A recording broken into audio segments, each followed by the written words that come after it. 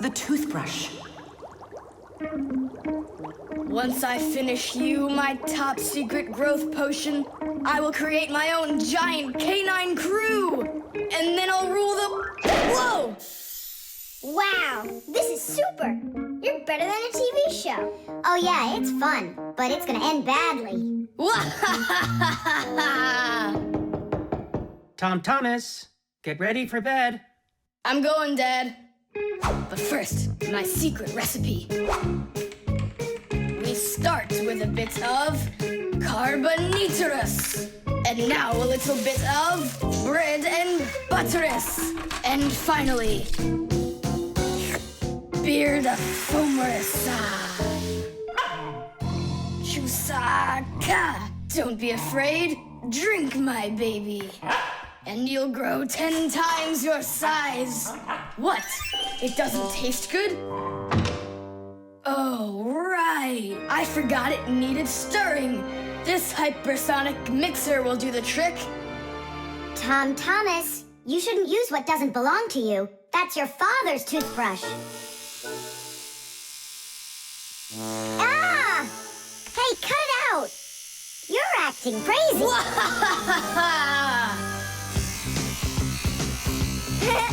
Boom! Hey, boom, boom, boom!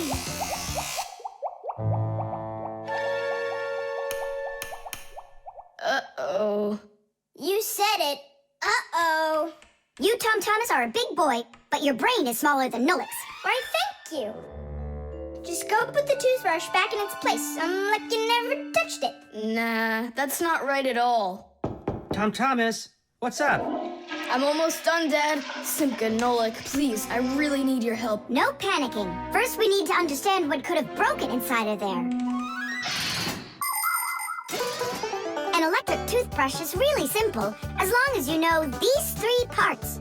The battery, the motor, and a very clever mechanism that connects the motor with the bristles. The whole secret to the toothbrush is right in there. That mechanism uses the spinning of the motor to make the bristles move very fast back and forth, from left to right, from right to left. And that's how it brushes your teeth. So what can we do about it? Here's what we do. First, we take out the motor, then we take the gears out, and then the mechanism. How much time do we need to do that? 1 or 2 hours. What? No! Just listen here, Thomas. You need to open up the battery compartment. Wait for me right here.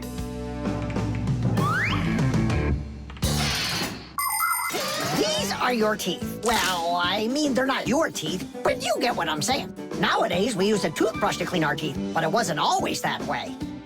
The ancient Egyptians used a chewed stick to scrape their teeth, while the ancient Greeks rubbed their teeth with a rag. And the Vikings, well, who knows what they used? And then, only 200 years ago, an Englishman named William Addis came up with something better. He drilled holes into a meat bone, inserted bunches of bristles into them, and there you go, the toothbrush. And here's what I need to tell you all as a fixie. That is, as a master repairman. You need to make sure to brush your teeth often, especially after eating, or you'll be getting them repaired often at the dentist. Well, is something wrong with the mechanism? No, it's fine. Is the motor burned out? No. Then what's wrong with it? You're not gonna believe it. But the battery died. That's all? I know what to do. I'll put in new ones.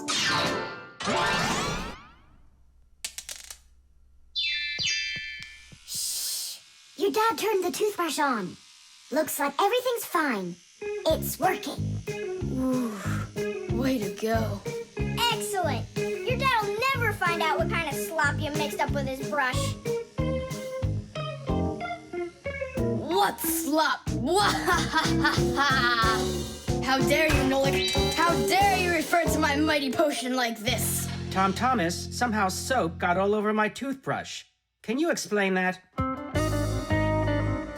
Ay, ay, ay. Well, you got caught.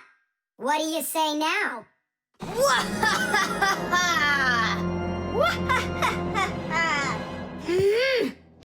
the compass.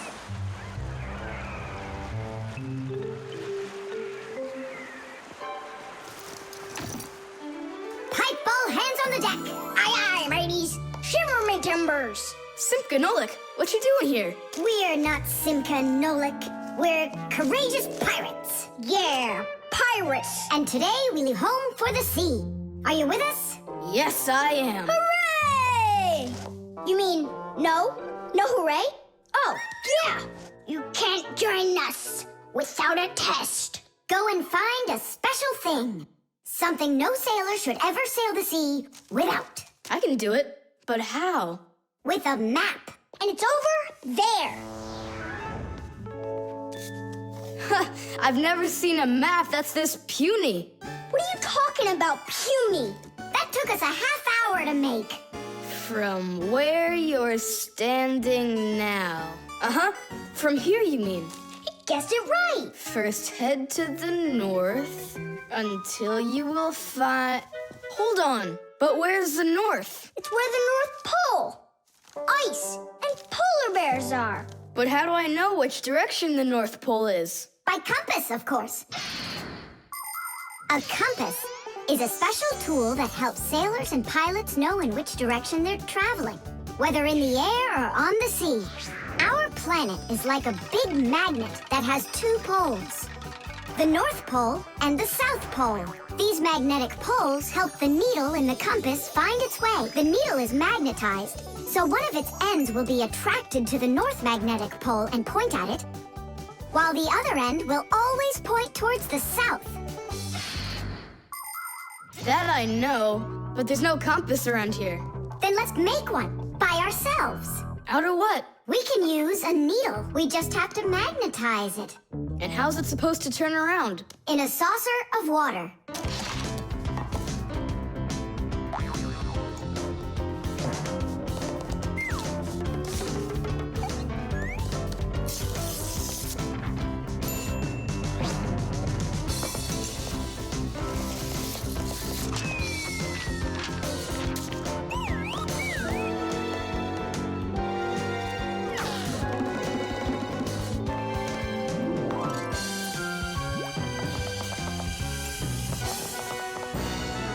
Well, there you go. Now one end is pointing in the direction of north and the other to the south. But which point's where? Well, there's the window. So that can't be the right way. The north is there. I'm really liking this sharp little fella we've got here. You calling me a little fella? No, it's just the way us pirates talk. All right then, north we go. First, head to the north until you see a sleeping monster. Mateys ahoy! Monster on the horizon! Let him do it himself. Now turn to the left and go 300 paces more. 300? Exactly. I counted on myself. Uh-huh. Okay, then that means I'll go 1, 2, 3. Now straight ahead until you get right up to the giant tree. You call that a tree? Wow, amazing! I can't believe my eyes. It's a real ship compass. It's also called a marine compass. The first compass was invented more than 1,000 years ago in ancient China. With its help, the Chinese were able to travel across the desert. And about 200 years later, the compass appeared in Europe. Whether the Europeans came up with the idea for the compass themselves or took it from the Chinese isn't clear. But one thing's for sure, we Fixies remember how those early compasses were built. The first compasses were made with a magnetized needle on top of a floater inside a bowl of water. Later, the needle was put on top of a pin that let it spin freely, and it started to look like the ones we use today. Since the needle of a compass always points to the north, a sailor can easily figure out which direction he needs to turn his ship. If he wants to go north, he follows the needle north. If he wants to go south, he goes in the opposite direction. Your dad brought it home with him late last night from his work. You were asleep. Hold on. I want to check something. What's up?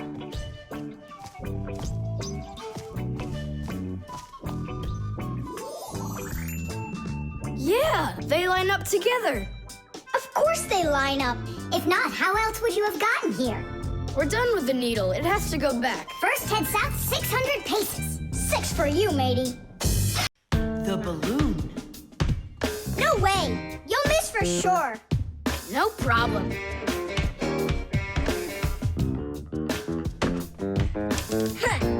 Anybody can do that. But I bet you can't do it if you tried bouncing the ball off the floor first. Just look. Oh, what are my parents gonna do to me? Maybe we should call Simka. Simka! And what's Simka gonna do to us when she sees this? So, got yourself in trouble, huh? You shouldn't be playing with a ball inside. And now we have your lamp to fix. But how? Only my dad can reach all the way up there. Why just your dad? You have a hot air balloon over there. That doesn't fly. It's just a toy, see? Well, it might be just a toy to you, but for us Fixies, it's absolutely real. If an object is lighter than water, it floats up to the surface. And in the same way, if something is lighter than air, it floats upward. Did you know that hot air is lighter than cold air? Well, it is. And that means if you warm up the air in a balloon, it will float up. Hot air balloons use special gas burners to heat up the air inside of them so they will get lighter. And the bigger the balloon, the more people it can take up into the air. I know what you're saying, but where do we get a burner? You think Fixies don't have their own burners? Sure we've got them. Bring it down here, and I'll go talk to our parents. No, no, and no. The human child must never see us. Listen now, Simka. We already don't approve of him seeing you and Nolik. He won't look. Papas, please. You're the one who told us how you dreamed of flying since you trained to go into space. Yeah. For 2 years I waited on standby, but I never went up.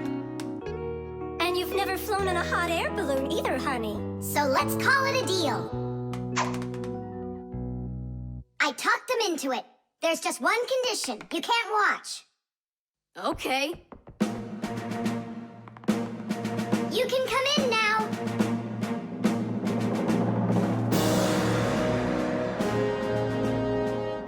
Now prepare the burner. Coming right up.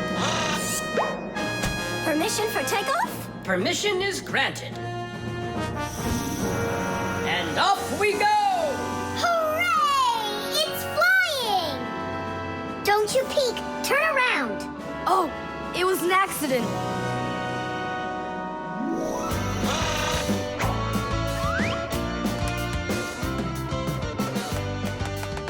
I'm going to evaluate the damage. Maintaining proper altitude.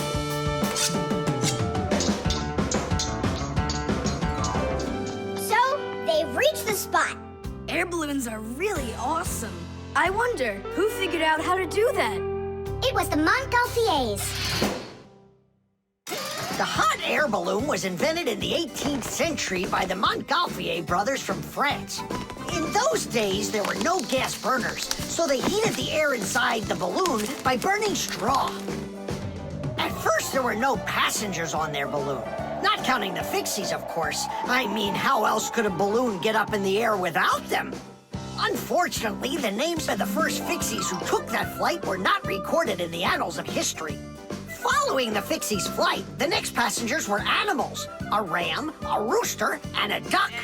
And it was not until those three safely landed after flying a full 4 kilometers that humans dared to fly in hot air balloons themselves. Ever since their invention, hot air balloons have also gone by another name: Montgolfiers.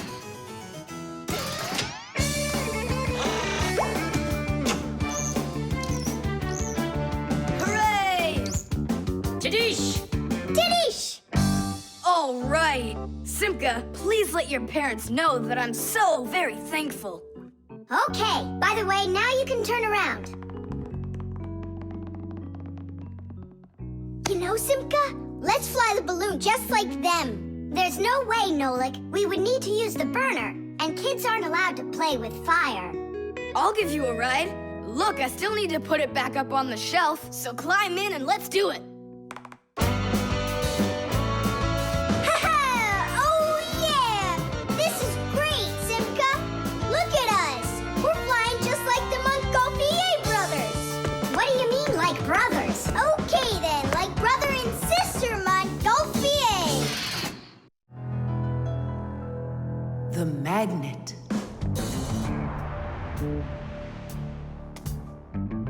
Well, it looks like we need a pack-a-mat.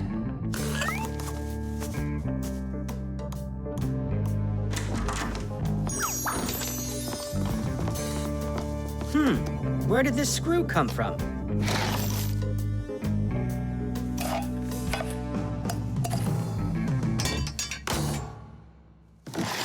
Ouch!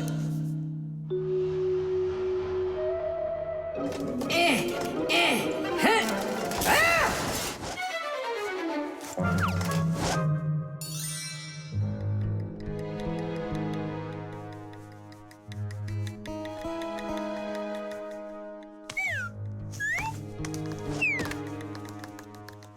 Papoose isn't in there either. It's awful. He's probably disappeared forever. It's already been 5 days. Don't worry about it. We're gonna find him for sure. Yeah, we'll find him for sure. Let's go take another look in the kitchen. But we already looked in there. We'll look better this time.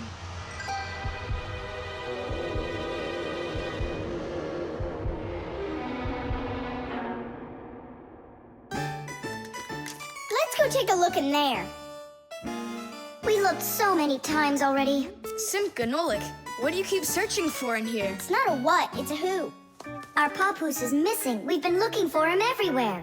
Oh no! He's probably already turned into a screw, because he doesn't have enough energy. Maybe I could help. Surely. Let's start with you picking us up. We're just exhausted from running.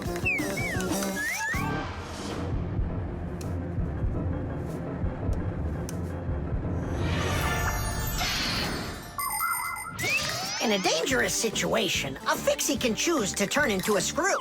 But sometimes it happens all by itself. For example, when a fixie doesn't have enough energy. When this happens, the fixie grows weak, gets sluggish, and then goes into hibernation, turning into a screw. This bad luck happens when a fixie doesn't get charged up from being inside of a device. That's why fixies always work inside of machines, so they can stay charged up with energy. Sometimes a fixie that has grown weak and turned into a screw can get lucky. If a human happens to find him and screws him into an appliance, then the fixie will be able to get energized and come back to life. Then he'll unscrew himself and run away, leaving the human wondering, where did that screw go? I know I screwed it in. So, where should we look first? What are you looking for in here, Tom Thomas? Well, And what do you have there in your hand? just some screws of mine. Ah, I just found a screw not too long ago. Maybe it's one of yours. Probably. Where's it now? Here, take it, and don't leave them lying around. Should I turn myself around now so your papoose can turn back into himself? He's been lying in there for a week already. He doesn't have the energy to turn back into himself. Then what's next? We have to screw him into some device, you know, so he will get his energy back. Okay. But which one's papoose? All of these screws in here look like papoose. We'll use a magnet. How come? All of the screws will just get lifted up together. First of all, not every kind of metal is attracted by a magnet. It's an easy thing to see for yourself. Just get a magnet. You probably have one in your house on the refrigerator. Try moving it close to different metal objects you have around the house, like a spoon or nails or coins. You'll notice that some of the metal objects are pulled very strongly by the magnet, while some of the metals are pulled a bit less. And then there will be some metal things that aren't attracted to the magnet at all. Got it. And the second thing? Well, the second thing, we fixies aren't attracted to that magnet one bit when we turn into screws. Let's give it a try. Here, I found him. And now we'll screw him in. I wonder, Are there any other Fixies in here? We're not enough for you or something? Not at all, I just wonder. Nothing. Oh, and the screw went away. How about that? He already got charged up and unscrewed himself. Why don't you take a little rest after such a big adventure? No thanks, I've had plenty of rest.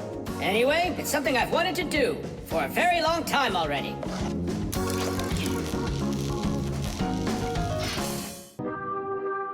The cartoon. Yeah.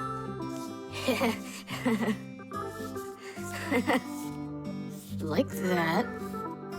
Yeah.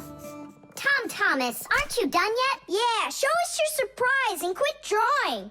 But this is the surprise. So, make yourselves comfortable. Quiet on the set, and action.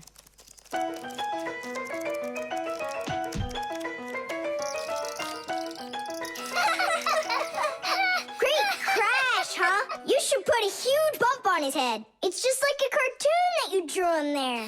He did draw us a real cartoon there. Oh, right.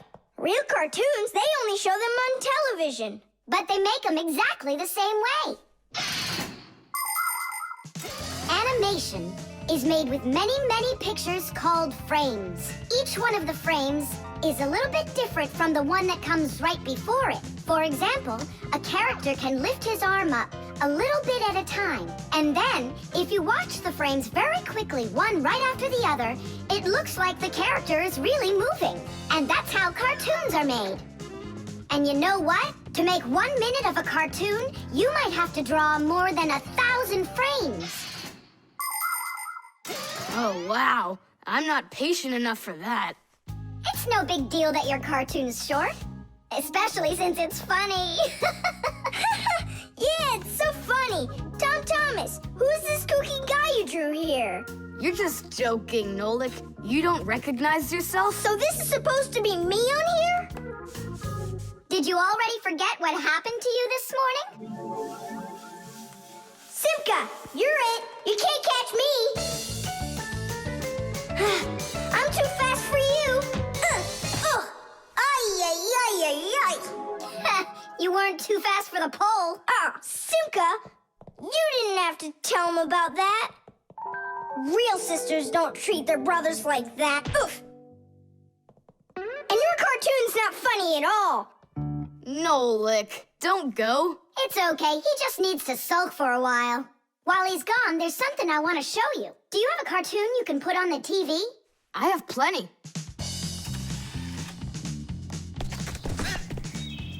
What should I do? Let's watch it again. But now I want to show you the same cartoon a frame at a time. Here, take a look.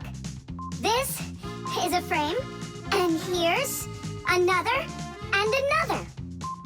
Isn't that cool? Uh-huh. So cool. And then back at regular speed, there's 25 frames every second. What should I do? It's magical. Simka, you know, I feel awful for Nolik.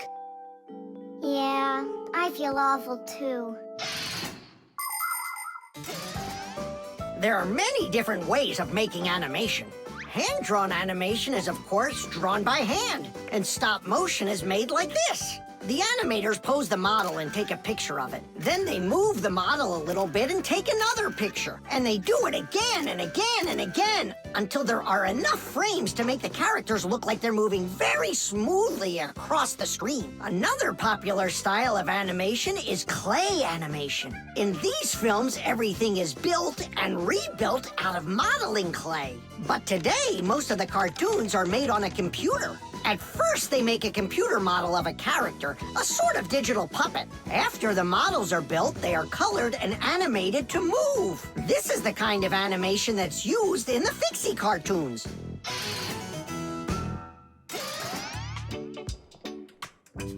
Tom Thomas, what are you doing? Are you drawing a new cartoon?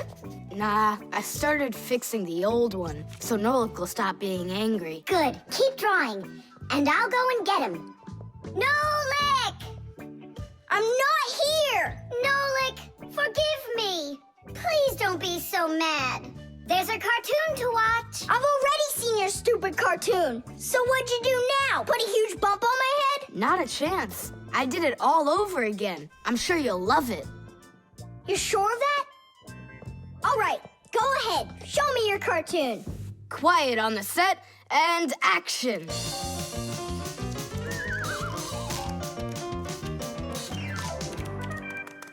There you go. Now that cartoon I really liked. Good, 'cause I'm all out of paper. Well, I think the first cartoon was funnier. Whoa, but this one's much better, of course. Yeah.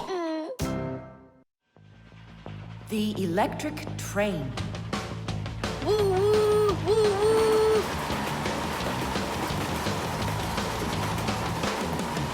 Zoom, zoom. And suddenly, the Earth was attacked by an alien spaceship. Pew, pew, pew.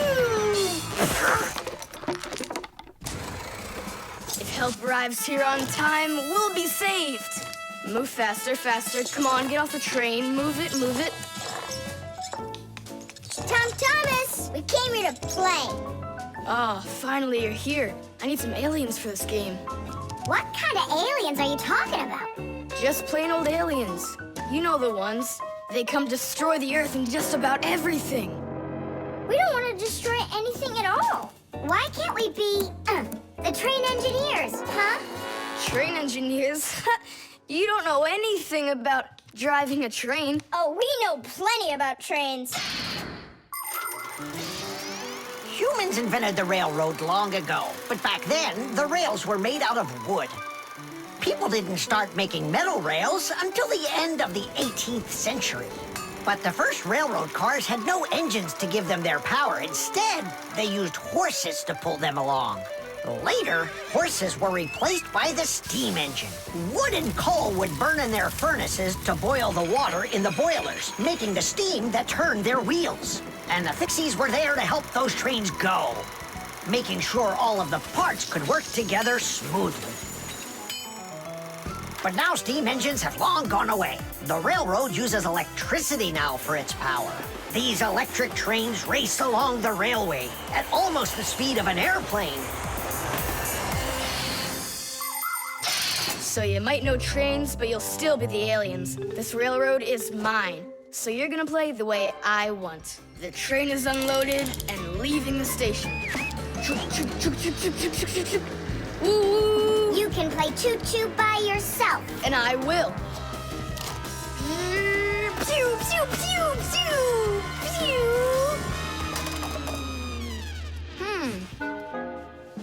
Hey, why did you stop?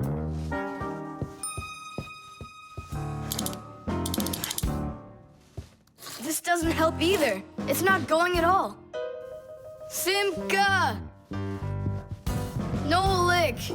Where are you? Did I hurt your feelings or something? Mom, is Dad gonna be home soon? No, is something the matter?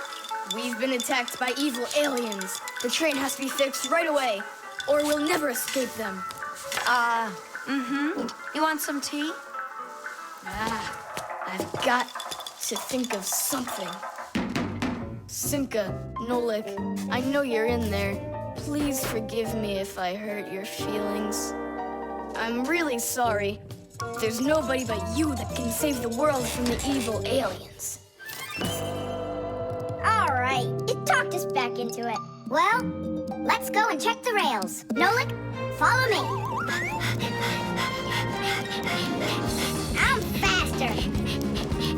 Whoa! Well, so much for being faster. But it looks like I found the brake. Tom Thomas, the rails are broken. I know, and so? You know, but that's why your train's not running. Just like a real train, model trains run on electricity. But there aren't any batteries inside the locomotive to pull the other cars. The engine gets its electricity from the rails. Each piece of the rail has a wire in it. If the rails come apart, the electricity can't flow through the track and get to the train. And without electricity, the train's engine just stops going. So reconnect the rails and your train will run again. Uh-huh. Put them together. Ah, yes! Hooray! The train's running! Way to go! So will you play with me now? And which way are we playing this time? Whatever you want, I'm with you. The train rushes down the track with Nolik as its engineer, when suddenly from out of the sky comes an alien spaceship.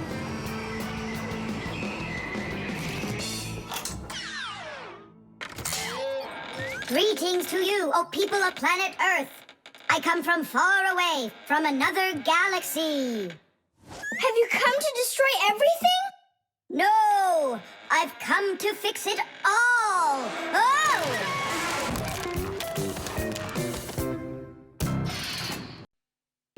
SMS.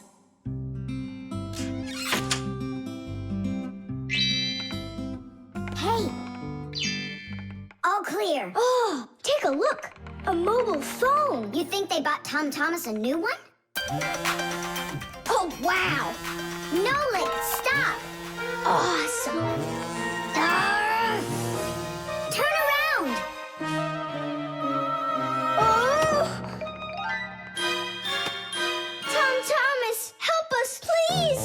We're trying to save your telephone. That's not mine. Oh! Katya left it behind. Katya! Katya! She's gone. It's too late. Oh, an SMS just came in. You won't read it, will you? Of course not. But what if it's something important? Tom Thomas, don't you even dare go and read her letters. Uh-huh, pretty interesting. Looky, there's just a ton of these messages. Now, Nolik, you go and distract him from the telephone. Uh-huh.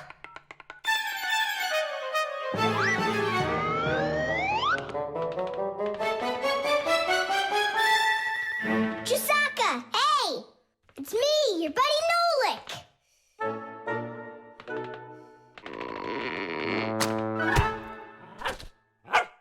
Hey there.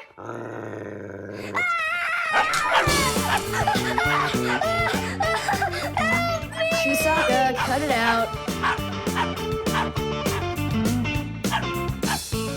Stop it. That's enough with the barking. Out of this room. Right now.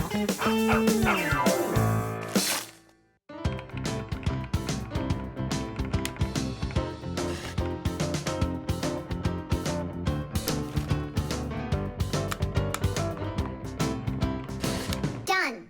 Well, power's off now. Huh. What's up? It stopped working all of a sudden. Oh, it looks like you've broken it. What? No way. You did too. Well, Tom Thomas, now you'll have to give Katya her phone back like this. I just don't get it. It happened because you were reading someone else's mail. It was just an SMS. An SMS is no different from a letter. It's only shorter. People send SMSs through their mobile phones. And that's why looking inside someone else's phone and reading their SMSs is just as rude as reading someone else's mail. And that's why when we Fixies work inside of a phone, we always put our headphones on when a call comes in, so we won't overhear people's private conversations by accident. It's just the polite thing to do. I promise I won't read anyone else's messages. But that's not gonna make the mobile work again. Now what? Tell him the truth? Don't you worry, Tom Thomas, because we turned the phone off. And now we'll turn it back on.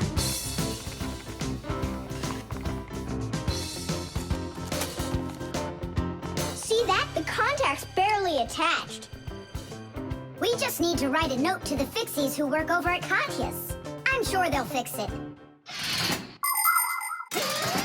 There are Fixies living in every home, and the work they have to do can seem endless. The TV starts acting up, then the doorbell breaks, the washing machine stops running, and then the phone won't ring. And besides all of that, there is cleaning and there's oiling. Like the appliances in the kitchen or kids' toys and all those other things. Modern houses are literally stuffed with all sorts of devices. And that is why the Fixies keep working day in and day out. Unfortunately, this can make Fixies get carried away by their jobs. And they can forget about their Fixie relatives and close friends that live in the neighboring houses and apartments. And that's not right. Just like humans, Fixies have to remember to go and visit each other more often and write each other letters, or at least send their regards. That's all. It's working again.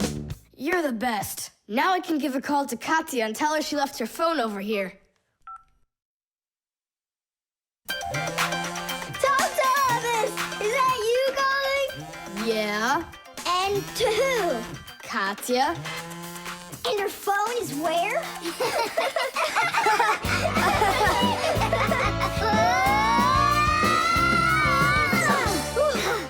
Thomas, good catch. Boy, you're fast. Just like a... Like a Fixie. The Thermos.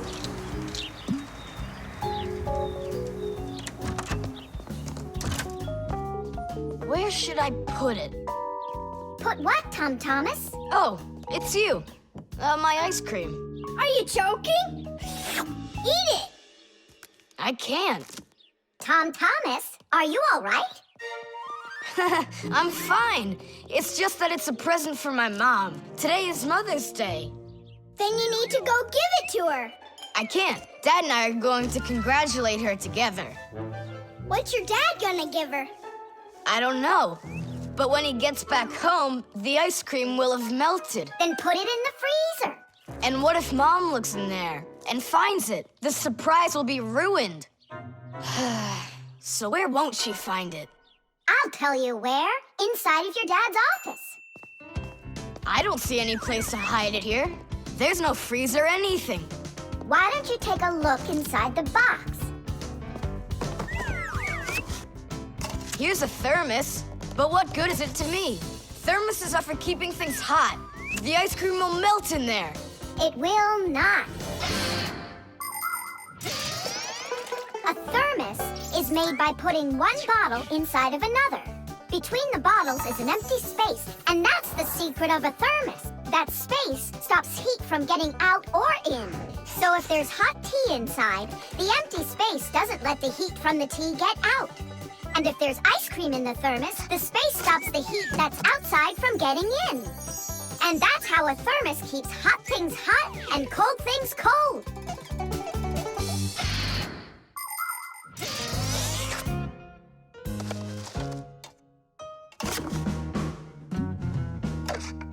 That's it.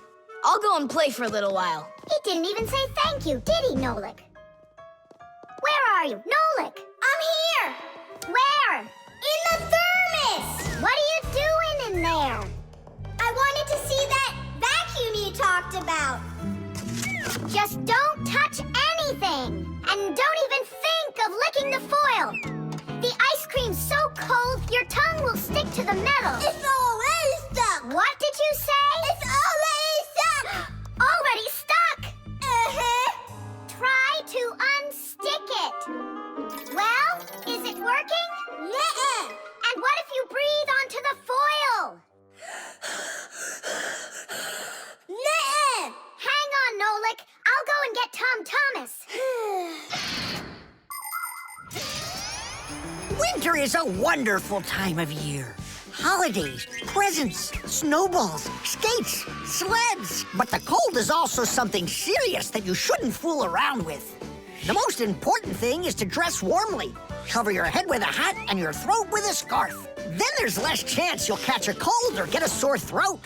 And to keep your hands from getting chapped, don't forget to wear gloves. And never walk around in wet shoes in the winter. That's a sure way to get yourself sick. And there's one more thing I want to tell you. It's great to have fun in the cold, but use your head.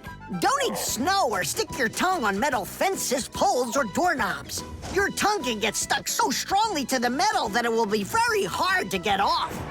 I wish you all a glorious winter. Thomas! Nolik's tongue got stuck. Where? In the thermos. Hurry! I'll explain everything later. Dad, you're already home? Mm-hmm. Dad, why are you taking my present? What do you mean, your present? I mean this one. Since when did it become yours? Oh, hi there. What's the fuss all about? Oh, it's nothing at all. I have a surprise for you. I want to wish you a happy Mother's Day. A thermos. How wonderful. Thanks so much. Is there something in here? I don't think so. Inside there's a present from me. Vanilla ice cream. My favorite. And how did that end up in there? Thank you so much, my sweeties.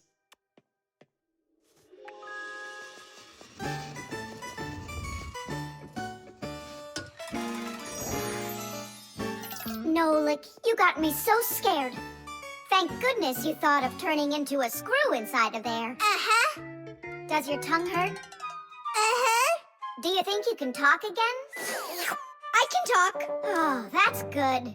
We better hurry. We still need to go and wish our mother a happy Mother's Day. And you should too. The short circuit. Are you sure we're allowed to play in your dad's office? We're not gonna play in here.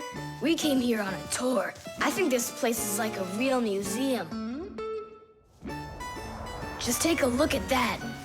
I have no idea what it is. And this thing is a complete mystery. Keep it down, this is a museum, you know? What a great museum guide you are. You know absolutely nothing. How can you say you don't know? I know. I'd like to run a test here, on the capacitor. On this one? Don't touch! Why can't I? It's not a museum. Because it's dangerous. If you touch it, the shock could be deadly. But you two are touching it all the time. I've seen it. The only time is when the device is turned off. And right now, the device is running. For many centuries, the Fixies only had to work on mechanical devices. But after the discovery of electricity, the Fixies had to master electrical devices as well. At first, Fixies were getting terrible shocks, and they really, really hurt. Over time, the Fixies figured out that you can't fix appliances when they're turned on, and bare wires should never, ever be touched. And Fixies also learned that electricity can travel not just through wires, but through plain old water. So that's why if a broken wire ever ends up in a puddle of water, you must never get close to it, or you could get a terrible shock. Fixies learn all these important rules, and they hope humans understand that they need to learn them as well. Look. Now here's one I know about. It's an old radio my dad got from my grandpa. More than 60 years old, can you believe it? Your grandpa? The old radio. That was a joke. Is it still working? I don't know. Let's check.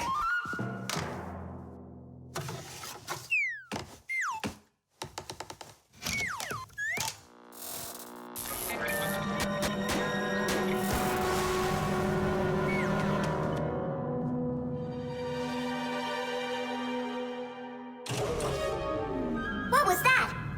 It looks like the electricity got turned off. Maybe it was a short circuit. I'll go find out.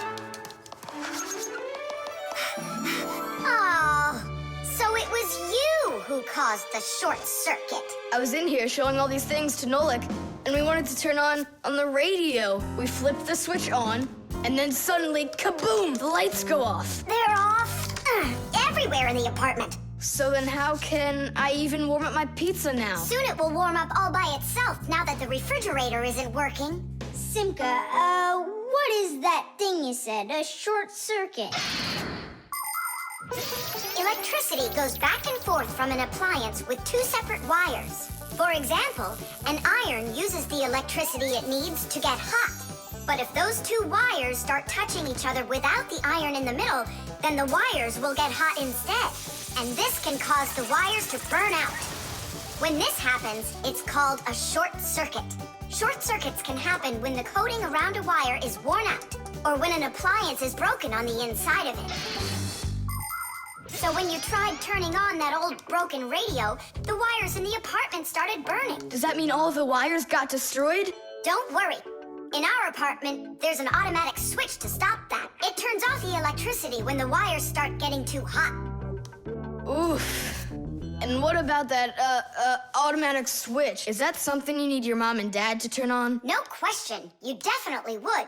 But you have us. Yeah. And we have Papus and Masya. I'll go tell them what happened here. And you guys, you turn off the radio. But we'll get electrocuted. What do you mean electrocuted? Thanks to you, there's no electricity.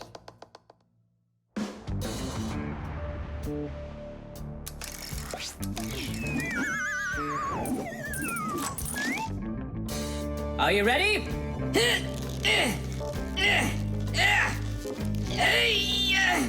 Pull it up.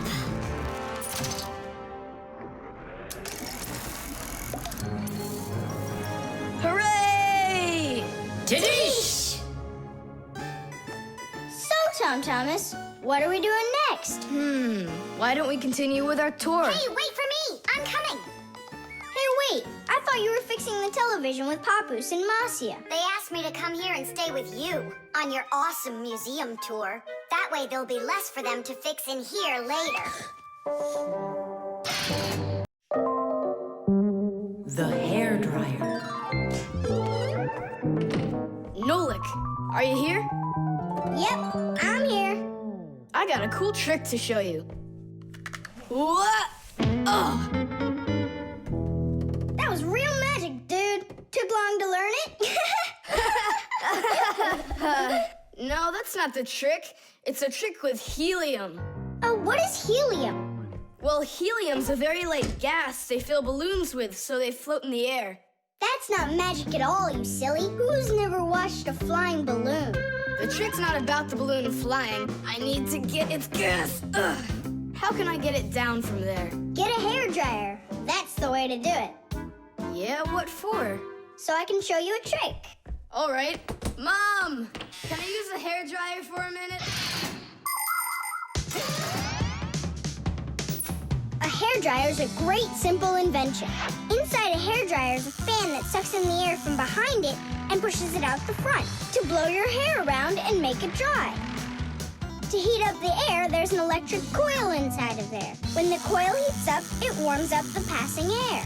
And the hot air helps your hair dry faster. Of course, you don't have to turn on the heat setting, but then you better like that cold wind.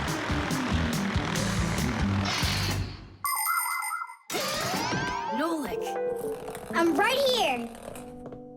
here's the dryer. I want to see your trick. All right, flip the switch. Now you lay the ball right into the airstream. Oh, great! The ball's flying. And now it's my turn to fly. Really? Whoa! Yeah! I'll shoot right up to the ceiling so I can grab the string and pull the balloon down. So turn off the heat and away I go.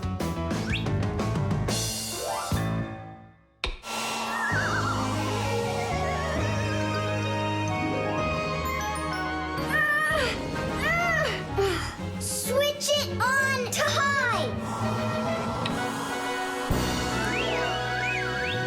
Got it. Give it to me. I can't get it down. It's probably because you're little and weigh like nothing. And what? Do I have to wait till I'm heavier and older to get down? I don't know. Then you'd better get my sister. She'll tell us what to do. Simka, come on out. Well, what's going on? Look. Hi there. How'd you end up on the ceiling? I was just showing off that funny hairdryer trick. I'm laughing out loud. Ha, ha, ha. I can try flipping on the hairdryer and lifting you up to Nolik. So both of us can get caught hanging up there? Well, thanks, but I don't need it. Then what do you need? Just a broom or a mop. You know how to do a trick with a mop? Uh-huh. Just make it fast. They can be quite ingenious creatures, those humans. Sometimes they figure out clever ways to use ordinary devices, like a hairdryer. Of course it can be used to dry hair, but it can also be used to dry a wet spot on clothes. And a hairdryer can even be used to remove a sticky price label. Now, suppose you buy yourself a new cup that has a terribly sticky sticker that just seems impossible to peel off. Well, try warming it up with a hairdryer. The glue will dry up a bit and the label will come off easier. There's no doubt that a hairdryer can be very useful in any household. But you need to be extremely careful with it, especially in the bathroom. If water gets inside a hairdryer, there's a real risk of getting a horrible electrical shock that can seriously hurt you and destroy the hairdryer as well.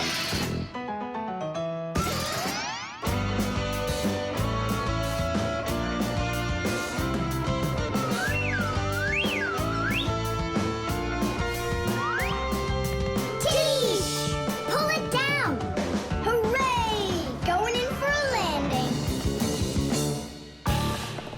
Tom Thomas, I can't tell you how great it was to fly inside a stream of air. Good for you. Now I'll sound like a fixie. Really? Uh-huh. Huh. Watch me. Hey, what are you doing? Just look. I'll breathe in one breath of helium. Isn't it bad for you? You can only breathe a little. Hey, hi there. Oh, Tom Thomas became a fixie. And that's my trick for you. Funny, huh? Oh, that's too funny. What a squeaky little voice you got there. See, I'm already not a fixie. The helium stops working after just a couple seconds. That's good. Because such a humongous fixie couldn't fit inside any machine. The drain. Hey, Nolik, come help me. The fan in the computer needs dusting. Not right now. Me and Tom Thomas are painting a card for his parents' anniversary. Oh, look, poor you. You must be so tired. Hi, Simka. It's really great you're here. I have a question. 12th anniversary, is it spelled with an F or is it with a V? You know what? First put down the number 12, and then put a dash on there, and then a TH. Oh, right. But first I'll change the water. I'll be right back. Oh, Mama left her ring here. Whoa! No! Oh no, what have I done? I spoiled my mom and dad's special day. Where? In the bathroom? My mom's ring was lying there, and I dropped it into the sink, and now it's washed away. There goes the day. It didn't wash anywhere. Don't you know anything about how a drain trap works? About a what? A drain trap's a special curved pipe under the sink basin. Water flows out of the faucet and flows down into the drain trap, and after that it goes down to the sewer. But when you turn off the water, not all of it washes away. Some of it stays down in the drain trap. It's made that way so the smell from the sewer won't get back into the house.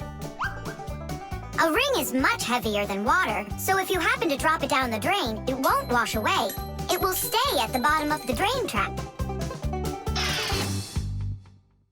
Well, that means we still got a chance. Yeah, but how in the world can we get it out of that trap? Who knows? I don't know how to swim. Don't worry, it's all under control. Do you have any thread? Plenty of it. Go get it, and I'll be back in a flash.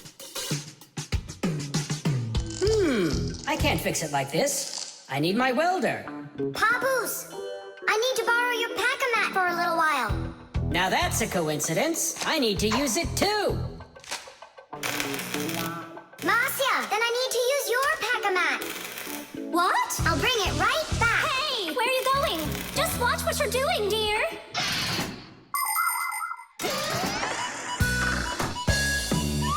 Just like the name says, Fixies live to help machines and appliances. But machines are very big and Fixies are very small, so they can't get by without tools.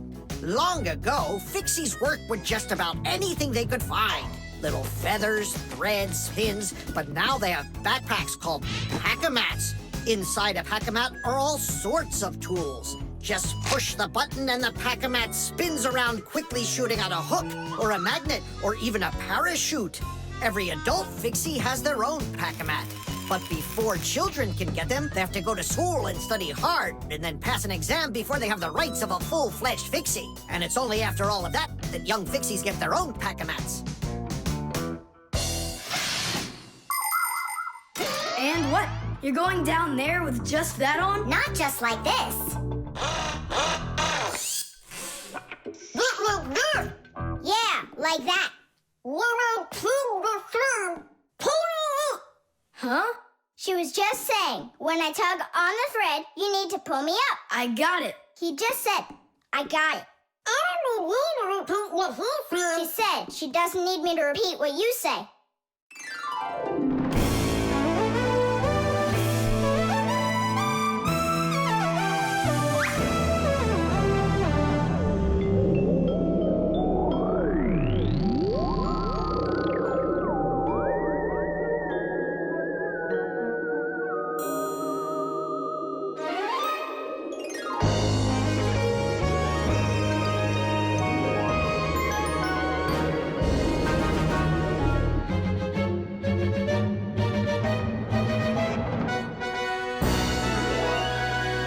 Simka, Nolik, thank you. You really saved the day.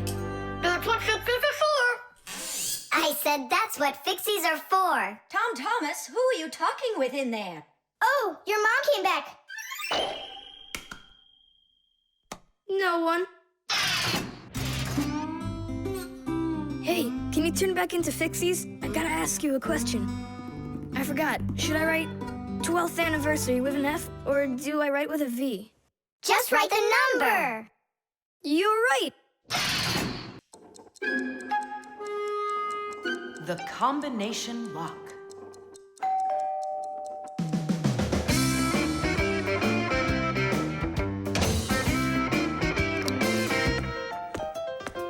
Ah, he's home.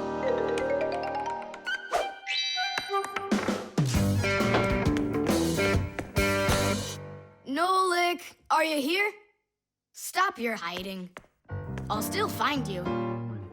Nolik, is that you? Hey, come on, that's not fair. You saw. Let me go again. I don't want to. You want me to play hide and seek when I got a brand new game to play with? Where is it? I don't see it anywhere in the room. I took it to school with me For what reason? to show it off.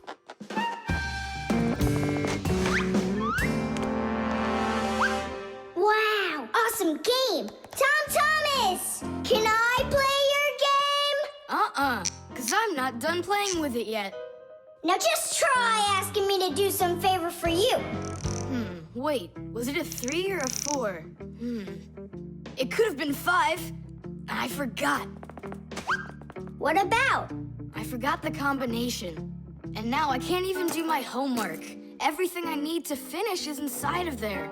I'm not climbing in to find out your homework. Don't even ask me.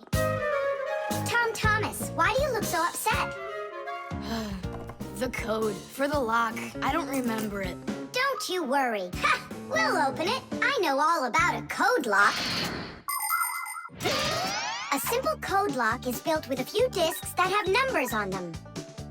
In the center of each disc is a hole with a notch. When all of the discs are turned so their notches line up in a straight row, the lock's pin can slide out freely.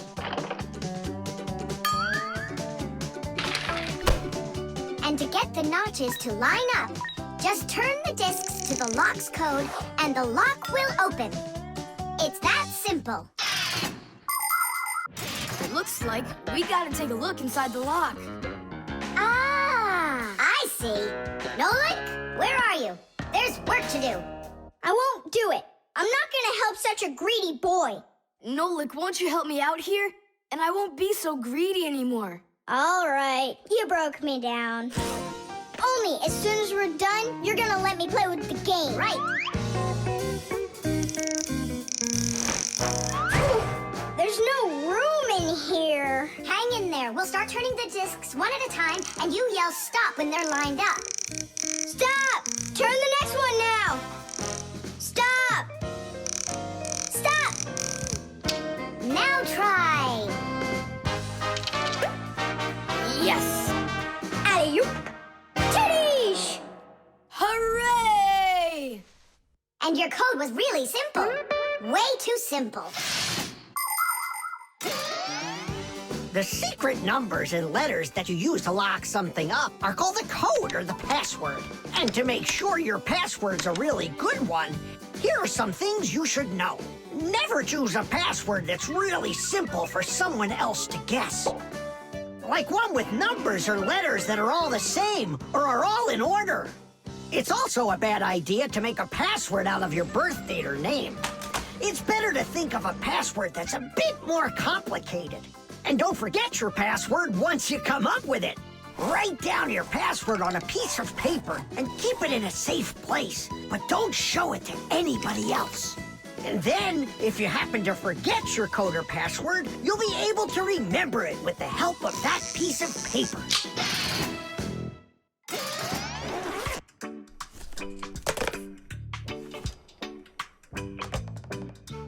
And why did you ever put a lock on your backpack? I was hiding the game from the other kids. Then why did you take it to school today?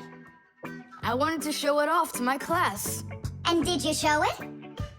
No way. If they would have seen it, they'd be like, I want to use it. I want to play. And so you hid it and didn't show it to anybody? Not to anyone. Then why take it to school, silly? To show it off there. You're just some show-off. You're just some greedy... Oops, sorry. Once greedy boy. Will you let us play now? Play away.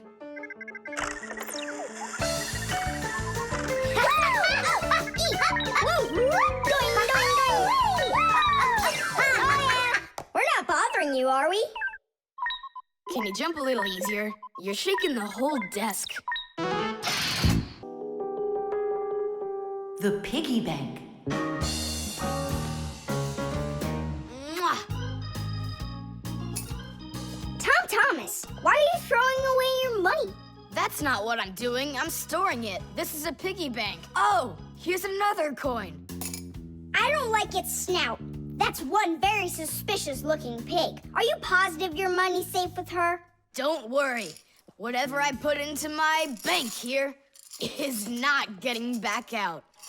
This piggy bank won't give up a cent. You greedy piggy! Come on, Nolik. Simka must have taught you about how banks work. Humans came up with the idea of piggy banks because they wanted a good place to save their coins. For storing lots of money, people use a safe, a large metal box with a very strong lock. Now that kind of piggy bank's almost impossible to break open. The biggest safes are in banks. Banks use them to store their customers' money and other valuables. There are even safes in banks that are whole rooms. You'd need an awful lot of change to fill up one of these piggy banks. So why are you saving up all this money? For roller skates. How much more do you need to save? I don't know. I can't see if there's enough in there. Then just go and open it. But there's no way to do that. The only way is to smash it real hard. So smash it. Nyeh, forget it. I have nothing to put my money into. But what if there's already enough for roller skates? And what if there's not? All right, then I guess I'll count your money for you.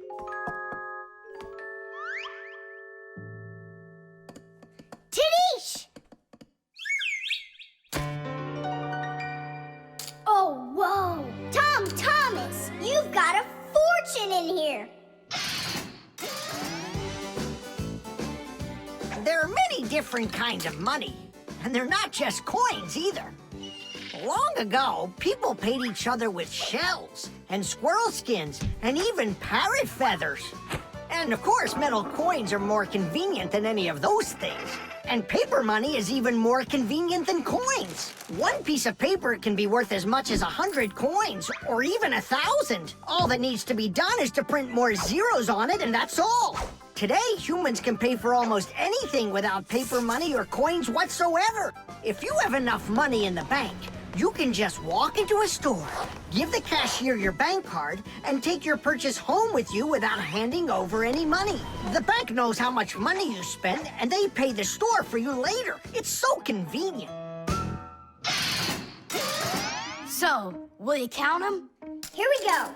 1 coin, and 2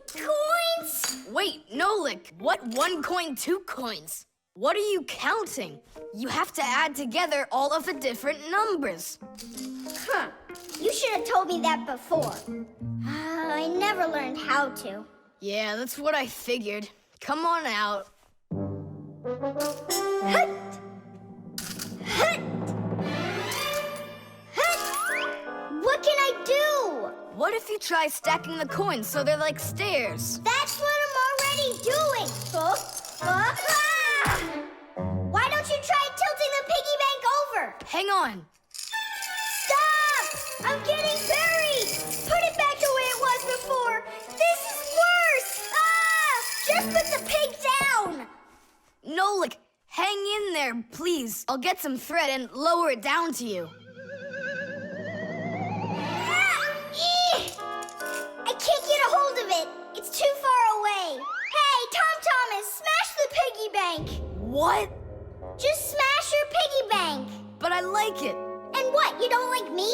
Of course I like you. Well, who do you like more?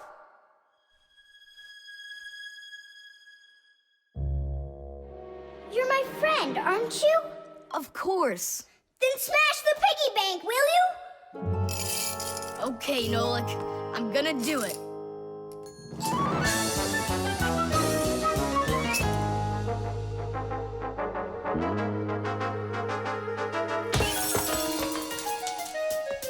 Nolik, are you okay? I'm okay. Thank you, Tom Thomas. Thank you, my friend. No problem. At least now you can count up how much money you have. Nah, there's no reason to do it. There's no way it's enough for roller skates. You sure? What a shame. But now you've got all of this money here to buy a piggy bank that's totally brand new. The microwave.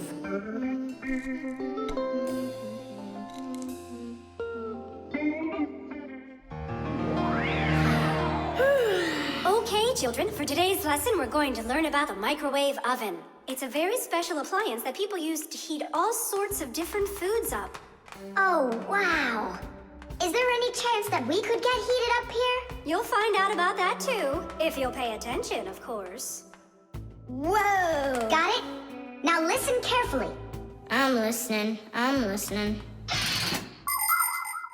Of course, young Fixies go to school just like human kids, but their parents teach them a lot of important lessons, too. Fixie parents take their kids on tours of all sorts of different devices and teach them what Fixies can do to keep them working properly. They like to show them how the computers or televisions or gaming systems work, or any one of the many appliances they take care of inside of the kitchen, like the stove. Every once in a while, a new device appears in the house, something that the Fixies have never dealt with before. To learn how this new thing works, the Fixies gather together and read the instructions that the humans keep printing up, but almost never seem to take the time to read for themselves. And so now it's time to look at the magnetron. That's what emits the microwaves. Oh, and so the food absorbs the microwaves, and that's what heats it up. That's right. And now, look carefully to your left. Hooray! Freedom! Oh, Tom Thomas. What do you say? Want to watch cartoons? I can't. I need to do my homework. Then just do it quickly. For some reason, whenever I start doing homework, I always get hungry for some food. Then just eat faster. No. The faster I eat, the sooner I'll have to start doing my homework. It already got cold. I need to go warm it up. 1 minute should be enough. These aren't just ordinary wires. These are for...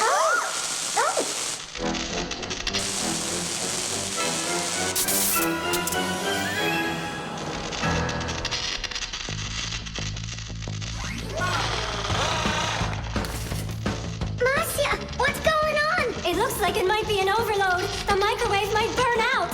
Then we better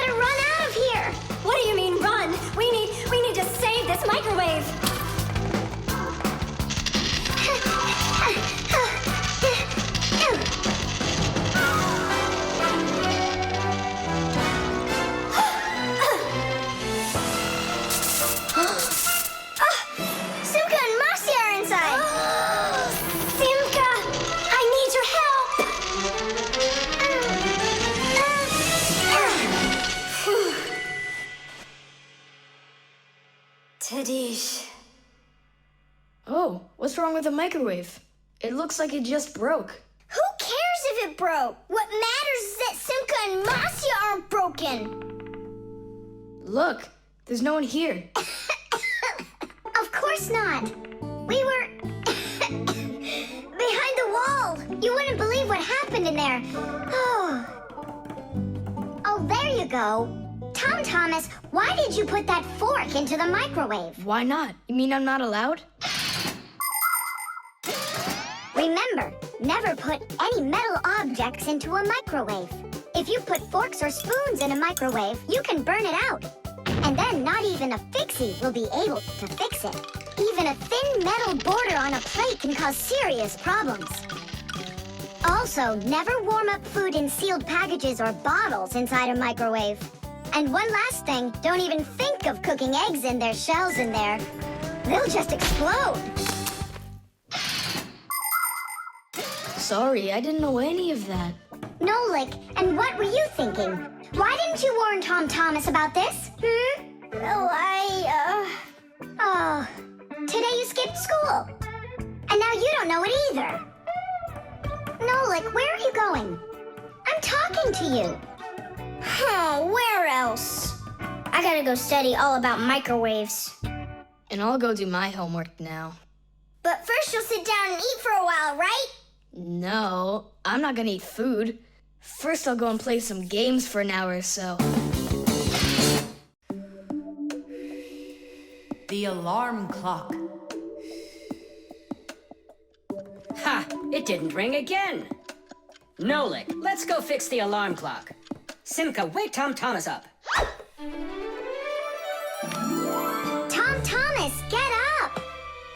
Tom Thomas! Hey, you'll be late for school. Tom Thomas, get up already! This is really something. And where's the battery in here? No, this is an old mechanical alarm clock. It doesn't work with a battery. It uses a spring. How's that work? People wind up the spring tightly, and then as it slowly unwinds, it turns the gears, which turn the hands of the clock. Achoo! Oh! What? The alarm clock broke. Let's hurry and get you washed up. Tom Thomas, are you just getting up? Dad, the alarm clock didn't go off. It's broken. Here's the problem. It won't turn because the feather's stuck in the gears. Nolik, help me.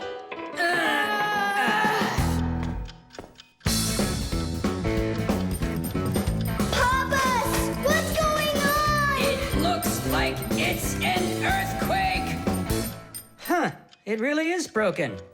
About time to throw out this old piece of junk. Tom Thomas, I'm off to work. Don't be late for school. I won't. Where are we? In the trash can. And what's gonna happen to us? Well, you see, Nolik. People throw out broken things without a second thought. Even appliances that can still be fixed end up in the trash all the time. And the trash is taken to a horrible, deadly place called the dump. If a fixie happens to be inside a broken appliance, he will come face to face with great danger. Once, my uncle got thrown into the dump buried inside an old TV. He barely managed to jump out of the bulldozer's path, and it was a miracle he didn't end up in the incinerator.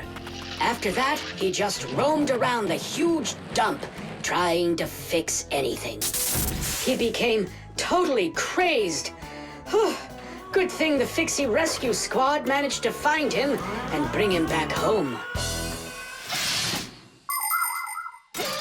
I don't want to scare you, but we might be taken to the dump, my boy. Papas, I'm scared. Huh? Where is the alarm clock? Maybe my dad took it to get fixed. But Nolik and Papoose are in there. Now just a little bit further. I don't want to go to the dump. No tears. There's only one way out of here. We need to fix the clock and make it ring. But how? Inside the clock, there is the main spring, and there's also a second spring. The second spring is held still by a brake, and so it waits. When the little hand reaches the time the alarm was set to go off, the spring jumps off the brake, and the gears are free to start turning. That makes a little hammer beat the cup of a bell very, very quickly. And that's how an alarm clock rings. So this feather is stopping the gears and not letting the hammer strike the bell. Exactly. I'll start rocking the gear back and forth, and you tug it. And 1, and 2, and 3. Tadish!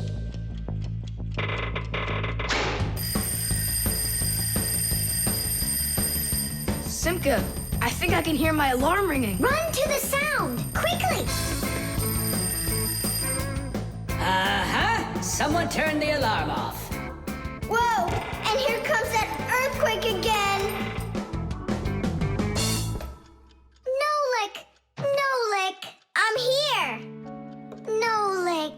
We fixed the alarm clock. So what was wrong with it? A feather got jammed in the gears. And how could a feather get in a clock?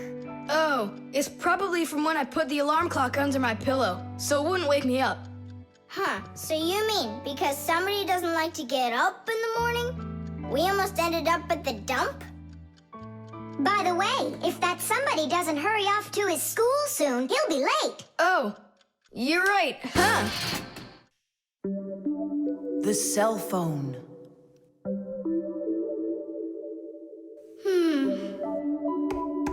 Hey, Nolik, come on out and play. He's not allowed. He was punished. Can you tell me what you did? I grabbed a Pac-Man, and I forgot to ask. How long do you have to sit there? Until Marcia and Papoose come home from their boozness. What did you say? Business, a work trip. They're inside of your father's cell phone right now. They were busy doing repairs in there when he left the house for work. Do you know the reason why a mobile phone is also called a cell phone? Mobile phones are connected to other mobile phones with the help of special radio stations that are put on top of towers and building roofs. Each one of these stations sends signals to its own area below, and each area is called a cell. A mobile phone works anywhere it can find a nearby station that it can connect to. So as long as there is a station nearby, you can talk as much as you want. You can even move from one cell to another. And without you ever knowing it, your mobile phone will switch from one station to another one. So your conversation can keep on going, even if you're running after a bus or riding on it. Tom Thomas, hello. There you go, my dad came back home already. Hi, Dad, how are you? Can you believe it? It looks like I lost my phone. What do you mean you lost it? Where? I have no idea. So what? I'm gonna have to sit in here forever now? You? Our parents are missing. The phone stopped shaking a while now. We're probably already at home. Not home to me. How can we ever get home to our children? Where's my Marcia? Don't whine. We'll work something out. Don't worry, I got a phone. Let's give him a ring. They can't answer your call. But what if they answer us? Call them, Tom Thomas.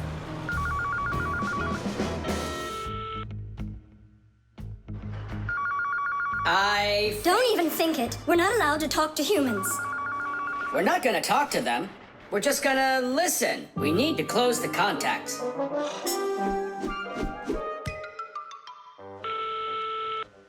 It's no use.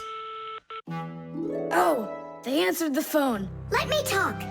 Papoose, Marcia, it's me, Simka. Simka? Yeah, Marcia, where are you? In the telephone! The phone part is not what she's asking you.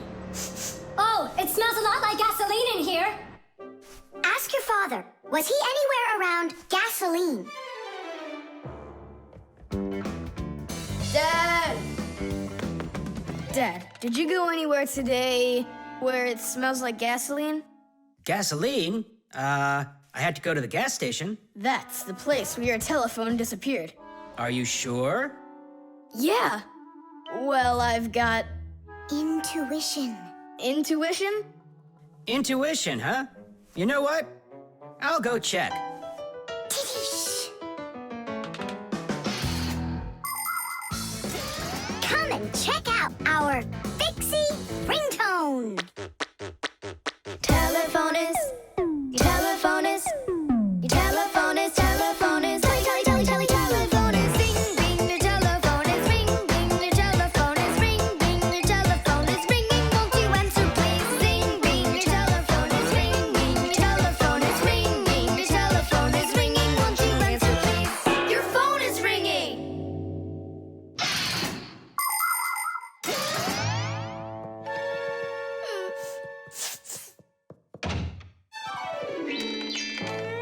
It's just incredible. You see? I found it. Son, you're one clairvoyant. I didn't notice when it fell out of my pocket back at the gas station. My children! Oh, my Marcia. Papoose. Aw, my sweeties. So, just by any chance, you think you might happen to know where I can find that nice watch I lost? No. Don't worry, there's no rush. Just use that intuition you've got.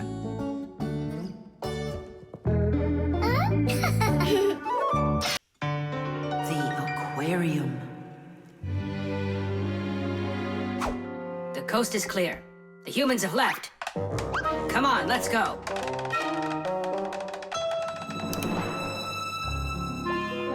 Marcia, why are the fish looking so tired? Because they're not getting enough air in there. The water in the aquarium is dirty and it needs air, but the filter isn't working. The filter?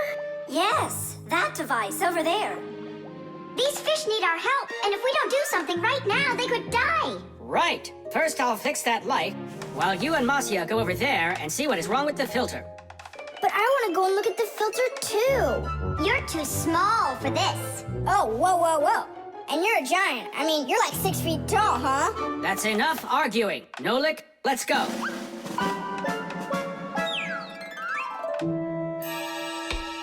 Well, let's check it. Not working. Nolik, where are you? I'm up here. What are you doing up there? Nothing. Holding on. We don't have time for that. Get down. We have to get this switch working.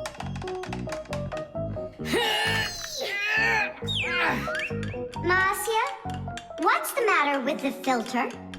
Well, probably something's caught inside and it's stopping the motor from turning. A filter is used to keep the aquarium water clean. A motor in the filter turns the paddles and pumps water through a fine net or a sponge. The dirt in the water gets trapped in there, and the cleaned water is put back into the aquarium. Many filters not only clean the water, but also add air to it, so there will be more oxygen in the water. You see, even though fish live their lives in water, they need oxygen just like all of us.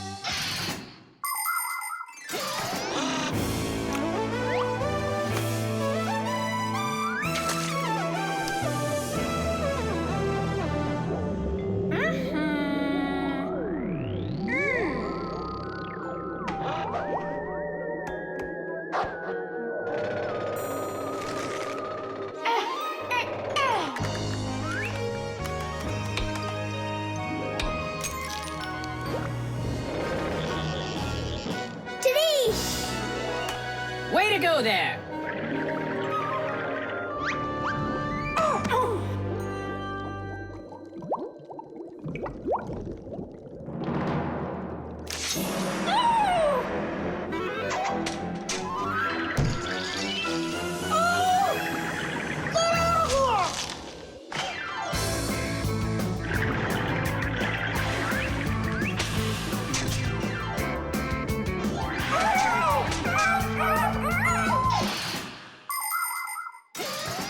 There are lots of ways for people to breathe underwater. As an experiment, try putting an empty glass upside down in water, and you'll see that some of the air stays in there.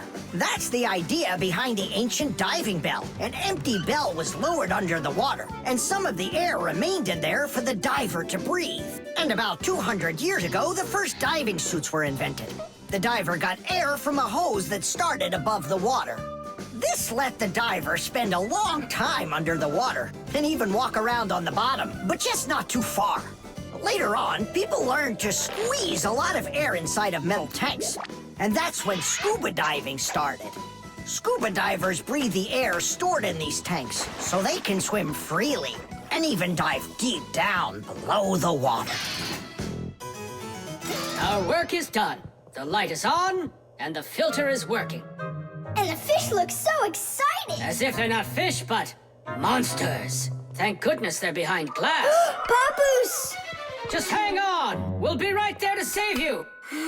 But I don't even have my pack-a-mat.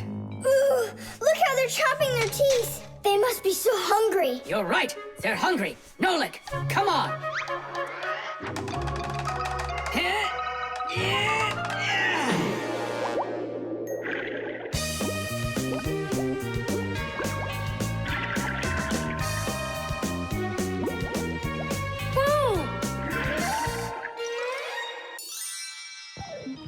I can't believe those fish. They're so ungrateful. We went ahead and fixed their filter, and all they wanted to do was gobble us up.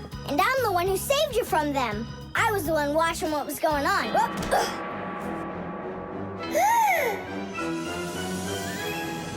Oh, gee. Hold it. Do you think giving her some food will help? As long as you're not thinking that food is me. The washing machine. Look at that, Simka. They're showing Titanic on the television. Hey, Nolik, that's not a television. That's a machine for washing laundry. No way. Yeah, it's just a plain old washing machine, Nolik, don't you know? Tell me about it. You're such a great explainer. Inside of a washing machine is a big drum. People put their dirty laundry in there and add a special kind of soap called detergent. When they turn the washing machine on, the drum fills with water, and then the motor starts to spin the drum. That makes the laundry rub together, forcing the soapy water in and the dirt out to make your clothes clean. After that, all that's left is to get out the water by spinning the drum really fast and sending the water down the drain. Oh, thanks a lot, Simka. I always wondered, why would you want to put laundry inside a television? Are you joking with me? Uh-huh. Oh, I'll show you a funny joke. Get over here. Shh, it's Tom Thomas's mother. She's got headphones on. We're safe. She doesn't hear anything except the music.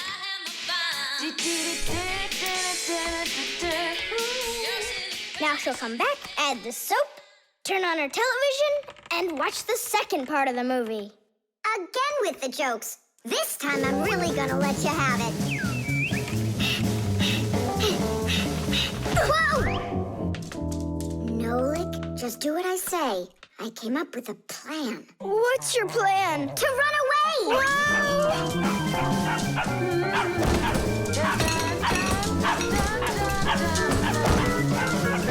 Who's here? Hello?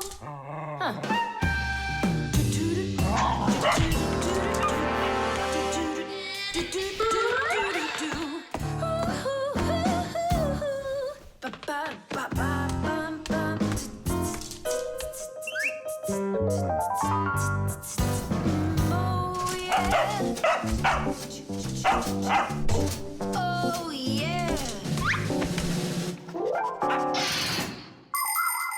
There are a lot of things to keep in mind with a washing machine to use it right. For example, do you know what can happen if you wash red and white shirts together?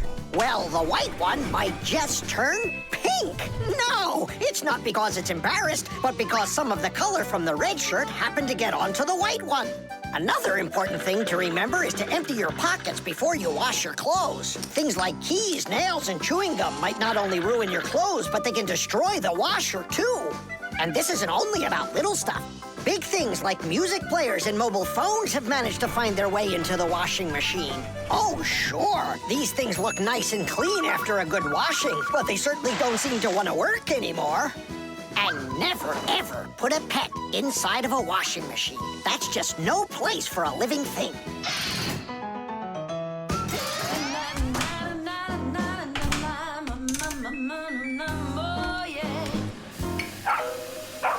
You know what, Simka? I've never been laundered in my entire life. We better get out of here, Nolik, right now. And the faster, the better.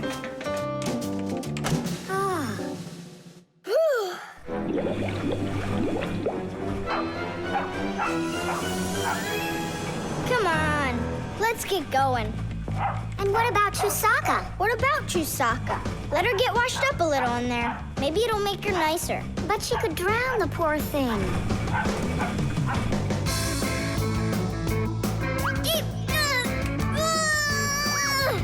I don't think we can do this alone.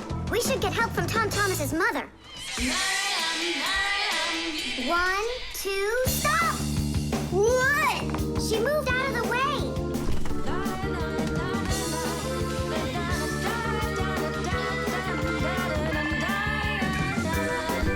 And 3. Pull it! Huh? What is that? Oh, my goodness! Oh, my sweet little baby. How did you get in there? You wait right here in the tub and I'll go get you a towel. So, you wild little beast. Looks like we saved your life. We're friends now? Nolik, sure doesn't look like she wants to be our friend. So what do we do now? Same old plan. Run!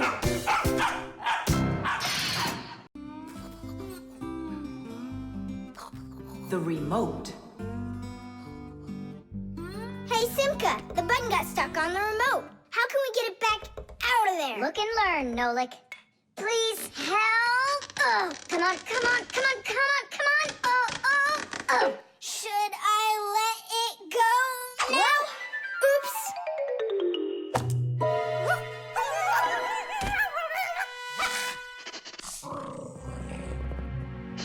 Nolik, hide somewhere.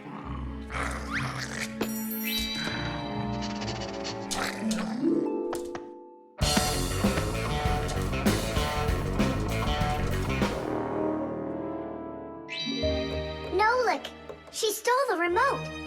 Nolik? Where are you hiding? Nolik! Hello there, Fixies. Hey, where are you? Hey, Tom Thomas, you got here just in time. Chusaka ran off with the TV remote. And so what? I can turn it on without it. And my favorite cartoon is just about to start. Forget about the cartoons, will ya? Nolik is missing! I'm afraid Nolik hid inside of the remote. And Chusaka took it. Oh no, Nolik's in big time trouble. Tom Thomas, there must be something you can do! Chusaka, Chusaka, come here. Where is that dog hiding? I'm gonna go look in the other rooms. Simka! Tom Thomas! Here I am! I'm over here! For now, I'll wait here. Chusaka's not out there. Where are you? Hey, Simka. I ran to get a pack-a-mat. What are you gonna do with it? I'm gonna search for the infrared ray that comes out of the remote. That's so great! But what is it? I'll explain it to you. Inside of most remote controls, there's a special type of light bulb called a light-emitting diode, or LED for short. When we press a button, the LED sends an invisible infrared ray. And in the TV, there is a receiver for these invisible rays. The TV understands the command that comes from the remote control and carries it out, like changing the channel or the volume.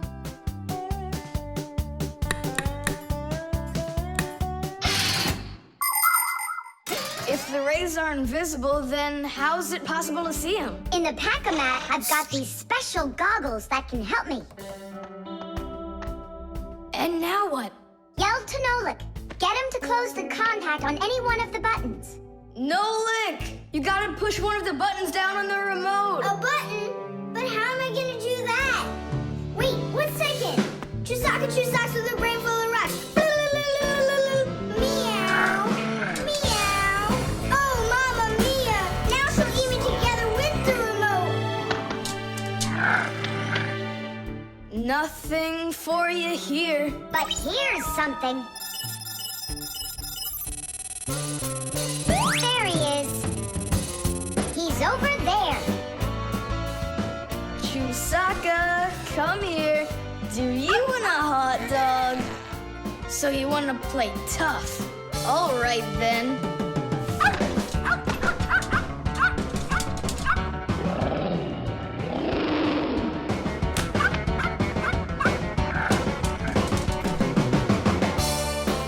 Hooray! You're in one piece. How did you find me? By looking out for the remote's rays. It's just a shame it's impossible for me to see them. What are you saying? You can!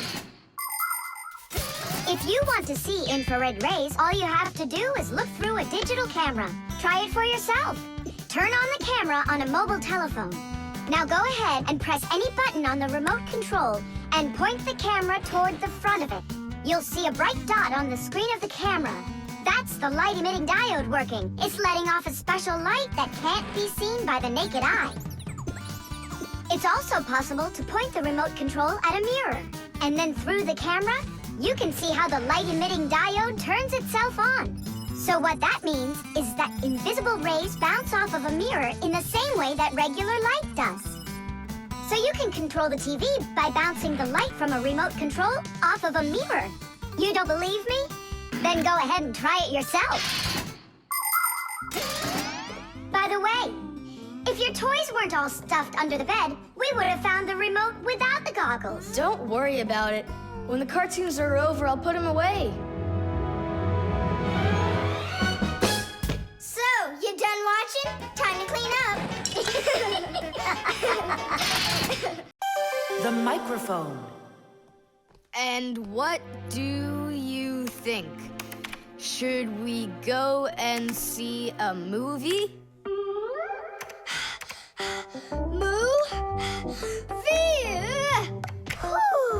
Hey, you didn't type everything that I said. You should listen more carefully. And you should try using less words.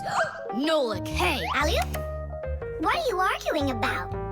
Well, I was writing a letter to Johnny. I was, not you. I messed up my finger, and Nolik offered to help me. I had no idea that you're such a yapper.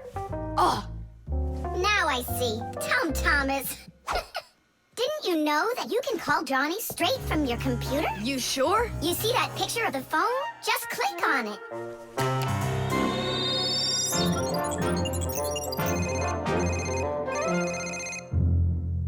Hi. So what movie do you want to go see? Hey there. I don't care. Just not pirates and those robots. Hey, Tom Thomas. Why aren't you answering me? I am answering you. Hello? Hello? Talking to the microphone. I don't have a microphone. There you go. End of conversation. All right, then talk right into there. Simka, come on. You use headphones to listen. It's a joke. It's no joke. We talk into microphones and listen through headphones. But both of these devices use a special membrane to do their job. The membrane inside of a microphone is used to capture sound that is then sent through wires as an electrical signal. And inside a pair of headphones, a membrane helps turn that electrical signal back into sound. So it turns out that a microphone and headphones are built in a very similar way, even though they are used quite differently. And so I talk right into here? Johnny, hello? Just wait a second. First, we need to plug your headphones into the hole where the microphone gets plugged in. Ah, I get it. Go ahead! Now it's a microphone! Johnny, I'm here. Can you hear? Yeah, he can hear, but you can't. Nolik, switch it over to the headphone jack. I already saw a robot. And I already saw it. Nolik! I don't think there's anyone who didn't see it. You didn't see it? Then let's go see it. No, I don't wanna. I think the robots will be even more boring than the pirates. Do you want to see the pirates? Make up your mind. Do you want to see the pirates or the robots? I don't want to see either one. Nolik, what are you doing? What am I doing? It's 'cause you and Johnny don't listen to each other. I've got a good idea. You need to talk like police on their walkie-talkies. When they're done talking and they're ready for an answer, they say, over. Great idea. When we talk to someone using the telephone, there are 2 channels for the sound. We talk through the first channel and listen to the other person talking through the second one. But sometimes 2 people need to talk to each other using only one channel. For instance, sailors and taxi drivers use one-channel radio sets. When a radio set's turned on, you can hear the other person talking, but they can't hear you talk unless you push a special button down. Then they'll hear you, but you won't hear them. So that means you have to take turns talking, because if everybody tries talking at once, nobody will understand anything. So then, to let people know that you're done talking, and you're ready to listen to what they have to say over. Johnny, hello. Why don't we try talking like police on their walkie-talkies? Whenever you're done talking, say to me, over, over. All right. So are we going to the movies? Over. Nah, I don't feel like it. Why don't we go play ball instead? Over. Sounds good. Who are you talking to before? Over.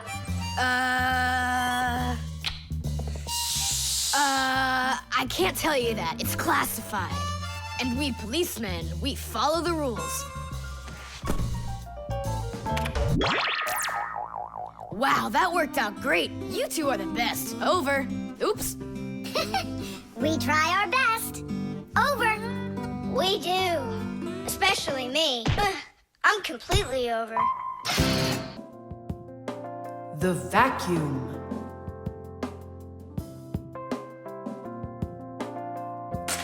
What's the point of cleaning up toys? You're just gonna go take them out again later. You said it.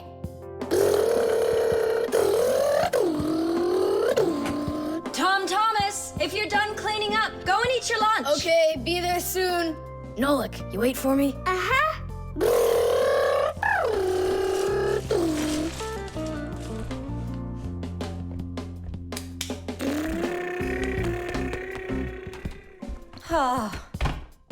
He calls this cleaning up.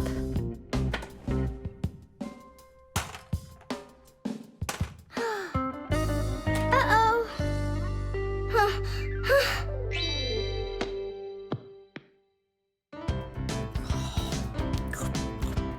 As we say, bon appetit. Thank you. You're not gonna eat me up, are ya? Ow. Fixies, I don't eat them. Well, that's my mom. She started vacuuming.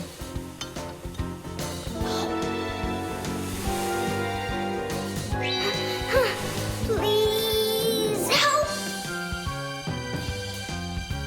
Help me! Help! Help! Please! It really is weird. How's it possible a vacuum cleaner can take all that dust in, and none of it gets back out? Oh, come on. It's simple. They taught us about it way back in 3rd grade of Fixie school. You can think of a vacuum cleaner as nothing more than a fan with a net. The fan spins backwards, so it sucks in air with dust and dirt. If you put a net in front of the fan, the net will catch everything that is in the air and let the air pass through.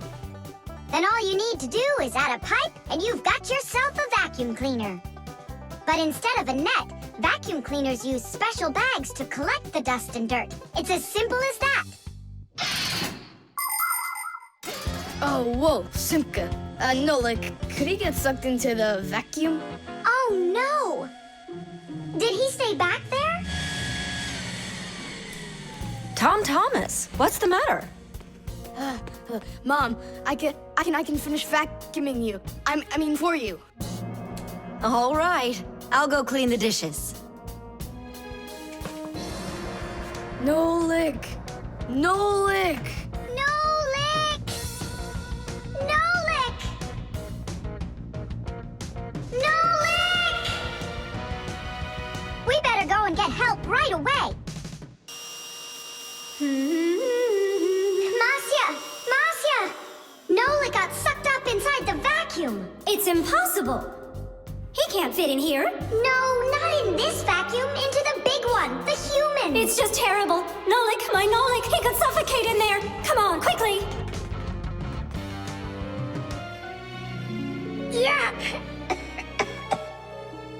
This stuff is just awful. And it's awfully bad for you, too. Dust is a tiny enemy. It's so small and unnoticeable. But if dust gets inside machines and appliances, it's a disaster just waiting to happen. It can keep gears from turning properly. Dust can make appliances overheat. And if dust gets onto electric contacts, it can create a short circuit that can even cause a fire. That's why we Fixies have to constantly clean the insides of appliances from dust, even though a lot of us are allergic to it. Choo! If only people would just dust a little more often than they do right now. Choo! At least people could dust more on the outside. That would make our work so much easier, and their equipment would break a whole lot less often.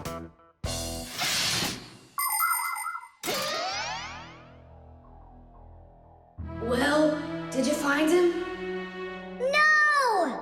It's all my fault. My mom asked me to clean up my toys, and I didn't just do it like she asked. Now it sucked him in because of me.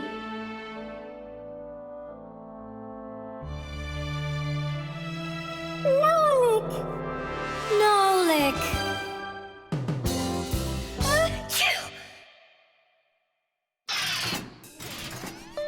So what do you say, Tom Thomas? What? I already apologized, and I already promised to clean up my toys. And why are you sneezing? To keep you company, so you'd feel a little better. The scale.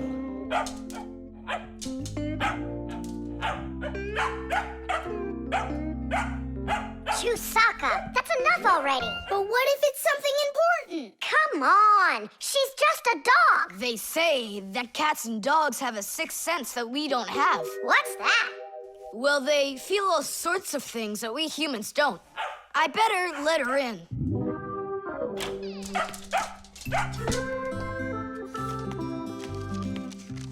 Mom and I will be home before dinner. Please remember to give Chusaka her food. Love, Dad. Oh, how could I have forgotten this? I just can't believe it. You believe in a sixth sense now, don't ya?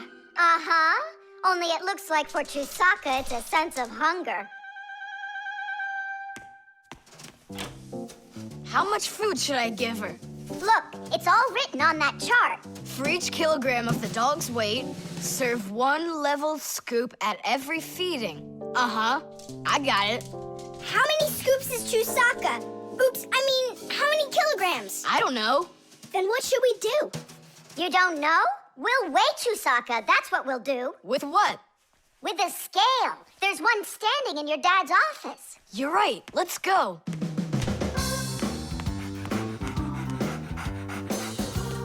I was wondering, does it bother your mom that only your dad has his own office and not her? Nah, Mom says she's got her own office. It's called the kitchen. Hey, look, there's the scale. Did you know that humans have had scales like this for more than 7,000 years?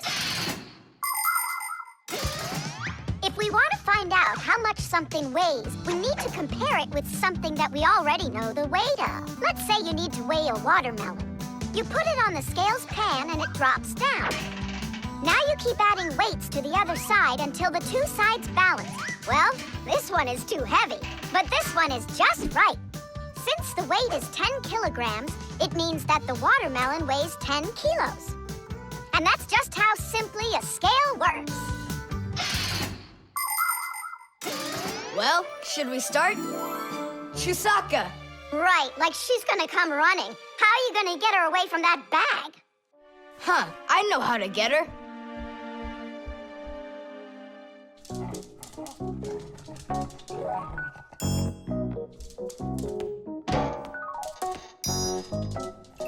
Here, hold this little piece of food while I weigh her. This may be literal, but it's way too heavy. Just hang on. Please, hurry up.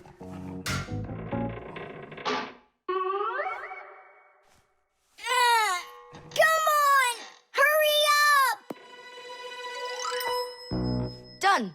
Her weight is 2 kilograms.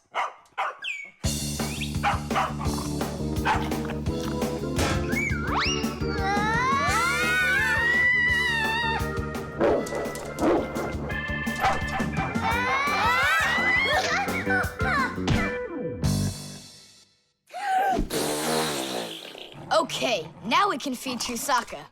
Chusaka weighs 2 kilograms, so 2 cups will be just right then. Do you think that you can feed your pets any kind of food at all? Oh, no. For them to be healthy, pets just like humans need to have a nutritious diet. Today, there are special pet foods for birds, fish, dogs, cats, and all sorts of other pets. These foods are made with everything your pets need to stay healthy, like meat, fish, fruits, grains, vegetables, and vitamins. These kinds of foods give pets a well-balanced diet, and there's no need to cook them. They're ready to eat. Just pour them in a bowl and your dog will be happy. And so will your cat, and your bird, and your fish, too. Just be careful not to mix them up, because what's good for a fish isn't good for a dog. Each animal needs its own special food.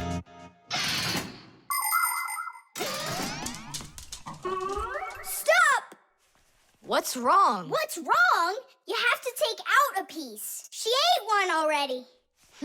All right.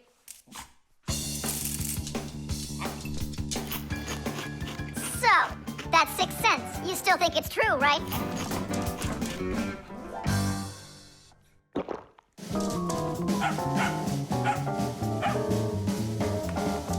What did you bring that for? Oh, Mom is calling. No way.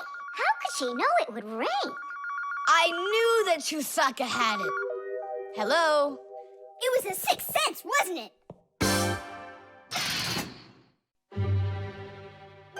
The zipper. Hey, Nolik, look. Why did Tom Thomas go to sleep like that? Maybe it was some kind of homework for one of his classes. Uh-huh, gym class homework.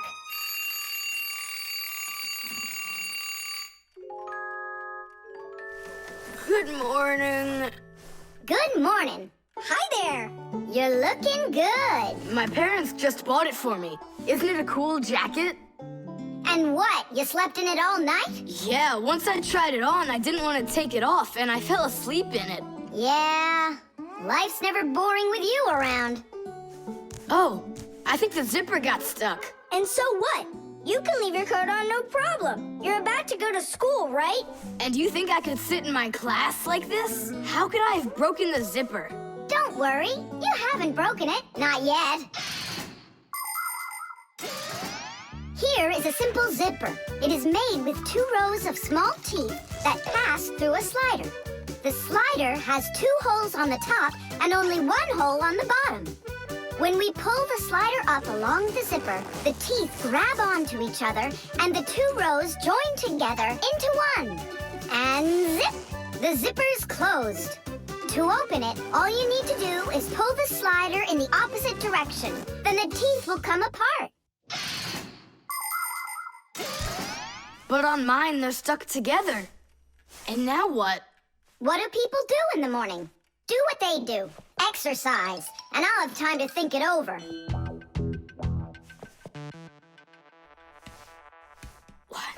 2, 3, and 4. 1, 2, 3.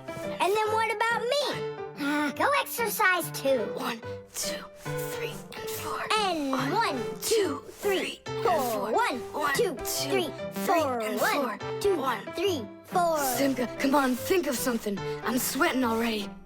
Soon, okay? Go get washed up in the meantime. Whew. Do you think I could help you think? I think not. I think you'd be better off washing. How's it going, Tom Thomas? Did we think of anything yet? What? Did we think of anything yet? Ah, gotcha. Nope, she hasn't thought of anything so far. It's so hot. Just pretend you're a polar scientist. They always work in their parkas, and you know what? I'll be the penguin. Hey, where are you going? I can't take it anymore. All right, just sit right here, and I'll try to find the problem.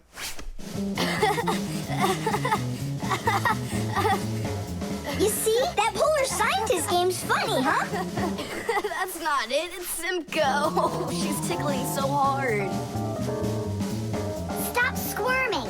And you stop tickling me. Aha! So that's why it won't open all the way. It's only a piece of thread stuck in there.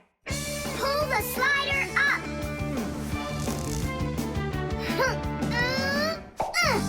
Titties! You can unzip it now. Thanks so much.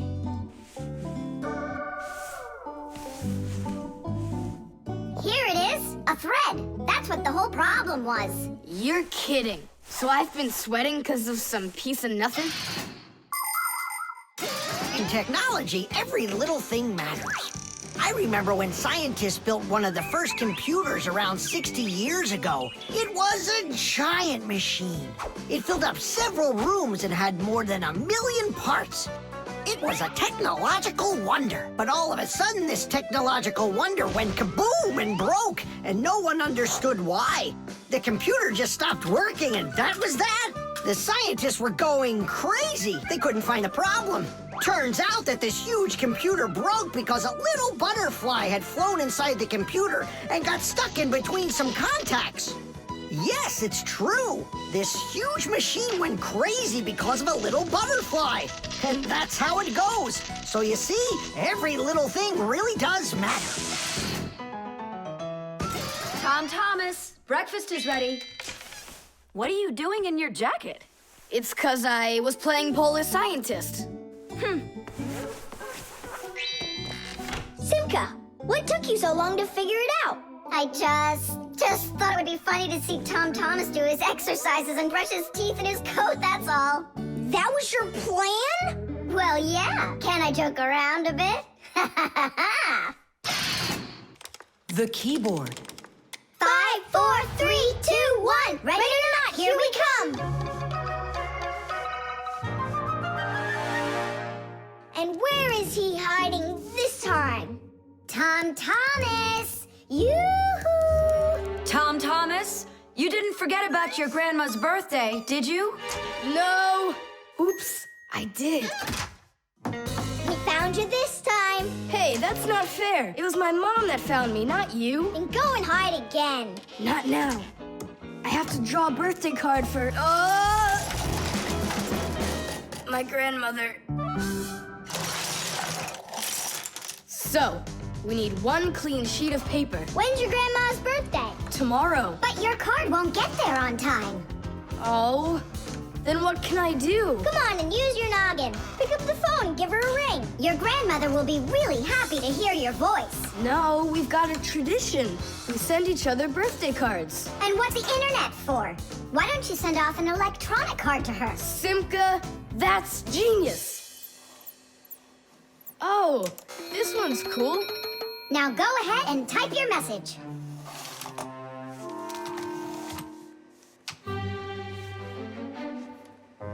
The letter D isn't working.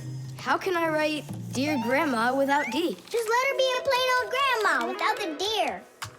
But the letter G isn't working either. It looks like we could use a pack-a-mat here. A pack-a-mat? What for? To clean off the keyboard's contacts that got all dirty. What contacts? A key on a computer keyboard works pretty much the same way as a doorbell does. When we press on the button of a doorbell, the contacts inside touch, which lets the electricity flow that makes the bells ring. And when we press a letter on a computer keyboard, an electrical current runs from the keyboard to the computer, and that letter appears on the screen. But if there's dirt between the contacts that stops them from touching, then the current can't flow.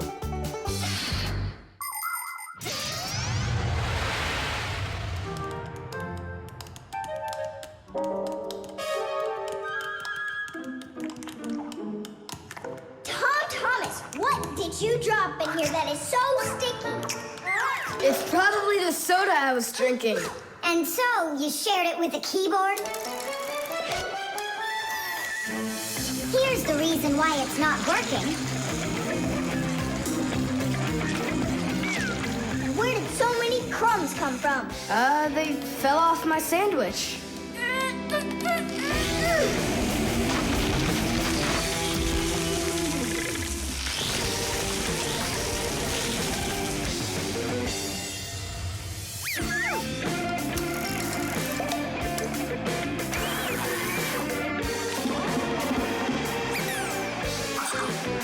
What in the world is this red stuff down here?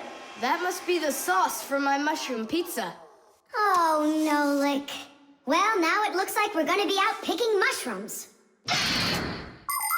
The Fixies are always ready to help people out. But there are some people we really don't feel like helping. I remember when I was working as a Fixie back in one house. It was a disaster. One day, the owner spilled coffee on the remote for the TV. As I was running to clean the remote, he starts pounding the TV with his fist because the channels won't change. So now the TV is broken too. Well, with no TV, he decides to listen to some music, and he carelessly pulls the music center onto the floor. So he tries to fix that himself and manages to break it for good. And then he sits down on top of his telephone and breaks that to bits. Meanwhile, I'm still busy trying to clean the coffee off of the remote. There wasn't a minute of rest with this guy around. In the end, I couldn't take it any longer. So I got out of there, and now I'm here, teaching kids. Thomas, why are you eating food at your computer? Yeah, they don't feed you in the kitchen or something? Now I know it. It's not allowed. You said it. Now write your message. And write the address on there, too. Uh-huh. Mom, do you know what the email address for Grandma is? Grandma doesn't have an email address. So what? We went ahead and fixed that keyboard for nothing? I still need it. Am I Grandma? I'll give her a ring on the phone. You said you had a tradition of writing each other cards. And what? Grandma will be happy to hear my voice. That's some original idea, huh? Candy.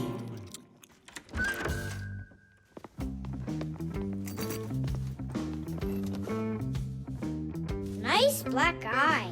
Thomas, did you fall? How did you hurt your eye? I had a big fight with Johnny. Oh, wow! How could you? What was the fight about? We argued over who's cooler, a racer or a boxer. A race driver's cooler. Of course! That's what I said to him. But Johnny had to prove it's a boxer. Well? He proved it all right. Can't you see? You don't prove anything at all by fighting. What a profession, a boxer. Yeah, now your dad, he's got an amazing profession, a journalist. He gets to travel to different countries and brings back all sorts of funny stuff. They even show him on TV. No.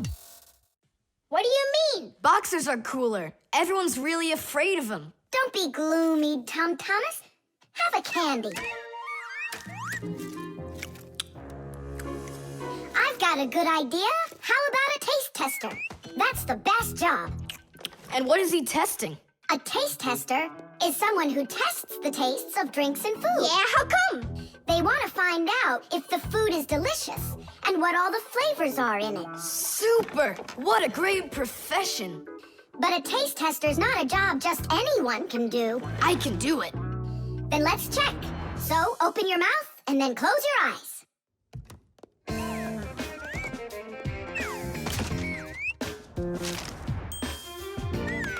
Try to figure out what the flavor is inside of this piece of candy.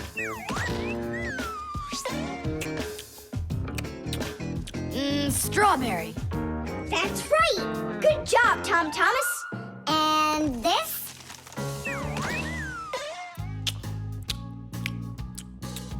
That tastes like orange. You missed that one. It was lime. Yeah, Tom Thomas. If you want to be a food taster, you're gonna need to do some serious practicing. Let's do it. Raspberry. You got it. Simka, how do they get the candy to be hard on the outside and filled with liquid on the inside? Don't get distracted. You're training. Yeah!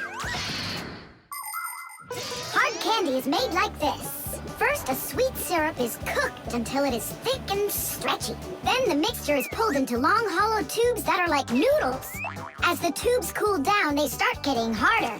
And it's right then that the tubes are filled with the soft, fruity center and then cut into pieces. It all has to be done quickly before the tubes have a chance to get totally hard. And that's how candy is made that is hard on the outside and soft on the inside.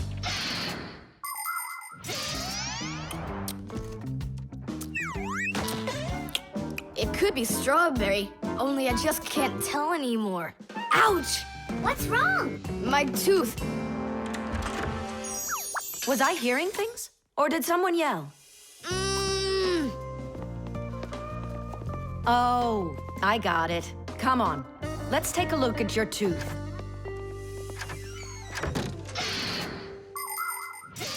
A taste tester has to be the most delicious profession in the world.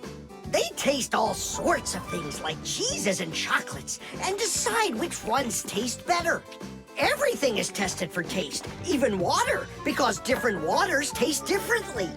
There are also testers who don't test food and drinks, but rather they test the smells of things like deodorants or perfumes. Not everybody can become a really great tester. First, you have to be able to tell apart all the different tastes and smells. You also need to know when it's time to stop, or you can make yourself sick and lose your ability to tell things apart. That's the reason why taste testers only take very small bites of food and very, very little sips. If you're gonna have a bad tooth, it's good to have a mom who's a dentist. That's true. She's a good dentist. She'll fix it in no time. She'll pull that tooth right out.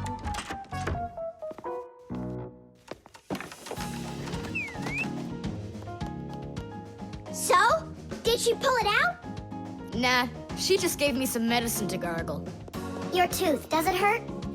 Yeah, it hurts a little. Hey, now I definitely know who's cooler than a boxer. Who? Who else? A dentist. Even boxers are afraid of going to the dentist. The lie detector. Simka! Shh, quiet. I'm on a stakeout here. Who are you staking out? Tom Thomas. We've got a bet that he won't be able to survive 3 days without any TV. Really? Can I be on the stakeout with you? Shh. Simka! Ha!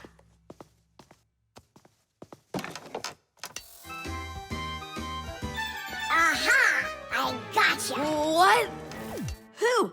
You lost the bet, Tom Thomas. Just tell me you didn't. I didn't. Why didn't you? It's because I'm not Tom Thomas. What?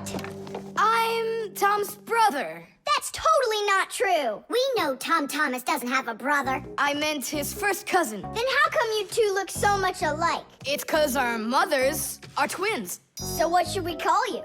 Who, me? John Johnson. And who are you, by the way? As if you don't know who we are. This room is beautiful. Sure is bigger than mine. I don't believe you. You're telling a lie. And what is your proof? Maybe he's not lying. There's a way to check it.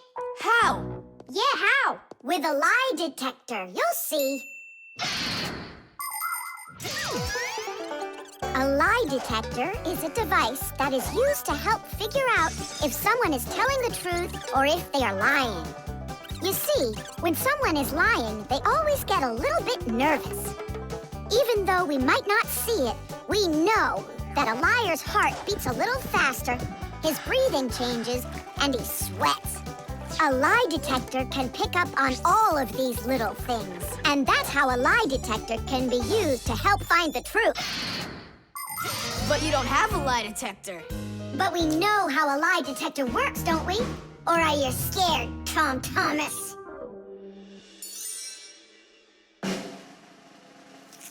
What's that for? To listen to your pulse. How come? So I'll be able to check how fast your heart is beating. And Nolik? He's gonna keep an eye on how often you blink. And what are you doing with the egg? The egg is an old African method. If you're not telling the truth, your hand will automatically squeeze the egg. And so, the egg will crack. Well, my egg won't crack. We'll see about that. Humans have tried to come up with all sorts of ways to find out the truth. For instance, in ancient China, they would put some dry rice in a person's mouth when they told him the crime they believed he committed. Then they'd check the rice. If the rice stayed dry, they believed he had committed the crime. In ancient India, a person had to bang on a gong while answering a judge's questions. If he started banging the gong louder, then it was believed that he was trying to hide the truth. And in Europe, if one knight accused another of lying, then they would just take part in a duel. Whoever won that one was said to be on the side of truth. No, it's not easy to hide the truth, but sometimes it can be even harder to find it. Answer yes or no. You got that? Do you have 2 ears? Don't you have eyes? Just yes or no. Yes. Answer. Are you a girl? Hey, come on. Yes or no? No. Where do you find such dumb questions? We just have to check what happens to your heart when you tell the truth to us. All right, now answer this. Do you know the Fixies? Yes or no? Yes. No. I forgot. His pulse is speeding up. Are you Tom Thomas? No. His pulse is racing. And his eyes have started blinking. And the Fixies, tell us where you learned about them. From Tom Thomas. He couldn't have told you about us. It's a secret. He could. Not true. It's true. It's not true. Yes, it is. Hey, look! The egg cracked! Just give up, John Johnson. All right, I'm Tom Thomas, guys. Tish! Is it really possible to know if you lied just by measuring your pulse? With pulse, you really can. But you probably couldn't with the egg. You tricked me then. That wasn't nice. You weren't tricked. John Johnson was. Huh. You know what? I think you've got to get checked out on this lie detector. Ha! I don't think so. You need to get ready to give me my wish. 'Cause you're the one that lost the bet. The internet. Well, maybe it's, Don't think so. It's probably, You call for me, children? What's the matter? take a look. I've never seen anything like it.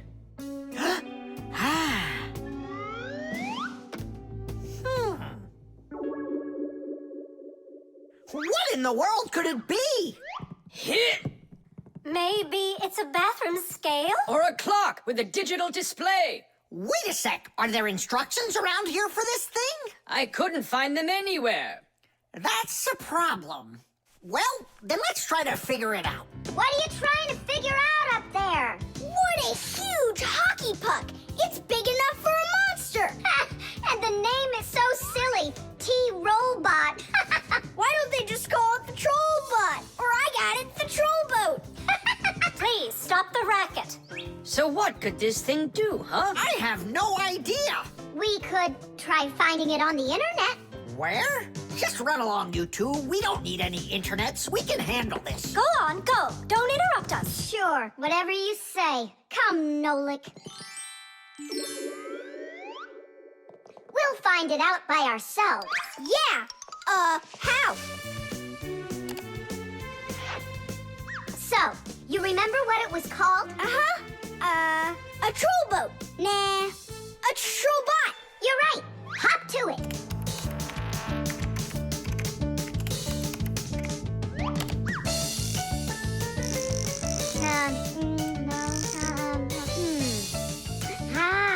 That's not it. Oh, T-Robot. You're right. There it is. A robotic vacuum cleaner. You mean it vacuums by itself? It's a robot, so yeah. Class. There's just so much cool stuff in this computer. Nolik, this information is not on this computer. It's on the internet. From your computer, you can send a letter to another computer. You can also download a song or a photo from another computer. That's all possible because most of the computers in the world are connected to one another as part of a huge web. And this World Wide Web is what we call the Internet. Thanks to the Internet, we can take a peek at just about anywhere in the world and find information we need about anything.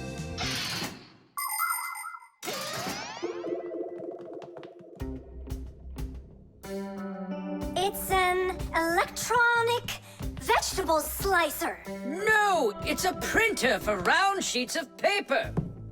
There's no way. Grandpoos, we found out what they do with it. You're back again? You mustn't interrupt the adult. Just wait a second. Nolik, turn it on. Turn what on? Don't you turn on anything. Ready, set, jump!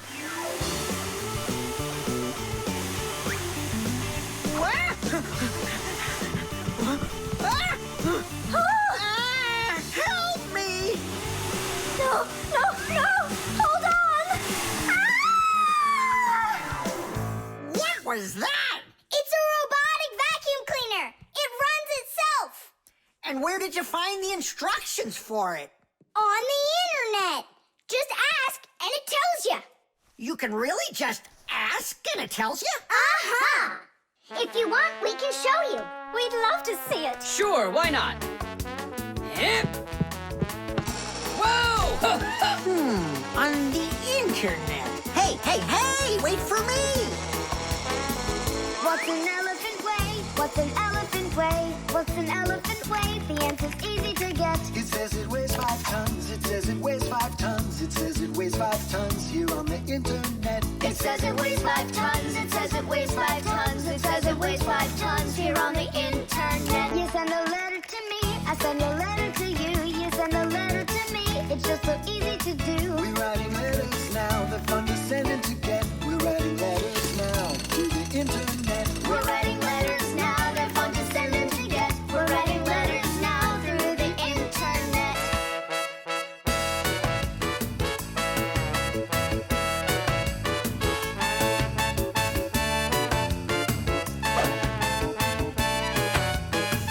Who, what, where, and how. Who, what, where, and how. Who, what, where, and how. The answer's simple to get. Every fact you need, every fact you need, every fact you need is on the internet. Every fact you need, every fact you need, every fact you need is on the internet. The nightlight. They're very close. I can feel them. Help me! Help me! Help me! That's all. You've had enough monsters. It's not good to watch these kinds of movies before bed. Mom, really, I'm not scared. Let me watch the end, would you? I told you, that's all. Well, good night, honey.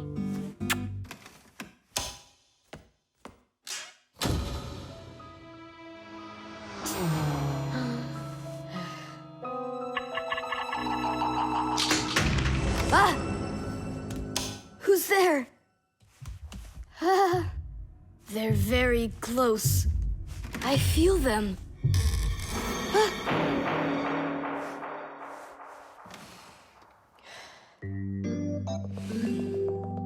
Can you believe it? He's sleeping, and he didn't turn the light off. Yeah, and so? And so, if every human went to sleep with a light on, there wouldn't be enough electricity to go around. Hup! Everyone can probably remember walking into an empty room with the lights turned on, or finding a TV on that nobody's watching. One little light or TV might not seem like much, but just imagine how many people are living on this earth. Well, if everybody forgot to turn off the lights or TV when they weren't being used, the amount of wasted electricity would equal the amount of energy produced by 100 power plants. And each of these power plants needs freight cars of coal or rivers of oil to keep running. And all that fuel has to be extracted and burned constantly. Now do you see how expensive burning a light bulb is for the Earth? So don't forget to turn off electrical appliances when you're not using them. It's so easy.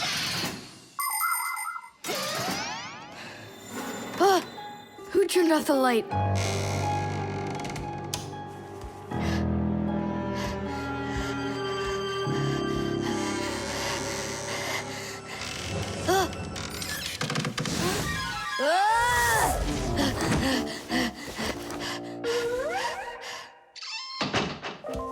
They're very close. I feel them. I feel them. I feel them. Look, what's up with him? I think he's playing sleep hockey. Looks like his position is left out. Ha ha. Anyway, he should get a penalty for wasting electricity. Monsters! Hey, what do you think we are, hockey pucks? Nolik, Simka, forgive me. Who did you think we were? Monsters. Well, I see how you could mistake Simka for one, but obviously not me. Tom Thomas, what are you doing? Why are you sleeping with the light on? I was so dumb. I watched this monster movie on TV before bed. Now I'm scared to sleep without the light on. And that dumb old monster flick, why were you watching it? I felt like getting scared. You're great at getting scared. Keep quiet, or we'll wake up your mom and dad. How am I gonna fall asleep now? Here's a good idea. You can use a nightlight. A nightlight is a little light that humans who don't like to sleep in the dark use in their rooms. The nightlight has a dim glow. That's because it works with a special kind of light bulb that uses very little electricity. These kinds of light bulbs are called energy efficient. That's hard to say. And you can find nightlights that use such low energy bulbs that they can work off of a battery. But you know there isn't a nightlight here. How would you get by without us? Tonight, I'm here to help you. I'm gonna be your nightlight. Look, right there. There's our lampshade.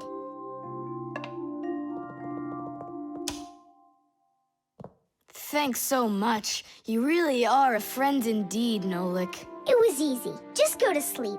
Nolik, do you know any good stories? I know one about a big meat grinder. Nah, no way. You'd better tell me a story about a nice, kind Fixie. I know a good one. And here's how it goes. Grandpoos was working inside of a very big clock. Actually, the clock wasn't that big. And I'm not sure if it was Grandpoos, but it was a clock, I think. The mixer. Marcia, why are we going to the dishwasher again? We have a busy day ahead of us, and we all need to be charged up with energy. I don't like charging myself up in the dishwasher. Then how about the microwave, Nolik? Or the kettle? No thanks. I don't like it when we go inside anything at all in that kitchen. There's not one interesting thing in there. And where's it interesting, huh? In the computer. Marcia, will you let me get charged up in the computer? The energy there is sweeter. Our diet has to be nutritious, Nolik, not just delicious. People don't eat just candy, do they? Humans get energy from food, while the Fixies get their energy from appliances. Humans eat all sorts of foods, and so do Fixies. They need the energy that comes from different devices. Getting charged up in a car makes a Fixie faster. In a computer, smarter. And in a clock, more accurate.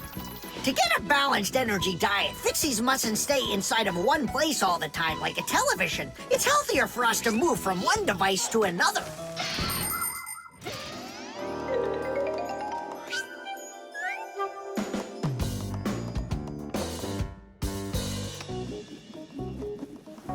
Good morning, Thomas.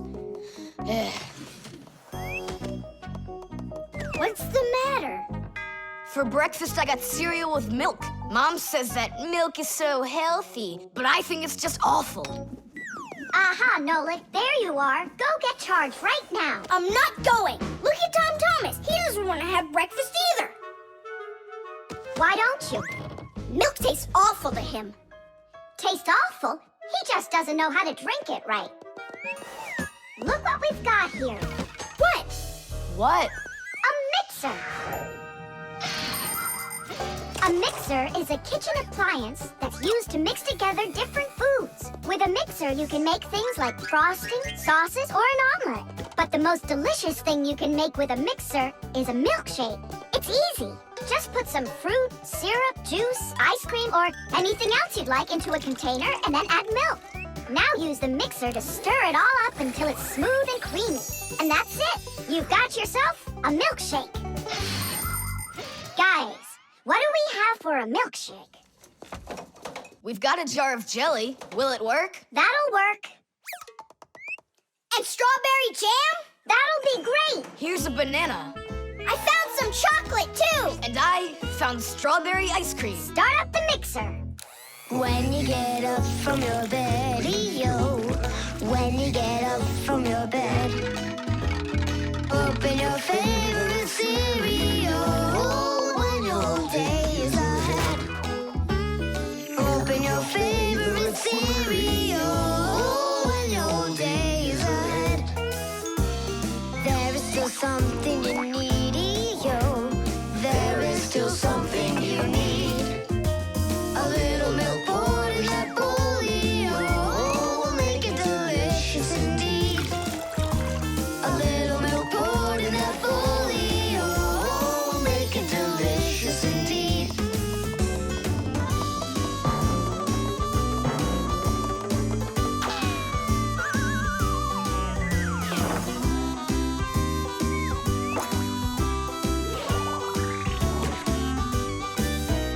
A little milk's all that you need indeed. A little milk's all that you need. A little milk's all that you need indeed. A little milk's all that you need. A little milk's all that you need indeed. A little milk's all that you need. Wow, this mixer's cool, isn't it? You think we can make one more shake? Just one. They were good. Sure, if you want to. Oh, where did all the milk go? Way to go. Looks like you drank all of it. And I remember when you said how milk is awful. I didn't know how to drink it right.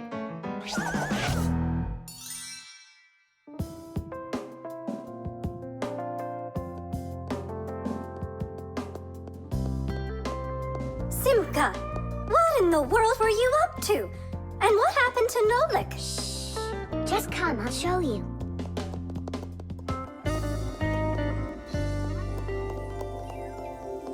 Nolik, here you are. Didn't you say that charging up in the kitchen is boring for you? The mixer's not boring. It gives you energy that's yummy, delicious, and nutritious. The stapler.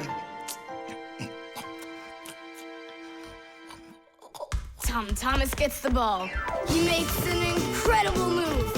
He's wide open.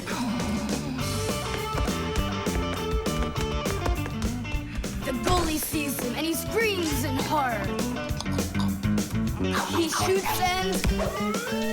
Score! Tidish! Tom Thomas, stop kicking that ball. Your school concert starts in 30 minutes, and I don't want to iron your pants again. All right, Mom. Just one more time, huh? No, I'm sorry. Mom said I have to quit kicking the ball. But Mom said nothing about dribbling the ball. Go, you can do it. You can do it. Yeah!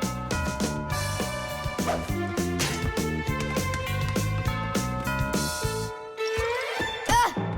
Whoa!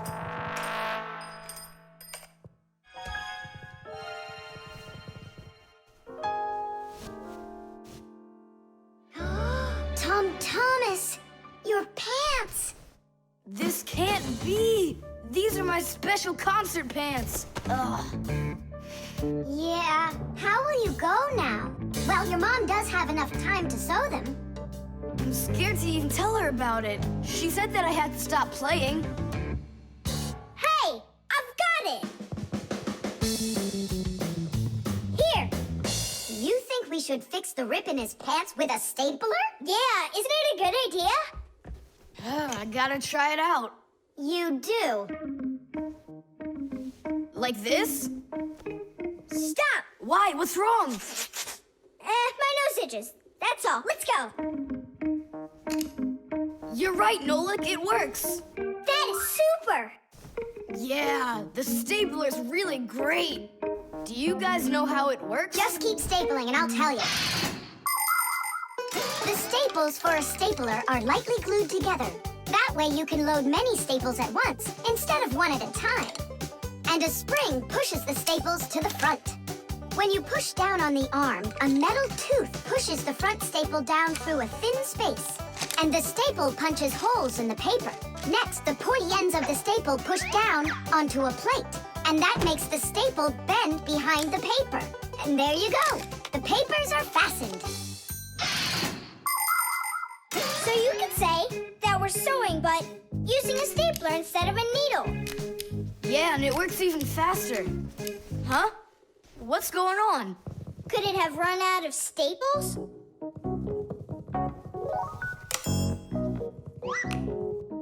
There's still a lot more staples, but one of them got jammed here in the slot.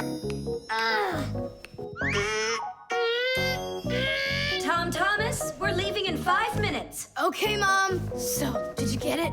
No. Why don't we get Papa's to help us? Because he's really strong and he's got a pack-a-mat. We can do this ourselves. Tom Thomas, find something we can use to push that staple out.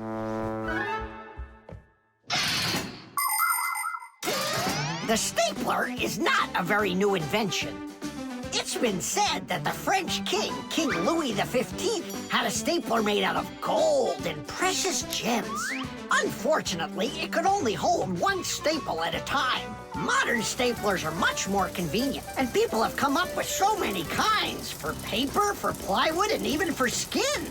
Yes, surgeons often use them during operations. Then there's the staple gun that's used to upholster furniture. And its older brother, the nail gun, can even be used to hold together the walls of a building.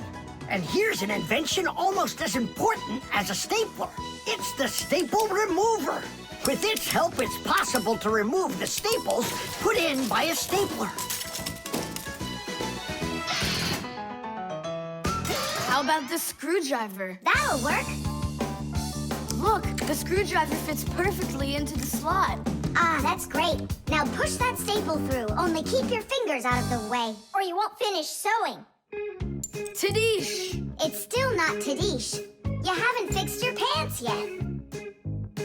That's it. They're done. Now we can say, Tadish! Tom Thomas, are you ready? Of course. My idea with the stapler was smart, wasn't it? And Tom Thomas's mother won't notice a thing. Will too. Just wait till she washes them. The robot. Did I already tell you what I'm hoping you'll get me for my birthday present? Yes, honey. Only 1,000 times or so. A Robotazoid R300 would just be the greatest. With Megavision, I want it. I really do. I do. Well, tomorrow you'll find out. But now it's time to sleep, Tom Thomas. Wow, that is one great present. And we got Tom Thomas absolutely 0 for his birthday. We're just terrible friends. So, how does this robot work? Okay, so let's give this a try, shall we? First, we'll take a walk. And how does he have any idea where the robot's going? I can tell you. One of the robot's eyes is a video camera. The robot sends the picture to the screen on the controller so the player can see where the robot is going. Yeah! And that's just one thing they know how to do. A robot is a smart machine that can do very difficult or dangerous work for humans. With its strong metal arms, a robot can move heavy objects or put together parts to build cars and other machines. Robots are often sent into outer space or to the bottom of the ocean to help scientists. There are also robots that can understand what people are saying, and robots that can talk and even make jokes, just like people. I've got it. Now let's turn you around. What was that? Look. You know... He destroyed him! Nolik, stop! You were playing with that, right? You think Tom will notice? I know what you're doing all night. I'm off to bed. I'll get him to work. I'll stay up until I do. Simka, let's try and... No, we're gonna need some help.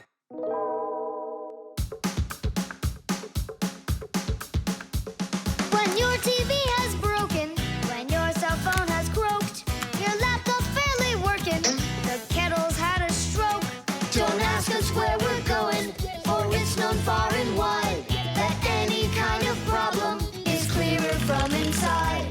1, 2, 3, inside will be to fix what's wrong, till it runs strong. In gadgets and devices, our work will never end. Appliances are fickle, they need a loyal friend. At morning, noon, and midnight of every single day, when there is an emergency, you know we're on our way. 1, 2, 3, inside will be all day and night. We fix things right. 1, 2, 3, inside will be all day and night. We fix things right. We live to keep on working, and work for us is fun. So we'll just keep on working, 'cause our work's never done. And deep inside of gadgets, if you look when it's dark, you might just see us race around like multicolored sparks. 1, 2, 3, inside will be to fix what's wrong, till it runs strong. 1, 2, 3, inside will be all day and night. We fix things right. 1, 2, 3, inside will be to fix what's wrong, till it runs strong. 1, 2, 3, inside will be all day and night. We fix things right. Wow, you got it! We need to hide. A robotizoided R300, I can't believe it!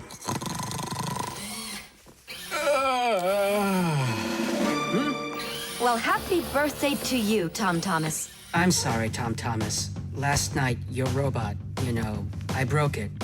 Dad, it works perfectly! Don't you see? I'm so proud of you. You fixed it. I couldn't fix it at all. I tried everything. Oh, you want to tell me that the robot fixed itself? What a joker.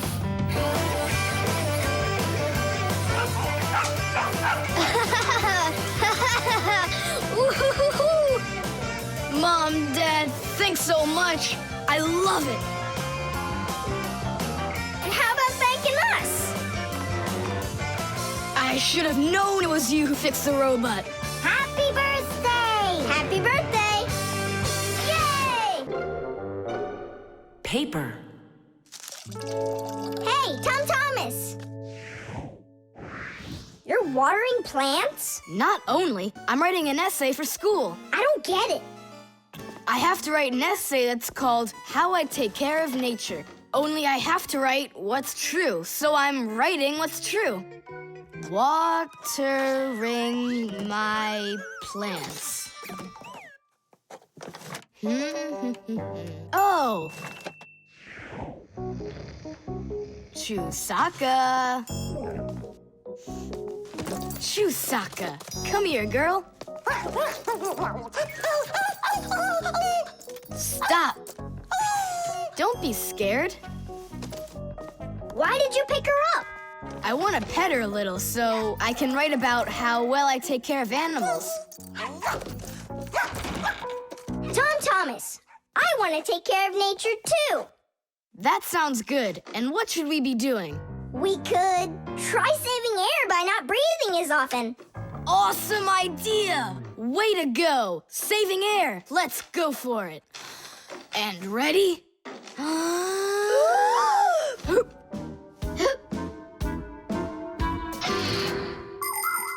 Humans invade nature and destroy more and more of her riches with each passing year. They extract her minerals and oil, cut down her trees, and pollute her air and water. They do all of this to produce food and all sorts of other things. It's a shame that people don't really need all these things that they produce. They often buy something and then just toss it away when it's still almost new. And then there's all the food that humans buy and just throw away. So if you want to help nature, try not to buy anything that you really don't need. And take good care of the things that you do buy. And you can be sure that we Fixies will do everything we can to make your things last as long as possible.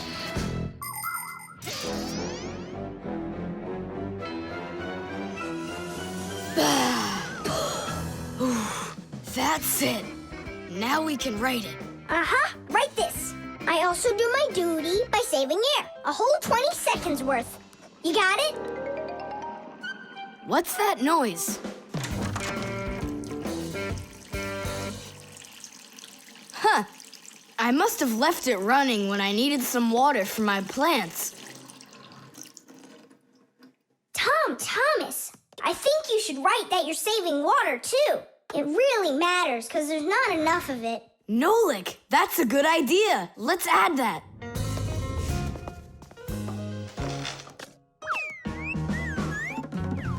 Hi there. What are you guys up to? We're writing about how Thomas protects nature. It's a homework assignment for school. I've already written how I'm watering the plants, I'm good to living creatures, how I'm saving air and water, and how I'm conserving carrots, too. I never want to eat them, especially in soup. Not eating your vegetables? No way. Doesn't count. You sure of that? Mm-hmm.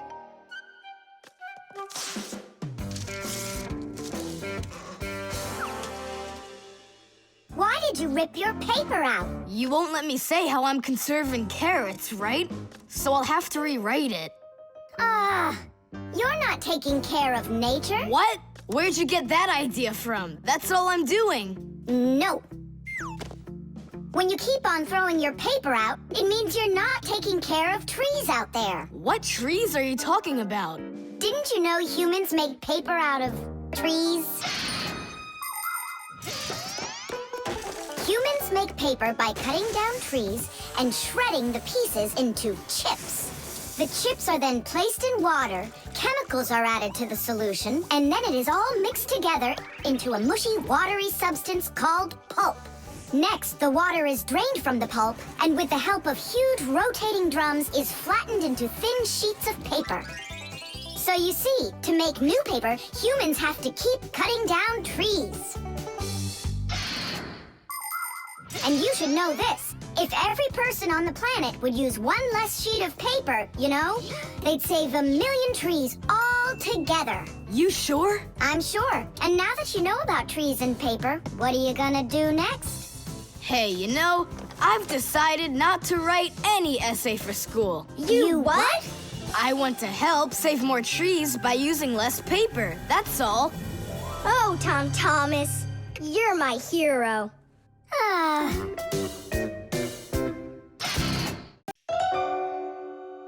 The lever.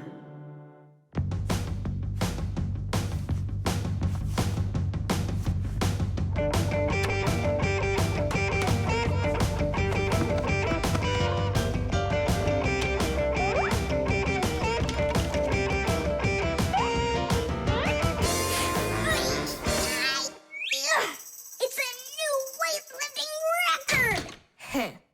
You're so strong. That's so light, I could lift it up with my finger.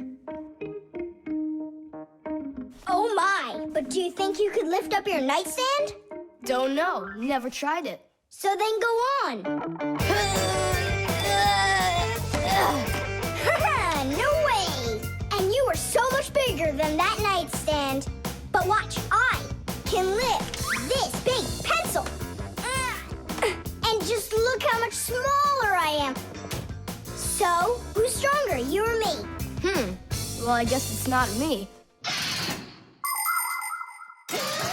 The Fixies may be very small, but they are actually much stronger than humans. Yes, it's true. What, you don't believe me? Well, who's stronger, an elephant or an ant? You think it's the elephant. Well, of course, it's so much bigger. But did you know that one ant can lift up 50 ants its own size? And an elephant? It can't even hold up one. So it turns out that for its size, an ant is much stronger than an elephant. And the same goes for Fixies. Fixies are incredibly strong for their size. They can lift things that are 100 times heavier than they are. And Fixies can jump 50 times higher than their own height. If humans were as strong as Fixies are, they'd be able to lift an automobile all by themselves. Yeah, Tom Thomas, it's time you built up your strength. Well, how? Start lifting dumbbells. Or if you want to, you can use my barbell. No thanks. I'll use the dumbbells my dad has. They're in his office, I think. Oh, there's one. And where's the other one? Aha, there you are. I'll get you out of there. Come on. I'm helping you here. It's stuck. All right. Move aside. I'll get it right out. What is this, glued to the floor or something? Hey, what's all the racket? Hi there, Simka. We can't get the dumbbell out from under there. Well, of course you can't. The sofa's pressing down on it. So that's what it is. And I was worried that I lost all my strength. Well, that means we have to lift up this sofa. We can't do that. It's too heavy for us. We can do it. Tom Thomas, get me your hockey stick from your room. We can't move a sofa with a hockey stick. Don't worry, you'll see. Here, I brought it. What is it for? We're gonna use it as a lever. A lever? Well, yeah. A lever works the same way that a seesaw does, with a board resting on top of a piece called the fulcrum. But with a lever, one side is longer than the other, and that's the secret to its power. With a lever's help, it's possible to lift any weight. All you need to do is get the short arm of the lever under the load and push down on the long arm. And the longer the arm, the more weight you can lift. And that's how a lever makes people stronger. Well, can we find a fulcrum in here? Maybe this dumbbell. Can that be our fulcrum? Great idea. Now you're thinking the right way. You ready to go? Let's go! Lean on it, Tom Thomas.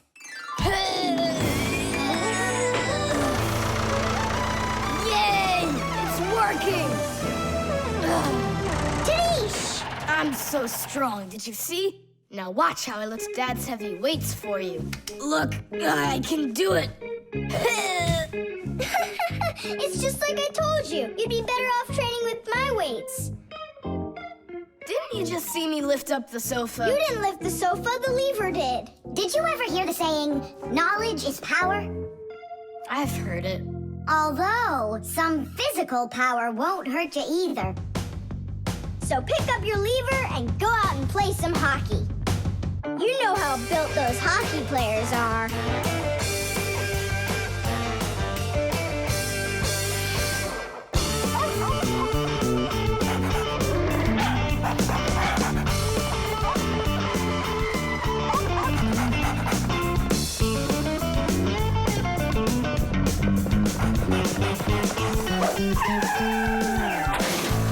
Chusaka! Get away from here! So where did it go? Oh, here it is. Hey there, Tom Thomas. So what's on the disc? Hi there, Nolik. Hi there, Simka. It's a cartoon about Gulliver in the land of Lilliput. My friend Jeannie let me borrow it. I have it till tomorrow. And what's the story about? Well, it's about this guy who gets shipwrecked where people are just so teeny tiny. Fixies, you mean? No, not Fixies. Lilliputians. Lilliputians? Uh-huh. Know what, Simka? I think that you Fixies might have come from those Lilliputians. No way! Our grandpa told us a completely different story of the Fixies. When something is very well made, then the saying goes that it was made with just a little bit of soul. In old times, craftsmen made things to last, and in each appliance, they would leave just a little piece of their soul. Those little pieces of their soul would turn into tiny craftsmen called Fixies, who would then make the appliance their home and take care of it every day. And that's how the very first Fixies came about. But as the years have passed, fewer things are being made by hand, and more things are getting made by machines in factories. That means there are less and less new Fixies coming from human souls. Luckily, Fixies can fall in love with each other and have their own family, raising their children and teaching them well, so they'll grow up to become skillful and honest Master Fixie repairmen. So you're mistaken. We're not Lilliputians at all. We're Fixies.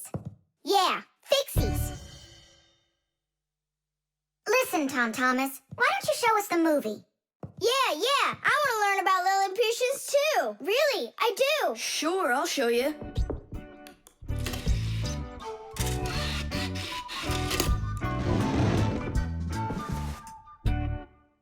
Oh no, what's going on? I broke it. I can't give her back a disc that's messed up. Don't panic. We'll take a look at it. Come lay it down over here.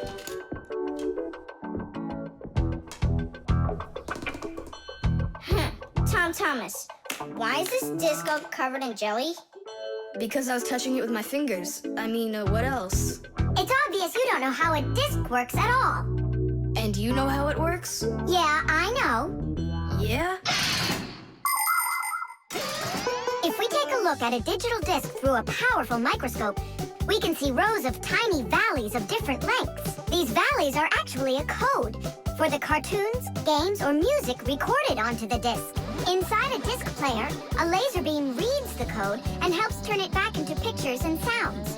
But if you scratch the disc or smudge the disc with dirty fingers, the laser can't read it and the disc won't play. That's why you need to keep discs clean and stored in cases.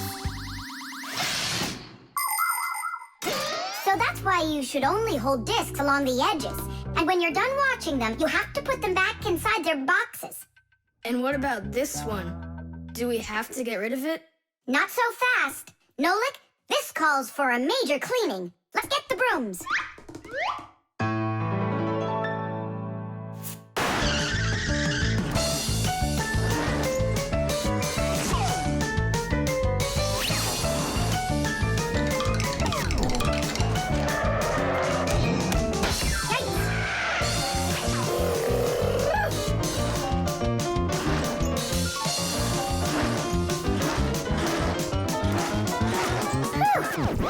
Okay, Tom Thomas, check the disc. There you go. Now you're holding it right. Hooray! The disc works fine. Hooray! Now we can watch the movie about the Lilliputians. Hey, Gulliver, why are you sitting there? You've seen this movie already. I know in what? What? Look at that pile of discs. Where do you need to put them? In their boxes. The pen. Not here either. Thomas, are you looking for me? No, for a red pen. I need it right now. What do you need it for? Here, look what my teacher wrote in my assignment book. Bad behavior during the lesson, fidgeting, and talking.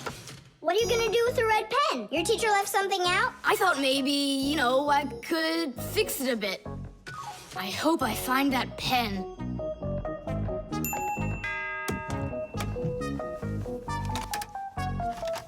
Oh, whoop. Oh, whoop. Oh. Oh, wow. Good catch. So, what do you want to fix on it? I'll just add a couple of no's, and then it will say that I had no bad behavior during the lesson, no fidgeting, and no talking. See, no problem. Cool. And then add this at the end. Thomas is a perfect student. Nah, then they would guess I did it. What, is it clogged up? A little scribble will do it. That's not a pen. It's more like a penknife. Oh, look, the ball's missing. What ball? It's a pen. It's a pen, but it's a ballpoint pen. Old-fashioned pens work by dipping the pen into a jar of ink. But with a ballpoint pen, the ink is stored inside of a tube that has a metal tip on the end with a small steel ball. Well, small for humans, that is, but of course, for Fixies, it's quite large. When you drag the pen across the paper, the ball spins around and gets ink on it from inside the tube. Then it turns over and the ink rolls out onto the paper. So without the ball, a ballpoint pen won't write at all. So what am I going to do? That's my only red pen.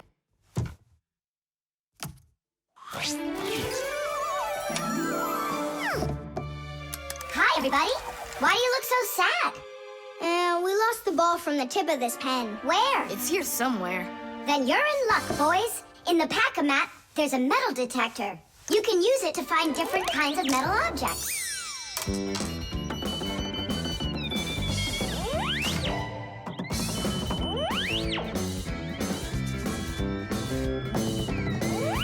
Nah, that's not it. I can see that myself. It's not on the table, Nolik.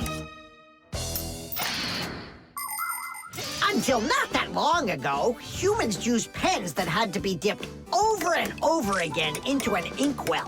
This was quite inconvenient, and so to make writing easier, the fountain pen was invented. A fountain pen could be filled up with ink, so it could write for a much longer time. But fountain pens would often leak, leaving blots of ink on the paper. This problem was solved with the invention of the ballpoint pen. Ballpoint pens are simple, handy, and reliable, except that you can't write with them on a wall or upside down for a long time. That's because the ball uses up the ink on it, and the ink can't flow up to the tip. But even this problem has been solved. There are now special ballpoint pens that can be used by astronauts floating in space.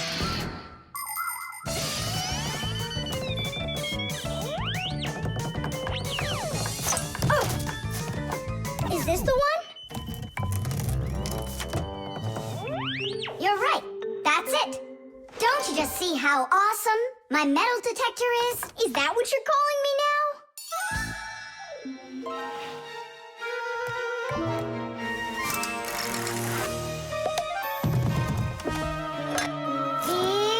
Yeah! Thomas, help us.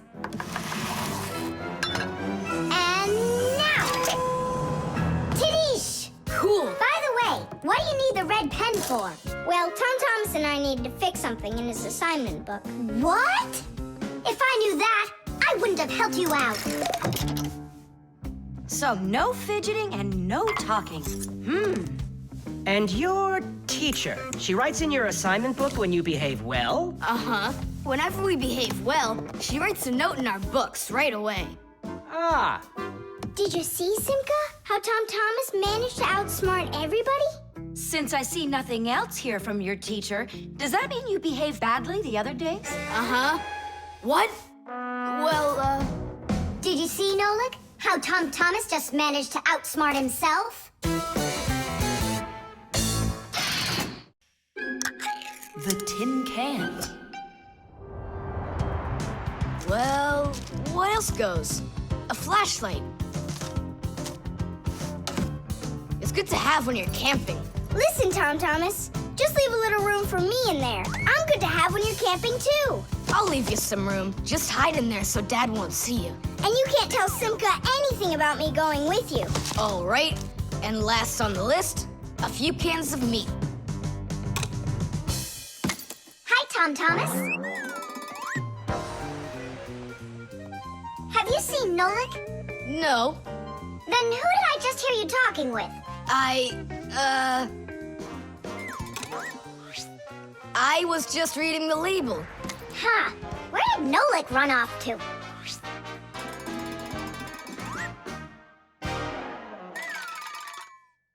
Simka, do you know, how come these cans have no way to open them so you can taste what's inside? What do you mean? Don't you know what makes canned food special? It comes in a can. The thing that's special about canned food is that it can get stored a long time without spoiling. You see, meat and vegetables spoil when harmful bacteria start multiplying inside of them. So, if you can get rid of the bad bacteria or stop them from getting into the food will last a long time. That's why jars and cans are sealed very tightly. This stops harmful bacteria and air from getting inside and spoiling the food. So you're telling me that Nolik's not here, right?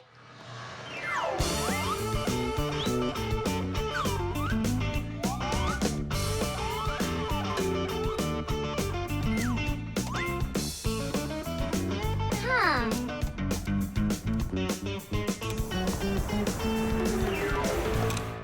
So it looks like he's really not here. Who is that? Where? All right, now I remember. There's another can I should take with me. There's something fishy happening here. Hey, guys. My mom threw this can out a long time ago, but I hid it for later. I knew I'd use it someday. And who were you talking to when you said guys? Moi? You're here and I'm here, and that's two of us. Look at this great can I got. There's nothing great about it. Put it down on the floor. You see? What? Oh, it's crooked, and so what? So what? It's all swollen. And when it's like that, you know that inside the can, bad bacteria is growing and spoiling the food that's in there. It went bad? There's a way to check. On every single can, you can find the date it's good until. Sooner or later, even canned food will go bad. And of course, dairy foods like yogurt or milk can spoil in just a few days. When you buy food in the store, it's very important to always check the expiration date. The expiration date's the last day that it's safe to eat that food without worrying that it may have gone bad. You can find the expiration date on each box, jar, or can of food, so pay attention. And be very careful not to buy or eat any food after its expiration date has passed. And if you see that a can is swollen, throw it away immediately. If you eat it, your belly can swell up too. Unfortunately, when food spoils, it's impossible to unspoil it, and then even the Fixies won't be able to help. Oh, my mom probably saw that this can went bad over a year ago. That's why she threw it into the trash. Right. Shame on you for picking it out of there. You could have poisoned yourself and poisoned your dad as well. Yeah. And the other cans, are they swollen too? They're fine. Goodbye then. It's a shame I couldn't find Nolik around here. Papoose wants to give him a brand new pack-a-mat as a present. To me? Aha! I gotcha! Ha-ha! I had a feeling you would try to sneak away in Tom Thomas's bag. You lied! That's not fair! And hiding, that's fair, right? Tom Thomas, are you ready? I'm ready. Great, then let's get going. Hooray! We're going camping. I wanted to go camping too.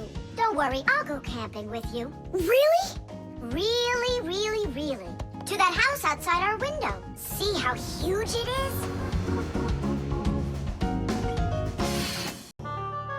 The magnifying glass. Case number 1. Let's begin. Well, well. I see evidence of the criminal. The criminal's fingerprints, to be exact. He won't get away with it.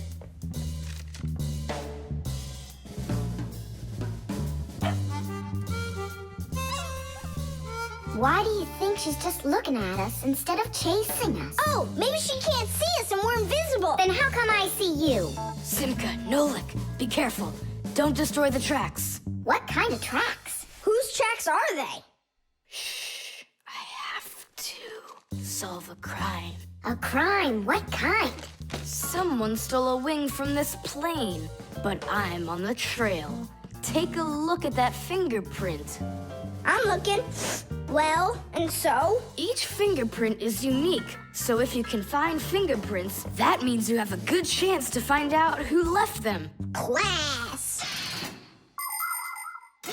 It's been known for quite a long time that all humans have their own unique fingerprints. It's true. No two people have the exact same fingerprints, and this fact helps the police catch criminals.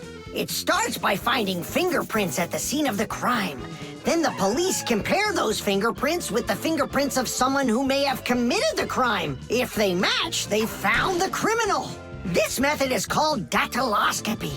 Besides catching criminals, fingerprints can also be used to replace ordinary keys. When you press your finger against a special electronic lock, the lock recognizes your fingerprint, and then it's "please come on in." By the way, unlike humans, we Fixies don't leave fingerprints anywhere, and that's why even the police can't find us. Now we'll put a dog on the scent of the criminal. Chusaka, sniff. Pick up the trail. Now go find. Hey, what's wrong? Chusaka's broken. We've got to fix her then. How? She's not a vacuum cleaner. She's a real live dog. Fixies know how to fix it all. Not true. Almost all. The first thing we have to do is a thorough inspection. Let's see now. Her eyes are looking quite healthy. Good. Tails in one piece. Ears are clean. Yeah. Tongue, rosy pink. Tom Thomas, stand her up on all 4 feet. No, paws, I mean. Uh-huh. Chusaka, go on, you're fine. Now I understand. Here's what's out of order. It's her right paw. But I can't see what's wrong. I wonder if something's broken on the inside. Wait. Maybe something really small is stuck in her paw there. Tom Thomas, we need your lens. Here. In order to examine a small object, you need a lens. A magnifying lens is a special piece of glass that is thicker in the middle than on the sides. It bends the light that passes through it. And that is why, if you put this kind of lens between your eyes and something small, it looks like the thing got bigger. If you put 2 lenses in a frame, you get a pair of glasses. And if you add a handle to the lens, you get a magnifying glass.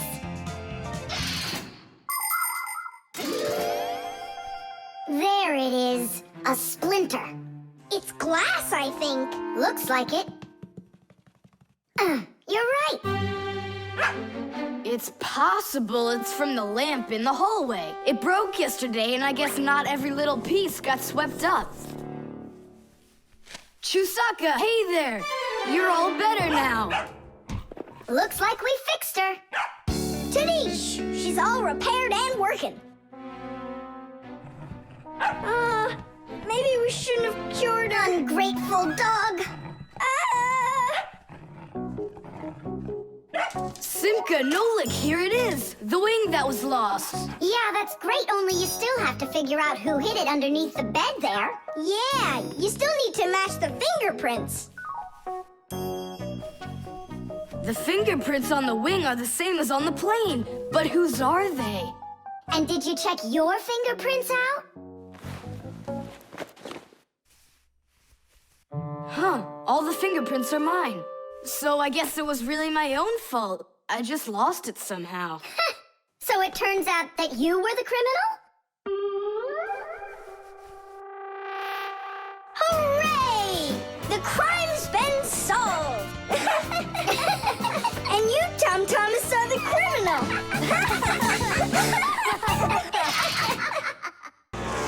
The fan. Pass him on the left. Step on it! Now pass him on the right. Look out for the wall! Hit the brakes! Why didn't you hit the brakes? He was just too scared. What do you mean too scared? Something got into my eyes. Those were your hands. My turn. Let me show you how it's really done. Oh, what's wrong with the computer? Oh, it's been really acting up for a while. It turns off by itself. It's no big deal. I just turn it back on. I don't like this at all. Come on, Nolik. Let's go inside and take a look. Just like people, machines can get sick too. They can get a very high temperature and even start coughing and sneezing. And if a machine or an appliance gets seriously sick, sometimes it can be too late to fix them at all. So wouldn't it be better if we could keep them from getting sick in the first place? Everybody knows that people who look after their health get sick less often and live longer. And the same goes for machines. Machines break less often and live longer if they're properly taken care of. That's why machines need to be checked from time to time and cleaned and oiled. And that's what's called preventive maintenance. And preventive maintenance is something that always should be kept in mind by humans and by Fixies.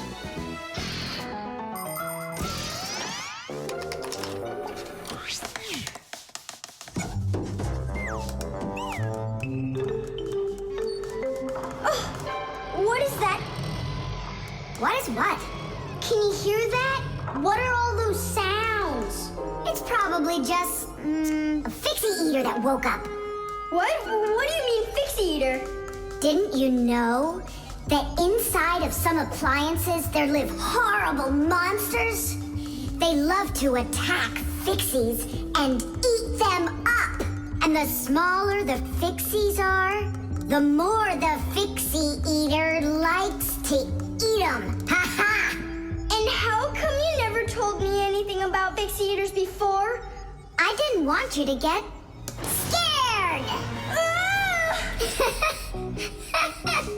All right, scaredy cat, let's keep going.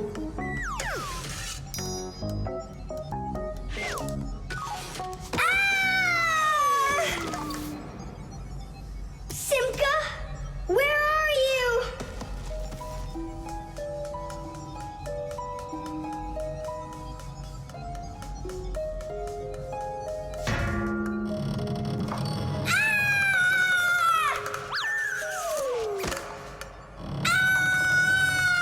Oh no, don't eat me, Fixie eater!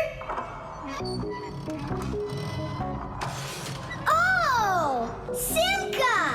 Come over here! The sound is coming from here. Take a look. It's not a Fixie eater at all. It's just a fan. Not just, Nolik. It needs our help. See how sick that fan is? Let's go and get it working. Right now. A computer can only run when all of its parts are working. And even though a fan looks like nothing more than a simple little engine with a propeller, the computer couldn't work without it. It has the very important job of keeping all of those other parts cool when they start heating up. It cools down the inside of a computer by blowing a stream of air. But if the fan gets dirty and starts working poorly, the computer might get overheated and turn off. Or it can simply break. You have to turn off your computer. How come? I'll tell you later.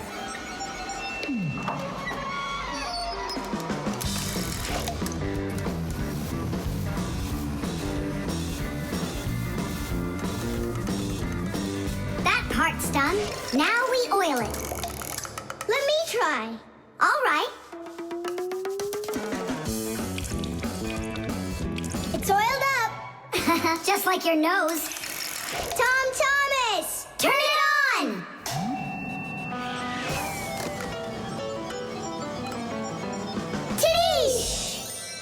And then suddenly, I hear this terrible roar of a Fixiator. But I wasn't scared one little bit.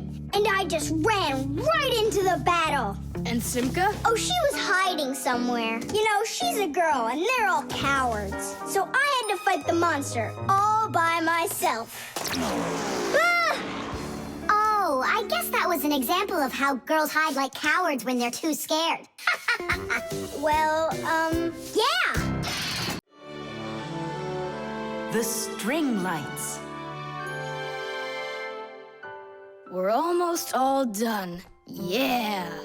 Now Santa Claus is gonna come over. He'll say, 1, 2, 3, lights light up the tree. Then we'll get our presents. The real Santa Claus? Yeah, for sure. The real Santa Claus will come to you? You'll see for yourself. He comes to me every year. Okay, so let's practice. 1, 2, 3, lights light up the tree. Huh? Oh, the string lights burned out. And we don't have another one. Tom Thomas, Santa Claus is almost here. Is the tree ready? No, not quite yet. Oh no. What are we gonna do? I'll be right back. Tom Thomas, what do you think? Will Santa Claus give you any presents if there aren't any lights on the tree? No way. It's not right without the light. It just wouldn't be magical. Papus, Marcia, Santa Claus is about to come to Tom Thomas, but the string lights on the tree, they all burned out. They all burned out? Really? The bulbs in a string light are connected together like a chain with a piece of wire between each bulb. When you turn on a string light, electricity flows through the wire, lighting up each of the bulbs along its way. But if any of the bulbs gets burned out, the circuit will be broken, and the electricity will stop flowing. That means one bad bulb will make all of the lights go out. So if you want to fix a string light with a bad bulb, the answer is really simple. Just find the bad one and put a new one in. So, do we have a spare bulb around here? I'll get it for you. I know where it is. Tom Thomas, hold up Santa Claus for a while. We need a little time to find and replace that bad light for you. I'll try to. Tom Thomas, Santa Claus is already here. Ho, ho, ho! I got one thing to do. So, let's find the bad bulb. Okay, Papoose, let's go. This one's working. Maybe this one burned out. Nope. And that? It lights fine. Santa Claus is getting very hot out here. Hold on.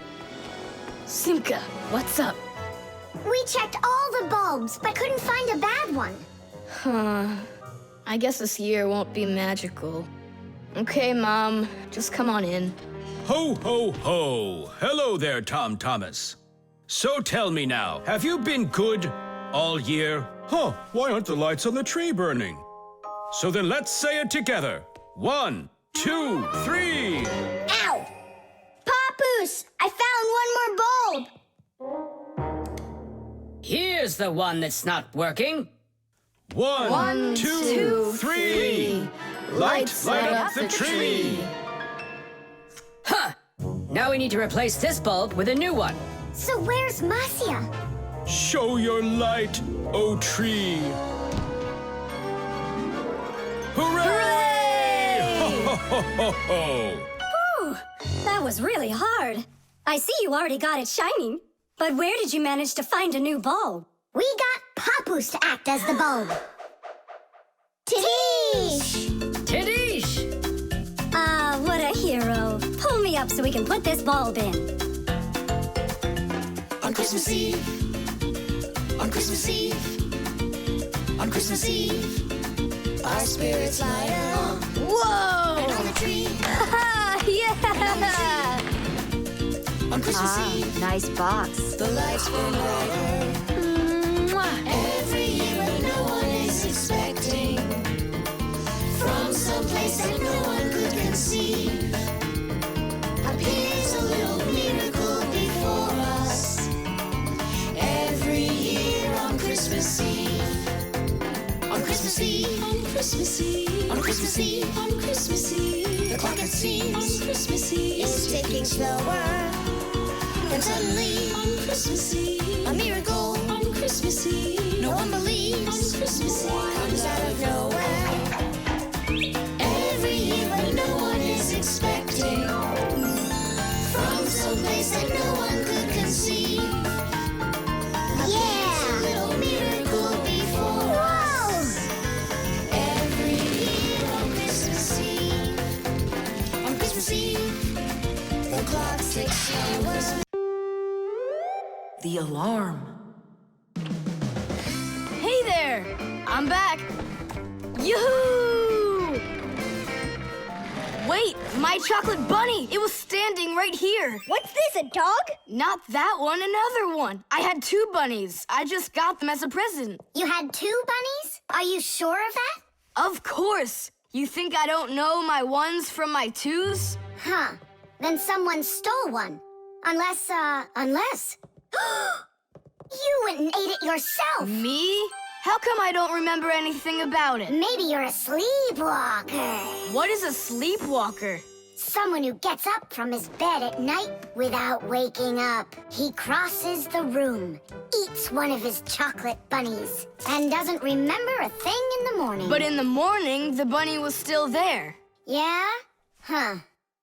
How about your mother? Could she have taken it?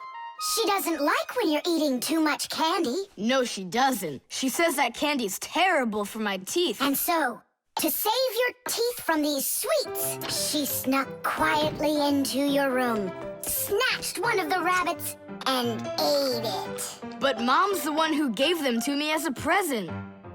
And so why would she take it? Yeah? Then I just don't know. Well, I do. I think it was your father. He wouldn't steal it. We know he's allergic to chocolate.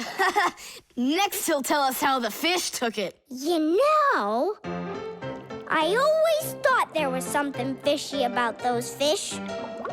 No doubt about it. They stole the bunny.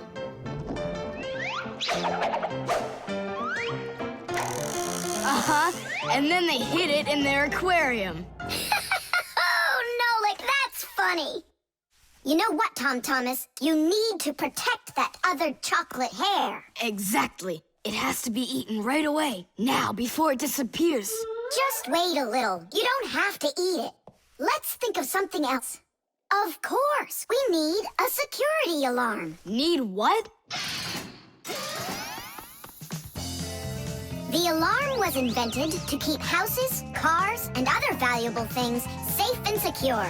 The simplest alarm is a siren or light bulb that is connected by wires to a door or window. When someone tries to open the door that has an alarm on it, the alarm goes off, making the siren howl and the light flash. Alarms can also be set up to call the police if they go off. Super! But where can we get ourselves a security alarm? You have an electronic construction kit, remember? You're right. Then bring it over here.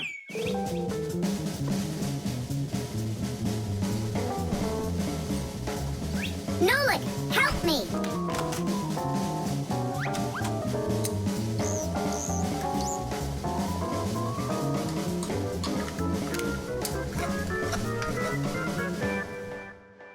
Tidish! Tidish is the Fixies victory call.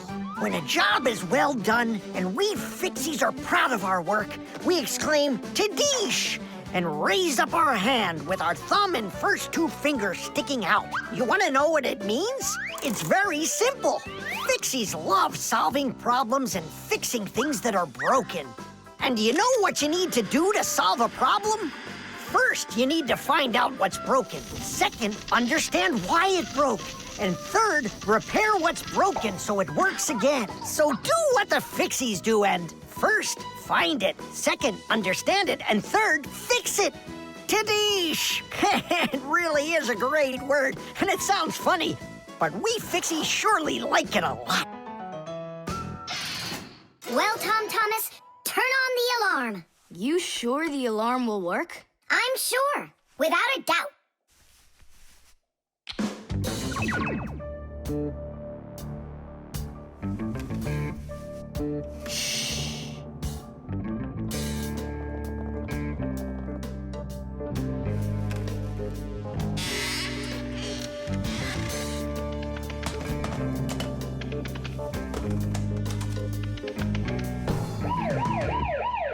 You're under arrest. Freeze!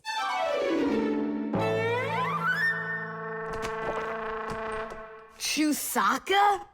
Why are you stealing my chocolate?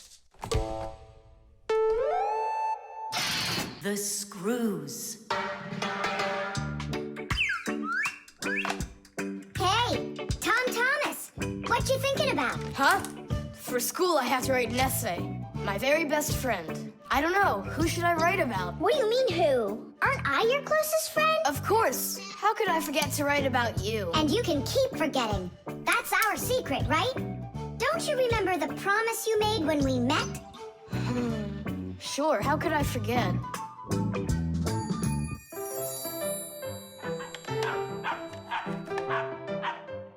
What's wrong with Chusaka today?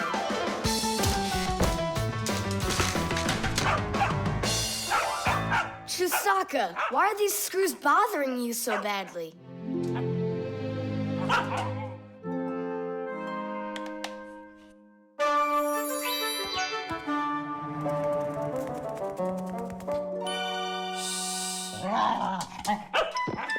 What's with you? Leave them alone already. Will you just calm down? You're gonna destroy my plane.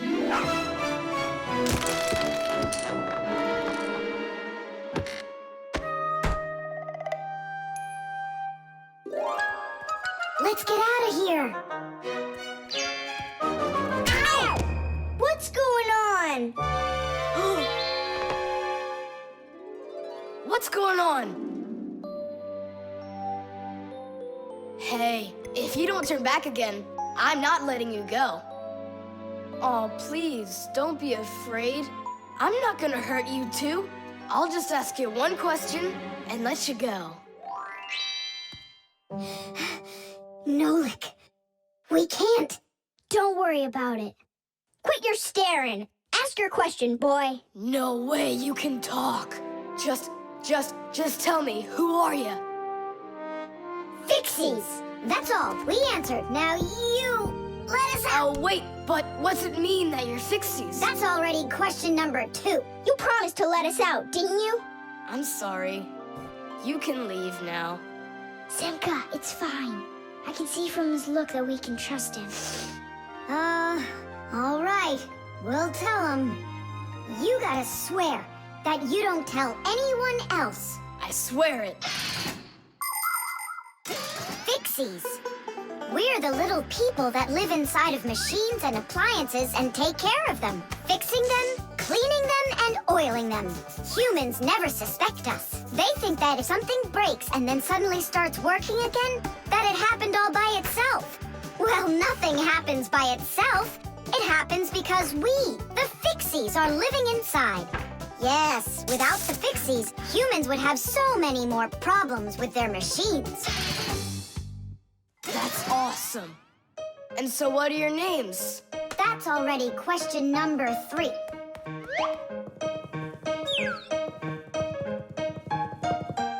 You can call me Nolik, and her name is Simka. And my name's Tom Thomas. Will you come back over? Oh, well. I was this close to becoming the first kid in the whole world who made friends with the Fixies. I thought you guys would never come back over. And we didn't plan on coming back. But then we thought it'd be really great to be the only Fixies in the whole world, who are friends with the only kid in the whole world, who is friends with the Fixies. Ah! And who has told no one about us. The Fixies do everything they can do to hide from humans. They are afraid that if humans discovered Fixies, they would hunt them down and capture them and start keeping them in cages, just like pets. And worse than that, they would take them into their laboratories and start examining them under microscopes, even conducting scientific experiments on them. Or suppose that humans thought we'd do all their work for them, and so they decided that they didn't have to take care of their appliances any longer. Well then, let me tell you this. If humans decided that they didn't have to clean or fix their own appliances, then not even the Fixies will be able to stop them from breaking no matter what they do. That's why the Fixies are very smart to hide from humans. Okay, then, I'll write about someone else. I have the very best friend ever. Period. When something's broken, he repairs it. He's the one and only the one and only Nolan. The electric kettle. That's 4. Come on, Tom Thomas, just one more. Come on now, Tom Thomas. I know you can do it. 5.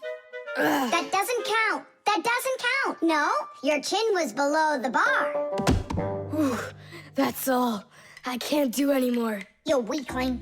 You're the weakling. I'm not. I just haven't eaten in a while, and that's why I lost my strength. You're a slave to food, Tom. And you see, that's the difference between us Fixies and you humans. Many people wrongly assume that the only way Fixies could live is by stealing food off of humans' tables. Or worse yet, by stealing it from their refrigerators. That's just a lie. It's not true at all. Fixies don't eat any kind of human food. So then where in the world do the Fixies get their energy, you're wondering? It's very simple.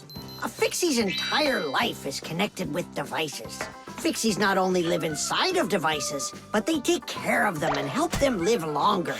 And in return for their help, these devices share part of their energy with the Fixies. So there you go. The Fixies help devices, and devices help the Fixies. Yes, we Fixies and machines have a symbiotic relationship. So we don't eat leftovers like cockroaches, because we're Fixies. 1, 2, 3, low! How's it possible that a big boy like you doesn't know how to make any food for himself? I'm able to cook, but I'm not allowed to turn on the stove. What can you make without it? Oh, yes. We have instant oatmeal. Look. Do you like oatmeal? You're joking. Only my folks say oats are healthy and make you stronger. Great. Well, then how do you cook it? It's not hard. All you gotta do is add hot water, and I'm allowed to turn on the kettle. Stop and check if there's water in there. If there's none, you can burn out the kettle. It's got enough. Then you can turn it on. Hey, tell me, how does the kettle turn off? I mean, how does it know when the water's hot enough? Inside of an electric kettle, there's a heater hidden underneath its bottom. When you turn on the kettle, the heater warms up the water until it boils. And the boiling water gives off steam that heats up a special metal plate at the top of the kettle. The heat causes the metal plate to bend, and that turns off the switch. So you could say that an electric kettle feels when the water's boiling.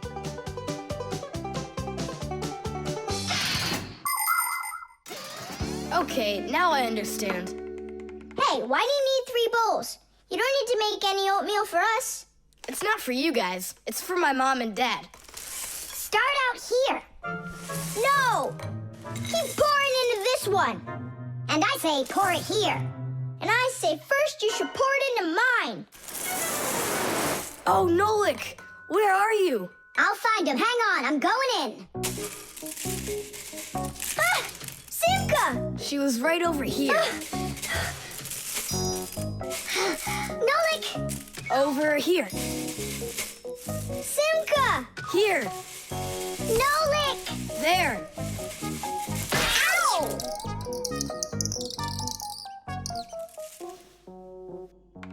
Hey, where is your other boot? It got lost. Up there in the oatmeal. That must be your parents. Let's get out of here. Hey, and what about your shoe? Don't worry, I got another one. Hi, Tom Thomas. We're back. You must be hungry. We'll make you something to eat. But I already prepared us some food. And the water's already hot. Wash your hands. Tom Thomas, don't touch that kettle if it's hot. I don't want you to burn yourself.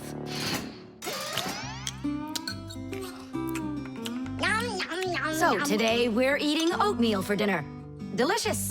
Maybe you have something else? Why something else? You're the ones that say that oatmeal's great for you and that it makes us stronger. Well, yeah, that's what we say. I'm glad that our son pays such careful attention.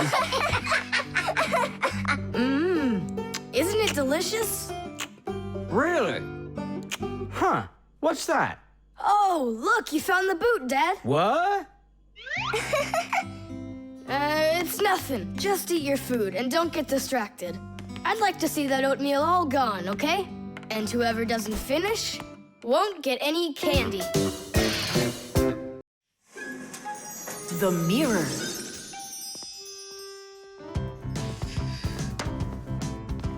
Hi there, Tom Thomas. Why has this mirror been standing here in the hallway for a whole week already? My dad can't seem to find any time to hang it on the wall. Are you sure it won't fall? It hasn't fallen so far. So, Nolik, do I look like Spider-Man? Ah! No, you don't look like him at all. Yeah! Hey! You can't climb on walls like Spider-Man. Yeah, I'm sure you can do it. I can do it. Just give your chewing gum to me.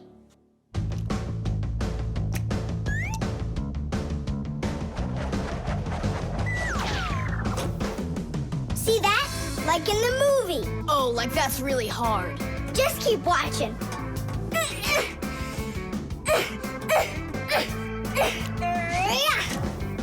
That's hard. Feast your eyes and see what the only spider fixie in the whole wide world can do.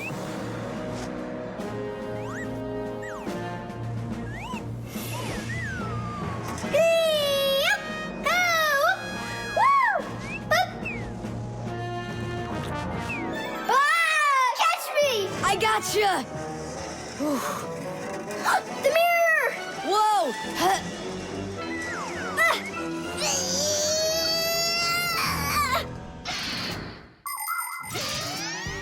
Long ago, the only way humans could see their reflection was to look into water. The very first mirrors appeared about 5,000 years ago. They were made out of silver or bronze. Legend has it that the Greek scientist Archimedes once burned down an entire enemy fleet with the help of mirrors like these. But humans only became able to see their reflections well after they started making mirrors out of glass. And we still use glass mirrors today. But of course, mirrors are not only used for looking at our reflections, they are also used in telescopes to collect the light of distant stars. And humans also use mirrors inside of automobile headlights so they will shine even brighter.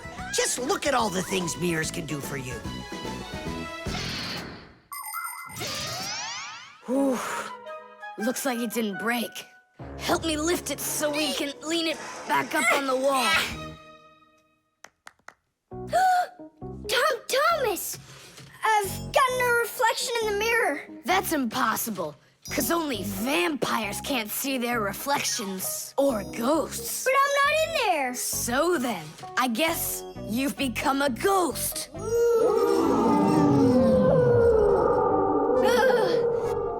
not a ghost. I don't like them. Hey, what's all the racket? Did you guys get yourself into trouble again? Simka! Me and Tom Thomas were playing Spider-Man, and I turned into a ghost for some reason. Yeah, a ghost. That's silly. They don't even exist. Oh, you Simka! You're a ghost just like I am.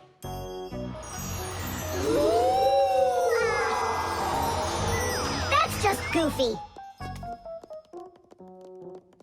Look! Just look! Here I am! Well, hi there. But why couldn't I see myself over here? It's probably because the mirror is scratched on the back. Tom Thomas, do you think you can rotate the mirror? It's just like I said. Some of the special coating got scraped off of the back. A mirror is not just a piece of plain glass. Plain glass lets light pass through it, but a mirror reflects light. To turn a piece of glass into a mirror, people spray a special shiny coating on one of its sides that reflects everything. And then to protect the shiny coating, an extra layer of paint is put on top of it. But even with that protection, you still have to handle mirrors carefully. Because mirrors can easily scratch or even break. And do you think that this one is possible to fix? Yeah, we can do it. It's a good thing you have a pack-a-mat with you. I thought we might need it after you started screaming over here. Don't tell me you've got paint in there for a mirror. A pack-a-mat's got everything you'll ever need.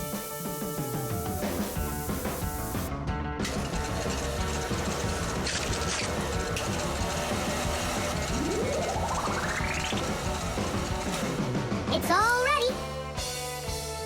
My dad's coming. Tom Thomas, what are you doing here? Checking if you hung it. Yeah, right. I'll definitely hang that mirror on the wall soon. Like tomorrow. Or next week. The music box.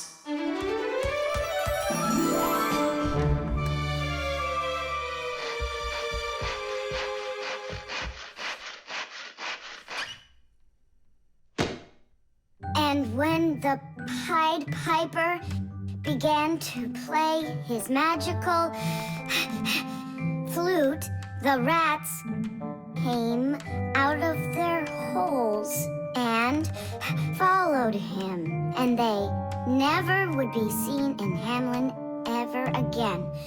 Whew. And then what, huh? I can't read anymore. My legs got tired. Whew. Simka, Nolik, something's rustling in there. In where? In Dad's office, it's on his desk. It's inside the wooden container. So maybe there's a mouse inside it. Tom Thomas, sit right here while Nolik and I go and check. And if there's a mouse in there for real, then how are we gonna get it out? Those rodents are really so big. And why was I reading that book to you, huh? Just grab a flute, give it a toot, and the mice will scoot. And where are the flutes gonna come from? We'll make 'em. Toot, toot, toot, toot, toot, toot. You got it? Sure I did. Wait a second. Let's get a little closer.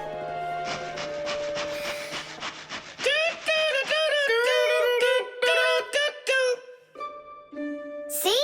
It's just like I told you. No more mice in there. So let's toot a little more so they won't go back in. All right.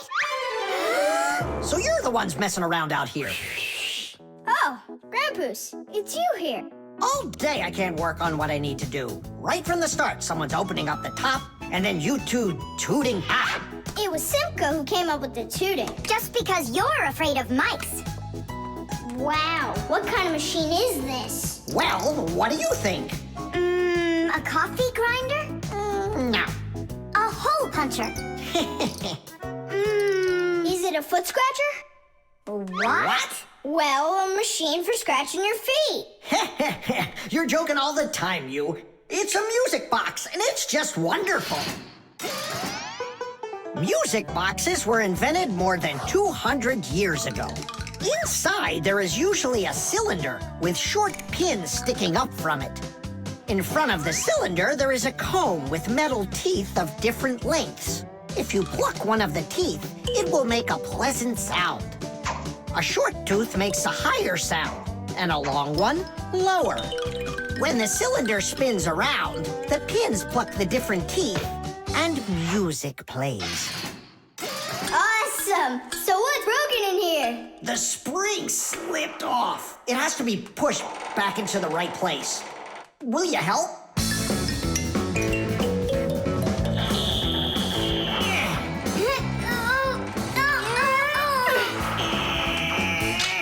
There we go. That's better. How come the music's not playing?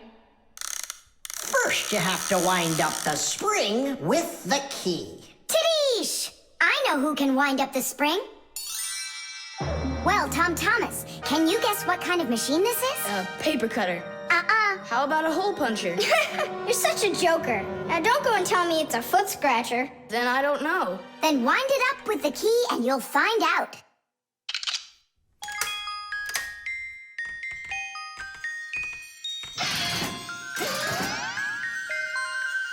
Do you want to know how the higher and lower sounds come out? Put a regular ruler over the edge of a table. Hold down one end of the ruler and pluck on the other. The shorter you make the end hanging off the table, the higher the sound will be. The teeth inside of a music box work the same way. And bells work the same way too. The smaller the bell, the higher it rings. The sound of a violin or a guitar depends on how thick the strings are. Fat strings make a lower sound, and thin strings a higher one. How tight the string is also makes a difference. Take a piece of string or a rubber band. Tie one end to a doorknob and pull on the other end. With your free hand, pluck the string. The tighter the string gets stretched out, the higher the sound. If you want, you can even play a tune. I think I got it now. It's an old player for music. That's close, but not it. A music box is what they call it. I just said that. So, what was it in there, Just a broken spring. It's not the thing I'm dying to know. Who was moving around there? All I'll say is we, Tom Thomas. Won't let that secret out. Shh. The ship in a bottle. Simka, Nolik, here, take a look at this. Oh, wow. Awesome. Where did you get this from? From one of the shelves in Dad's office. He's got lots of cool stuff in there. That's cool. I'll be the captain. This is like a totally real sailing ship with masts, cordage, and everything. And how can it all get in there through such a little hole? A ship in a bottle is a real miracle.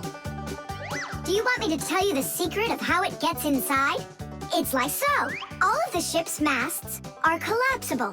Before the boat is put into the bottle, the masts are folded down and pressed against the ship's body, so it's small enough to fit through the bottle's neck.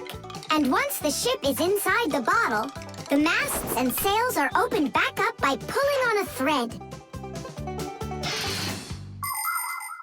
Hands on deck! There's a giant octopus starboard! I'm an octopus, huh? Oh, look out. Brave sailors like us, we're not afraid of storms. Tom Thomas, be careful! Hey! Oh, Did it break? no, it's all Tadish. It's not close to Tadish. Take a look how this mast broke. Whoa! What have I done? Don't worry, we can fix it. Get some glue, okay?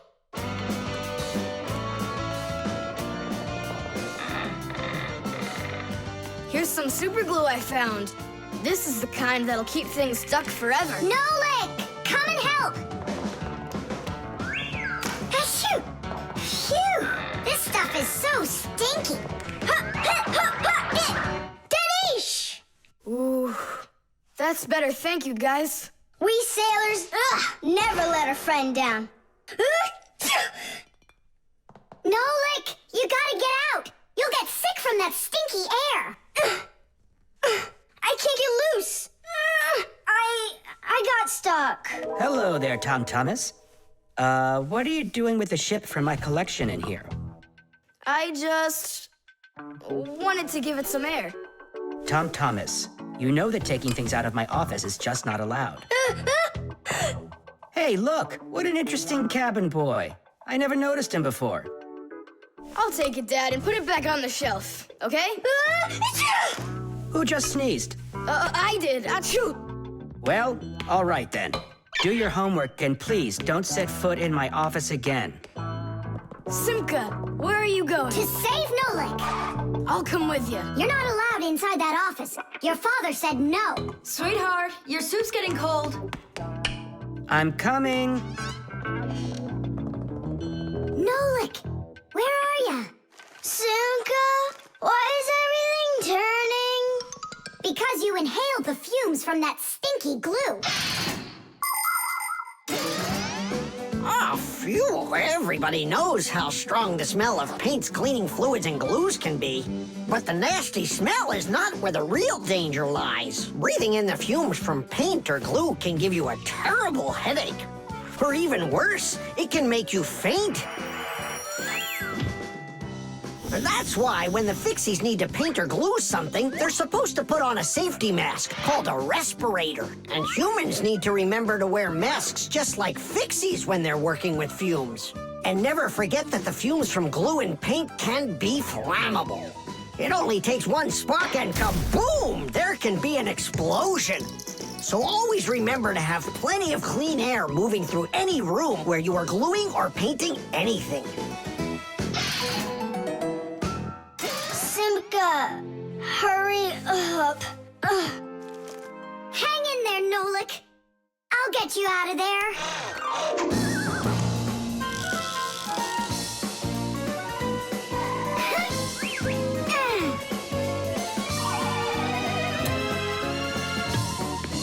Nolik.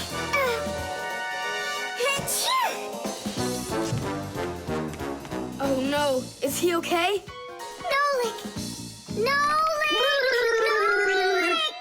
Oh, you're alive. Turning starboard. Turning port.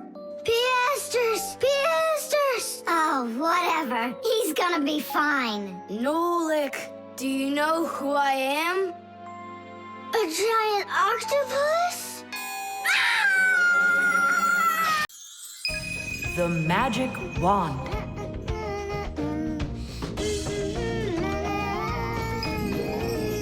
Oh, Tom Thomas, how did you get here? It was a piece of cake. I just got this cool magic wand as a gift, see? Wow! There's no such thing as a magic wand. I don't believe you. You just wait. Any wish is the wand's command. Check it out. Today I want my school to be closed. Golden wish, Tadish! Tom Thomas, your teacher from school just gave me a call. She said your school has totally disappeared. How odd. So I'm not going to school? Well, how? Instead of school, we'll go to the park. Hooray! Real magic. Oh, it's so great. No, there's no magic. They're only illusions. I don't know what illusions are. It's when what we think we're seeing is not what is actually happening. Have you ever seen a magician pull a rabbit out of an empty hat? Do you think it's magic? No, it is only an illusion. In reality, the rabbit's hidden inside the table that the magician puts his hat on. The lid of the hat is made with a secret hatch. And when the magician puts his arm inside the hat, he grabs the rabbit from the table below and ta-da! How every magic trick works may be a secret, but every illusion does have an explanation. I'm telling you, this wand's totally magical. Right now, I can make a rabbit appear out of this trash can for you. Golden wish, Tadish! Oh, that wasn't the idea. Looks like a dog to me. Wait, one more time. Golden wish, Tadish! Golden wish, Tadish! Tom Thomas, will you cut it out? One Chusaka was already enough for us, and now there's 3.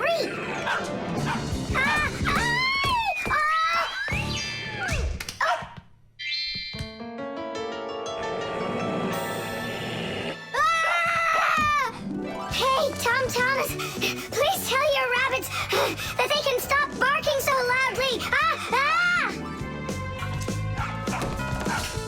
Shame on you for attacking helpless little kids. Wait, I'll make you bigger now. Golden wish, Tadish!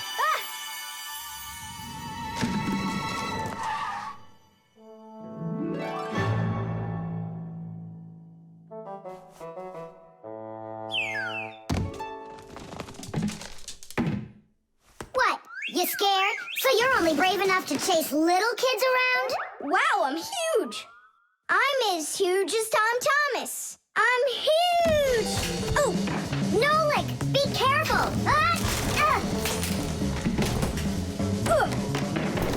How can you live being this tall? It's so inconvenient. And I thought it was tough when you were so tiny. Tom Thomas, are you ready? Hey, why do we have 3 dogs all of a sudden? Oh, my word.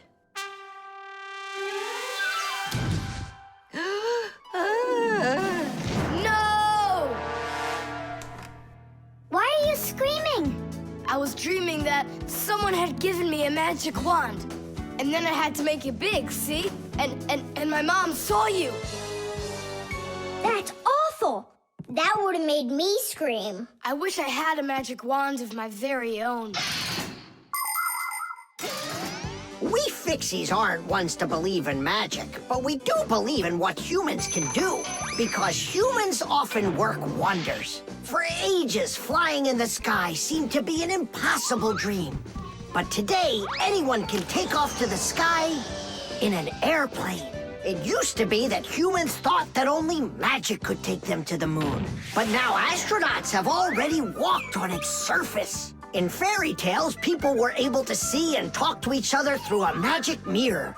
But today we have the internet and telephones we can use. Refrigerators, televisions, automobiles, computers. There are so many things that humans have created. Wondrous things that they used to only be able to dream about. Like a miracle from a fairy tale. A magic wand? Why do you need it? First, I'd skip school today. Tom Thomas, are you ready? I told you, we're going to the park. And what about school? I'll skip it? Good joke. Could this be a dream too? No, it's just that today is Sunday. And that's the magic of it. The spare part.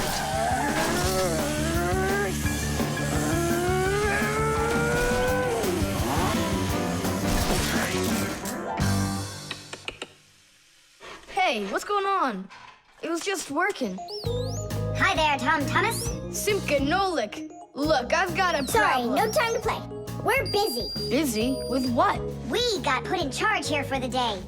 We even get to use one of the pack-a-mats. Papoose and Marcia went out to visit our Fixie friends. Papoose used to be with them at the Space Center years ago. Ever since he was a boy, Papoose dreamed of going into space. And why not? Fixies work on rockets, too. He even got a job at the Astronaut Training Center. He was put in charge of the centrifuge, and he made sure it worked perfectly. The centrifuge is a sort of very fast carousel for training astronauts. And Papoose trained inside of it, too. Unfortunately, Papoose never knew the rocket was scheduled to fly on his day off. And when he found out, it was too late, and the rocket blasted off without him. Since then, Papoose hates his days off. But he still longs to fix something like that centrifuge. You know, something turning around like a washing machine. Too bad for Papoose that the one in his house seems to keep working perfectly fine. So that means today you fix everything? Uh-huh. Well then, it's your lucky day, because my car just broke down. Hooray! We've got work to do. Nolik, let's go!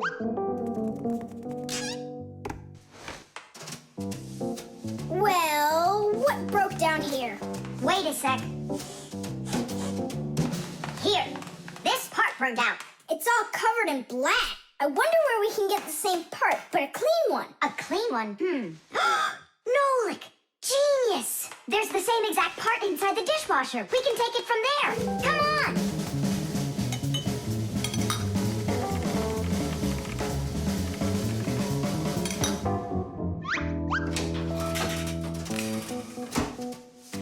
Do you have any idea how all these parts are connected to one another? With this thing right under you. It's a special part called a circuit board. A circuit board's made like this. First, the board gets covered with a thin layer of metal. Then, paths are laid onto the board where the electricity is going to flow. After that, all of the extra metal is washed off of it with a special cleaning liquid, leaving the metal paths that were drawn on the board. These paths work just like wires to connect the parts on the board to each other. And then all that's left to do is attach those parts to their places on the paths. Pull it! Tadish!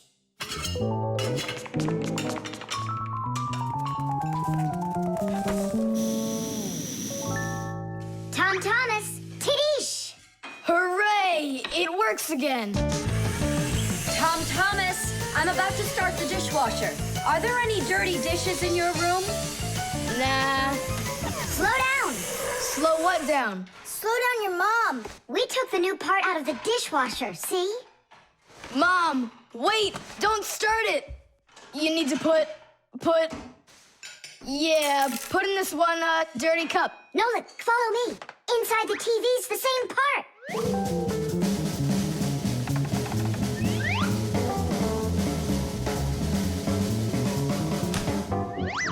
Now back to the dishwasher. We barely made it. We grabbed the part from the TV in the living room. Not the TV, my mom's favorite program is about to start.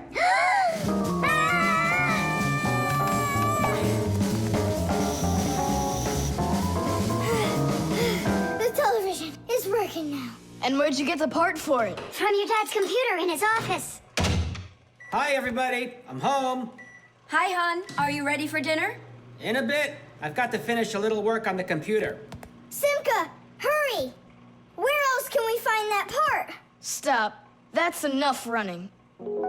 Here, take it back from the car. And then we put the part back into the computer and it started working again. Oh, that was really silly. Remember, you little experts, never repair any device at the cost of another one. I understand now. And I understand. If you were smart, you could have taken the part out of the old radio in the closet. Papus, but you know the radio wouldn't work then. That old thing hasn't been working for years. Marcia and I have pulled out half those parts already. The refrigerator.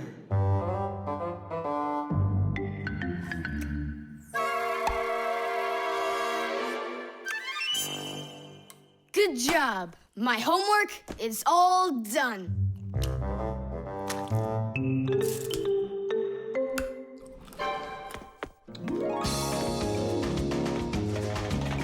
Tag, you're it!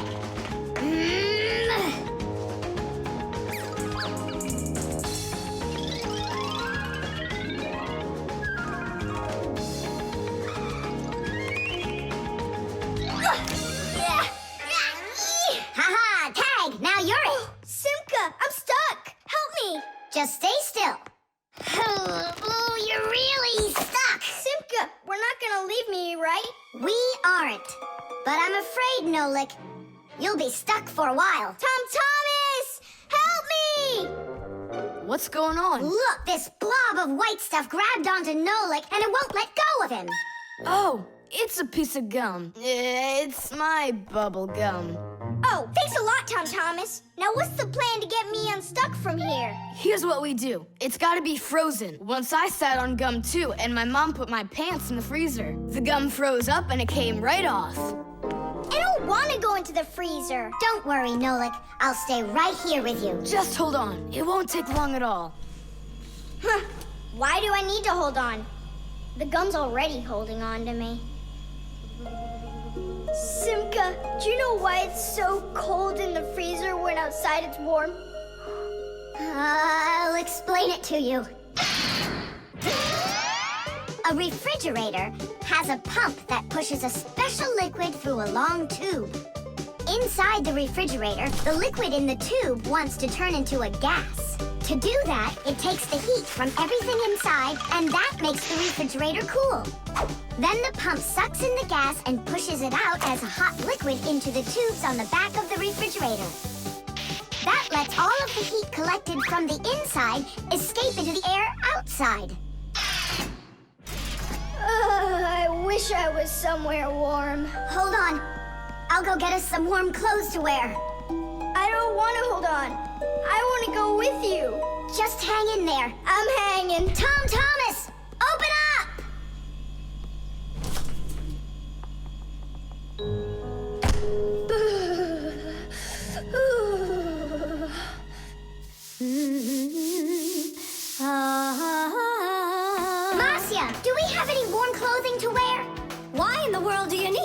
I just do. Well, I need to know what is happening.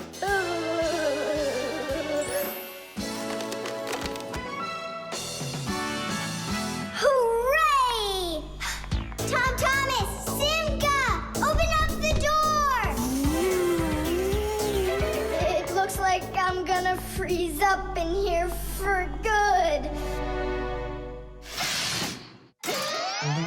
A Fixie is constantly surrounded by all sorts of danger.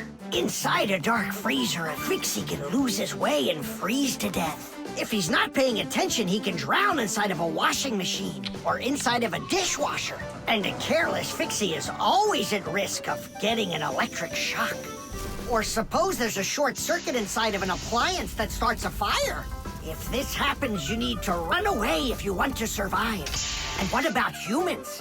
Well, they don't even believe that we Fixies exist at all, so they can accidentally drop something on top of a Fixie, or step on one, or kick us across the room. So if we don't get out of the way in time, So what I'm saying, Fixies, you need to be careful out there and pay attention. So be smart and stay safe, fellow Fixies. I don't understand this at all. He was right here. Poor Nolik. I wonder where he went. Look at this, footprints.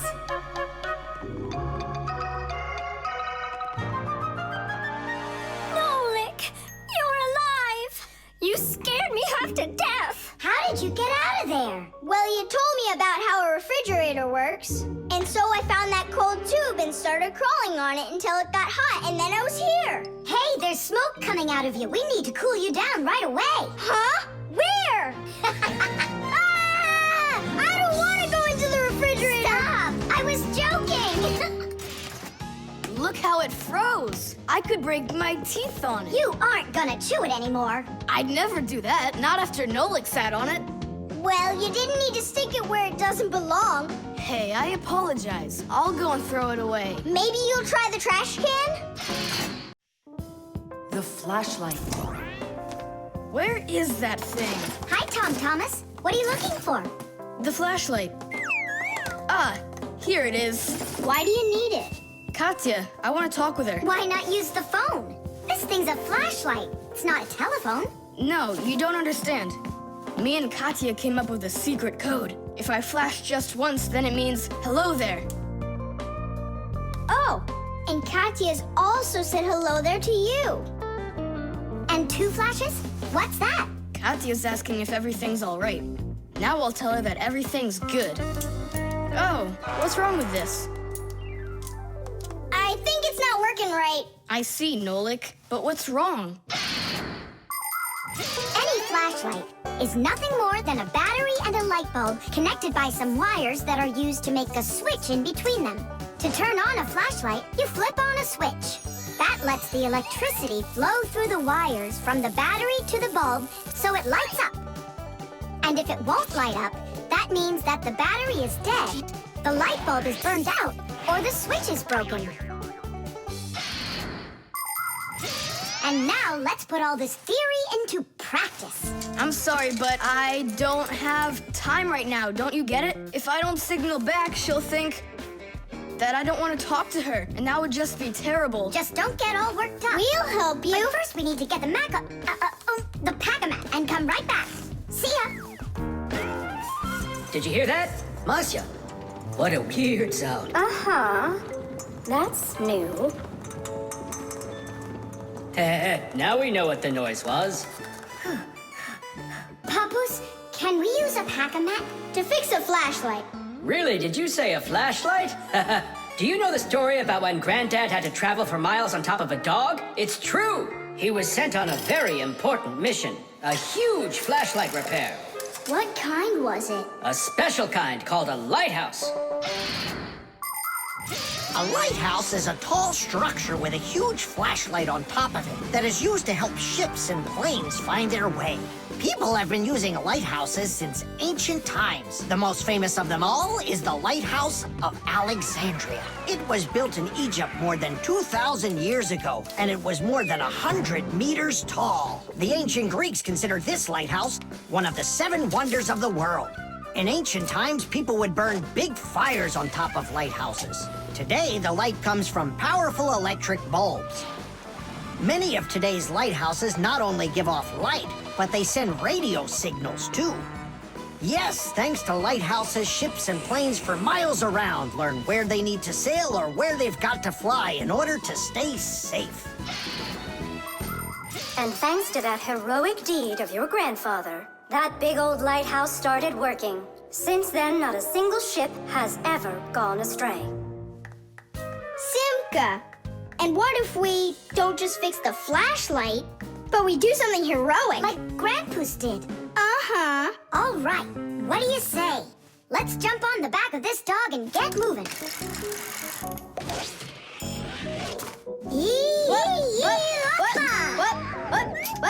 What? Stop ducking. Grab hold of my hand.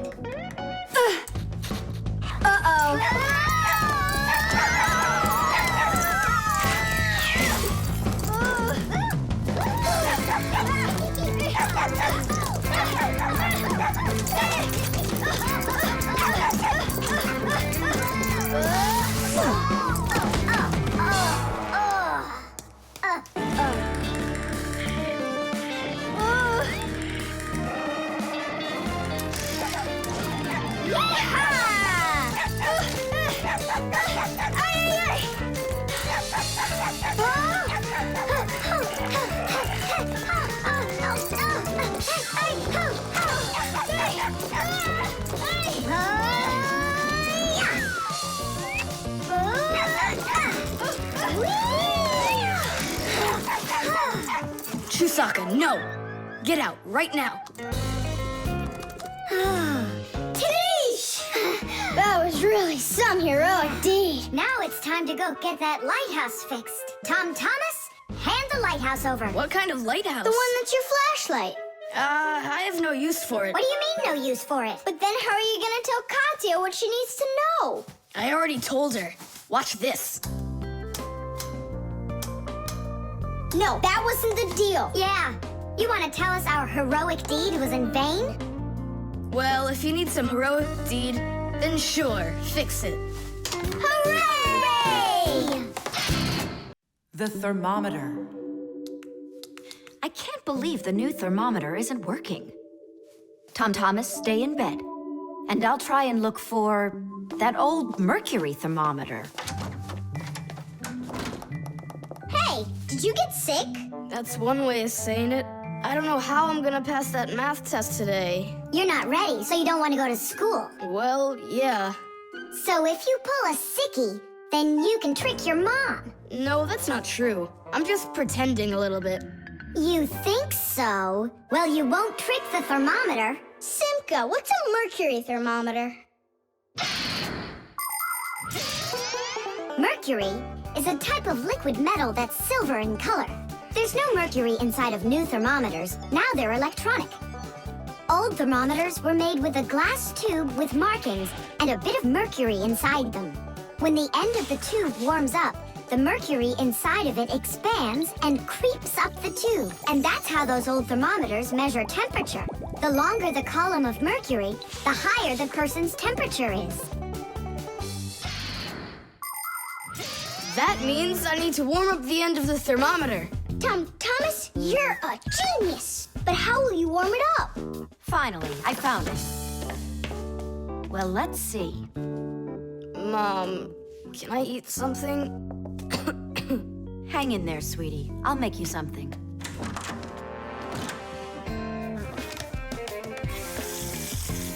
Ooh, that is hot. Now there's just no way it won't have a temperature. Hey, what are you doing in here? Well, how high did you get it? 108 is what it's showing. Oh no! With a temperature that high, they'll send you straight to the hospital, and you don't need that. You'd better shake that thermometer. Yeah, that's what I'll do. That'll get the temperature down a little.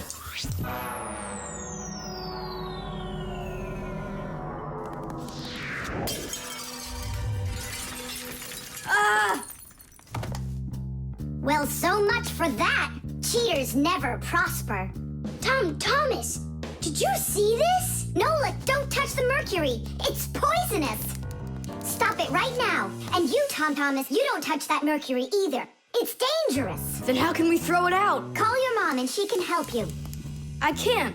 How could I call her? Then she'd find out that I wanted to trick her.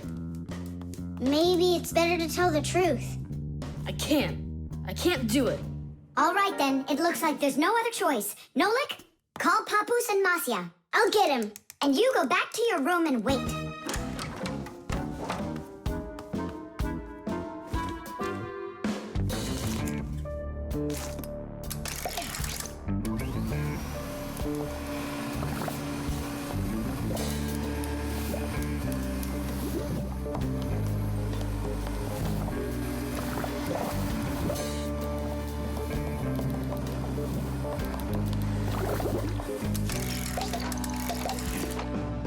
Looks like this whole job is done. Not yet. We still need to neutralize this mercury.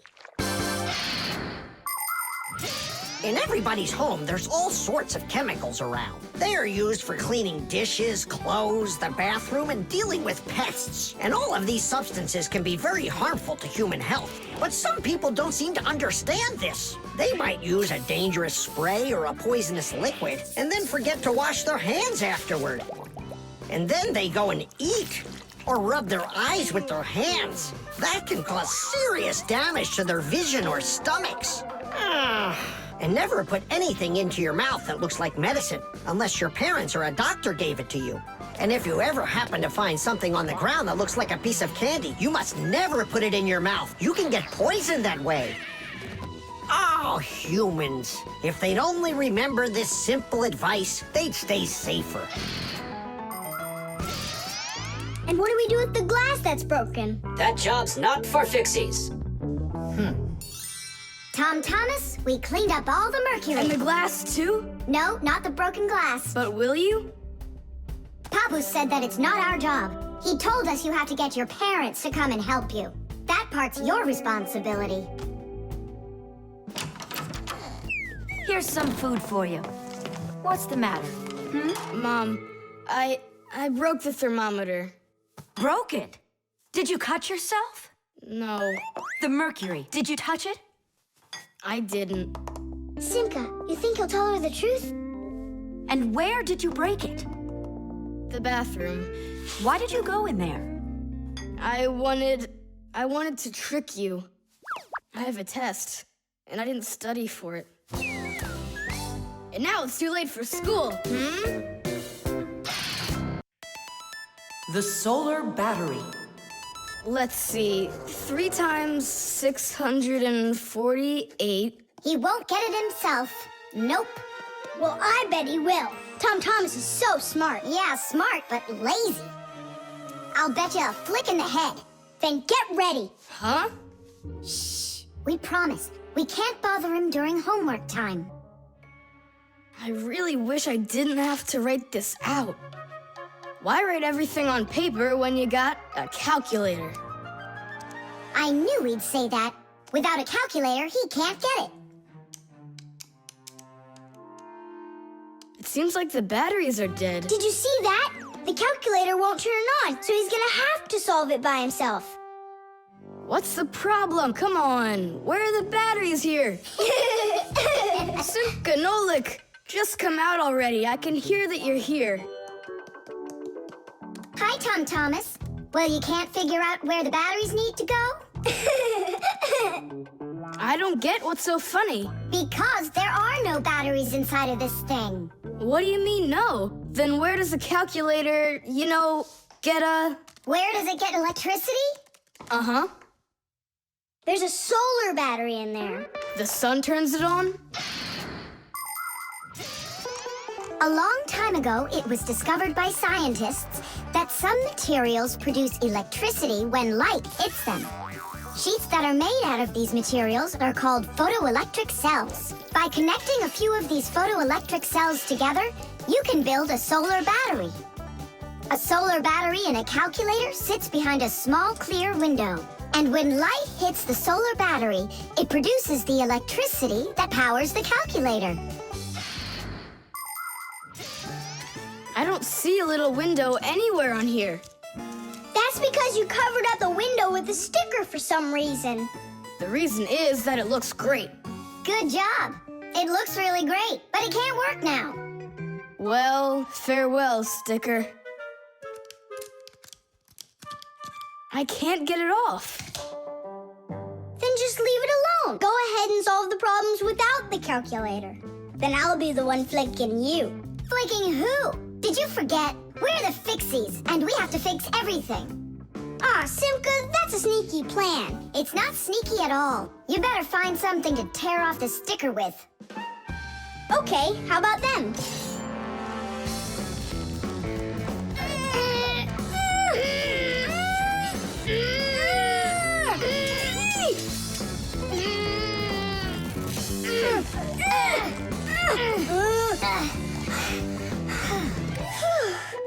It'll take forever doing it this way.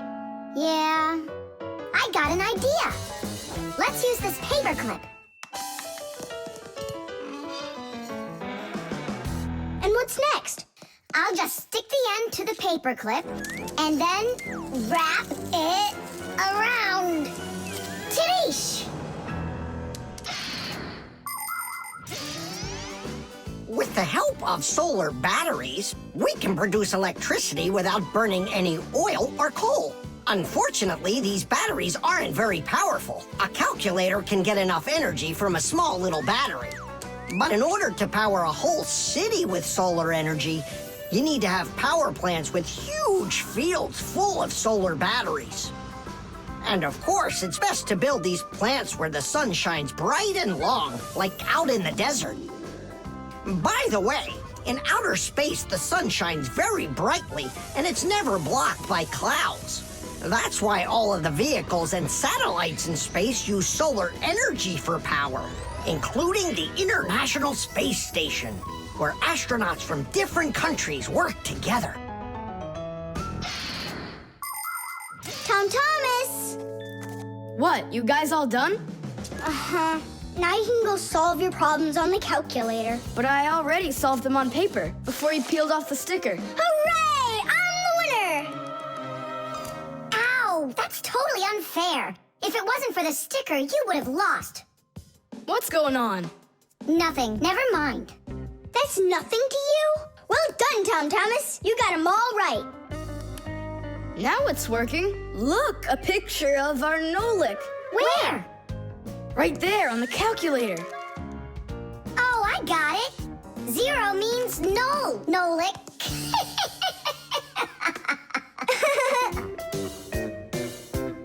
Good one.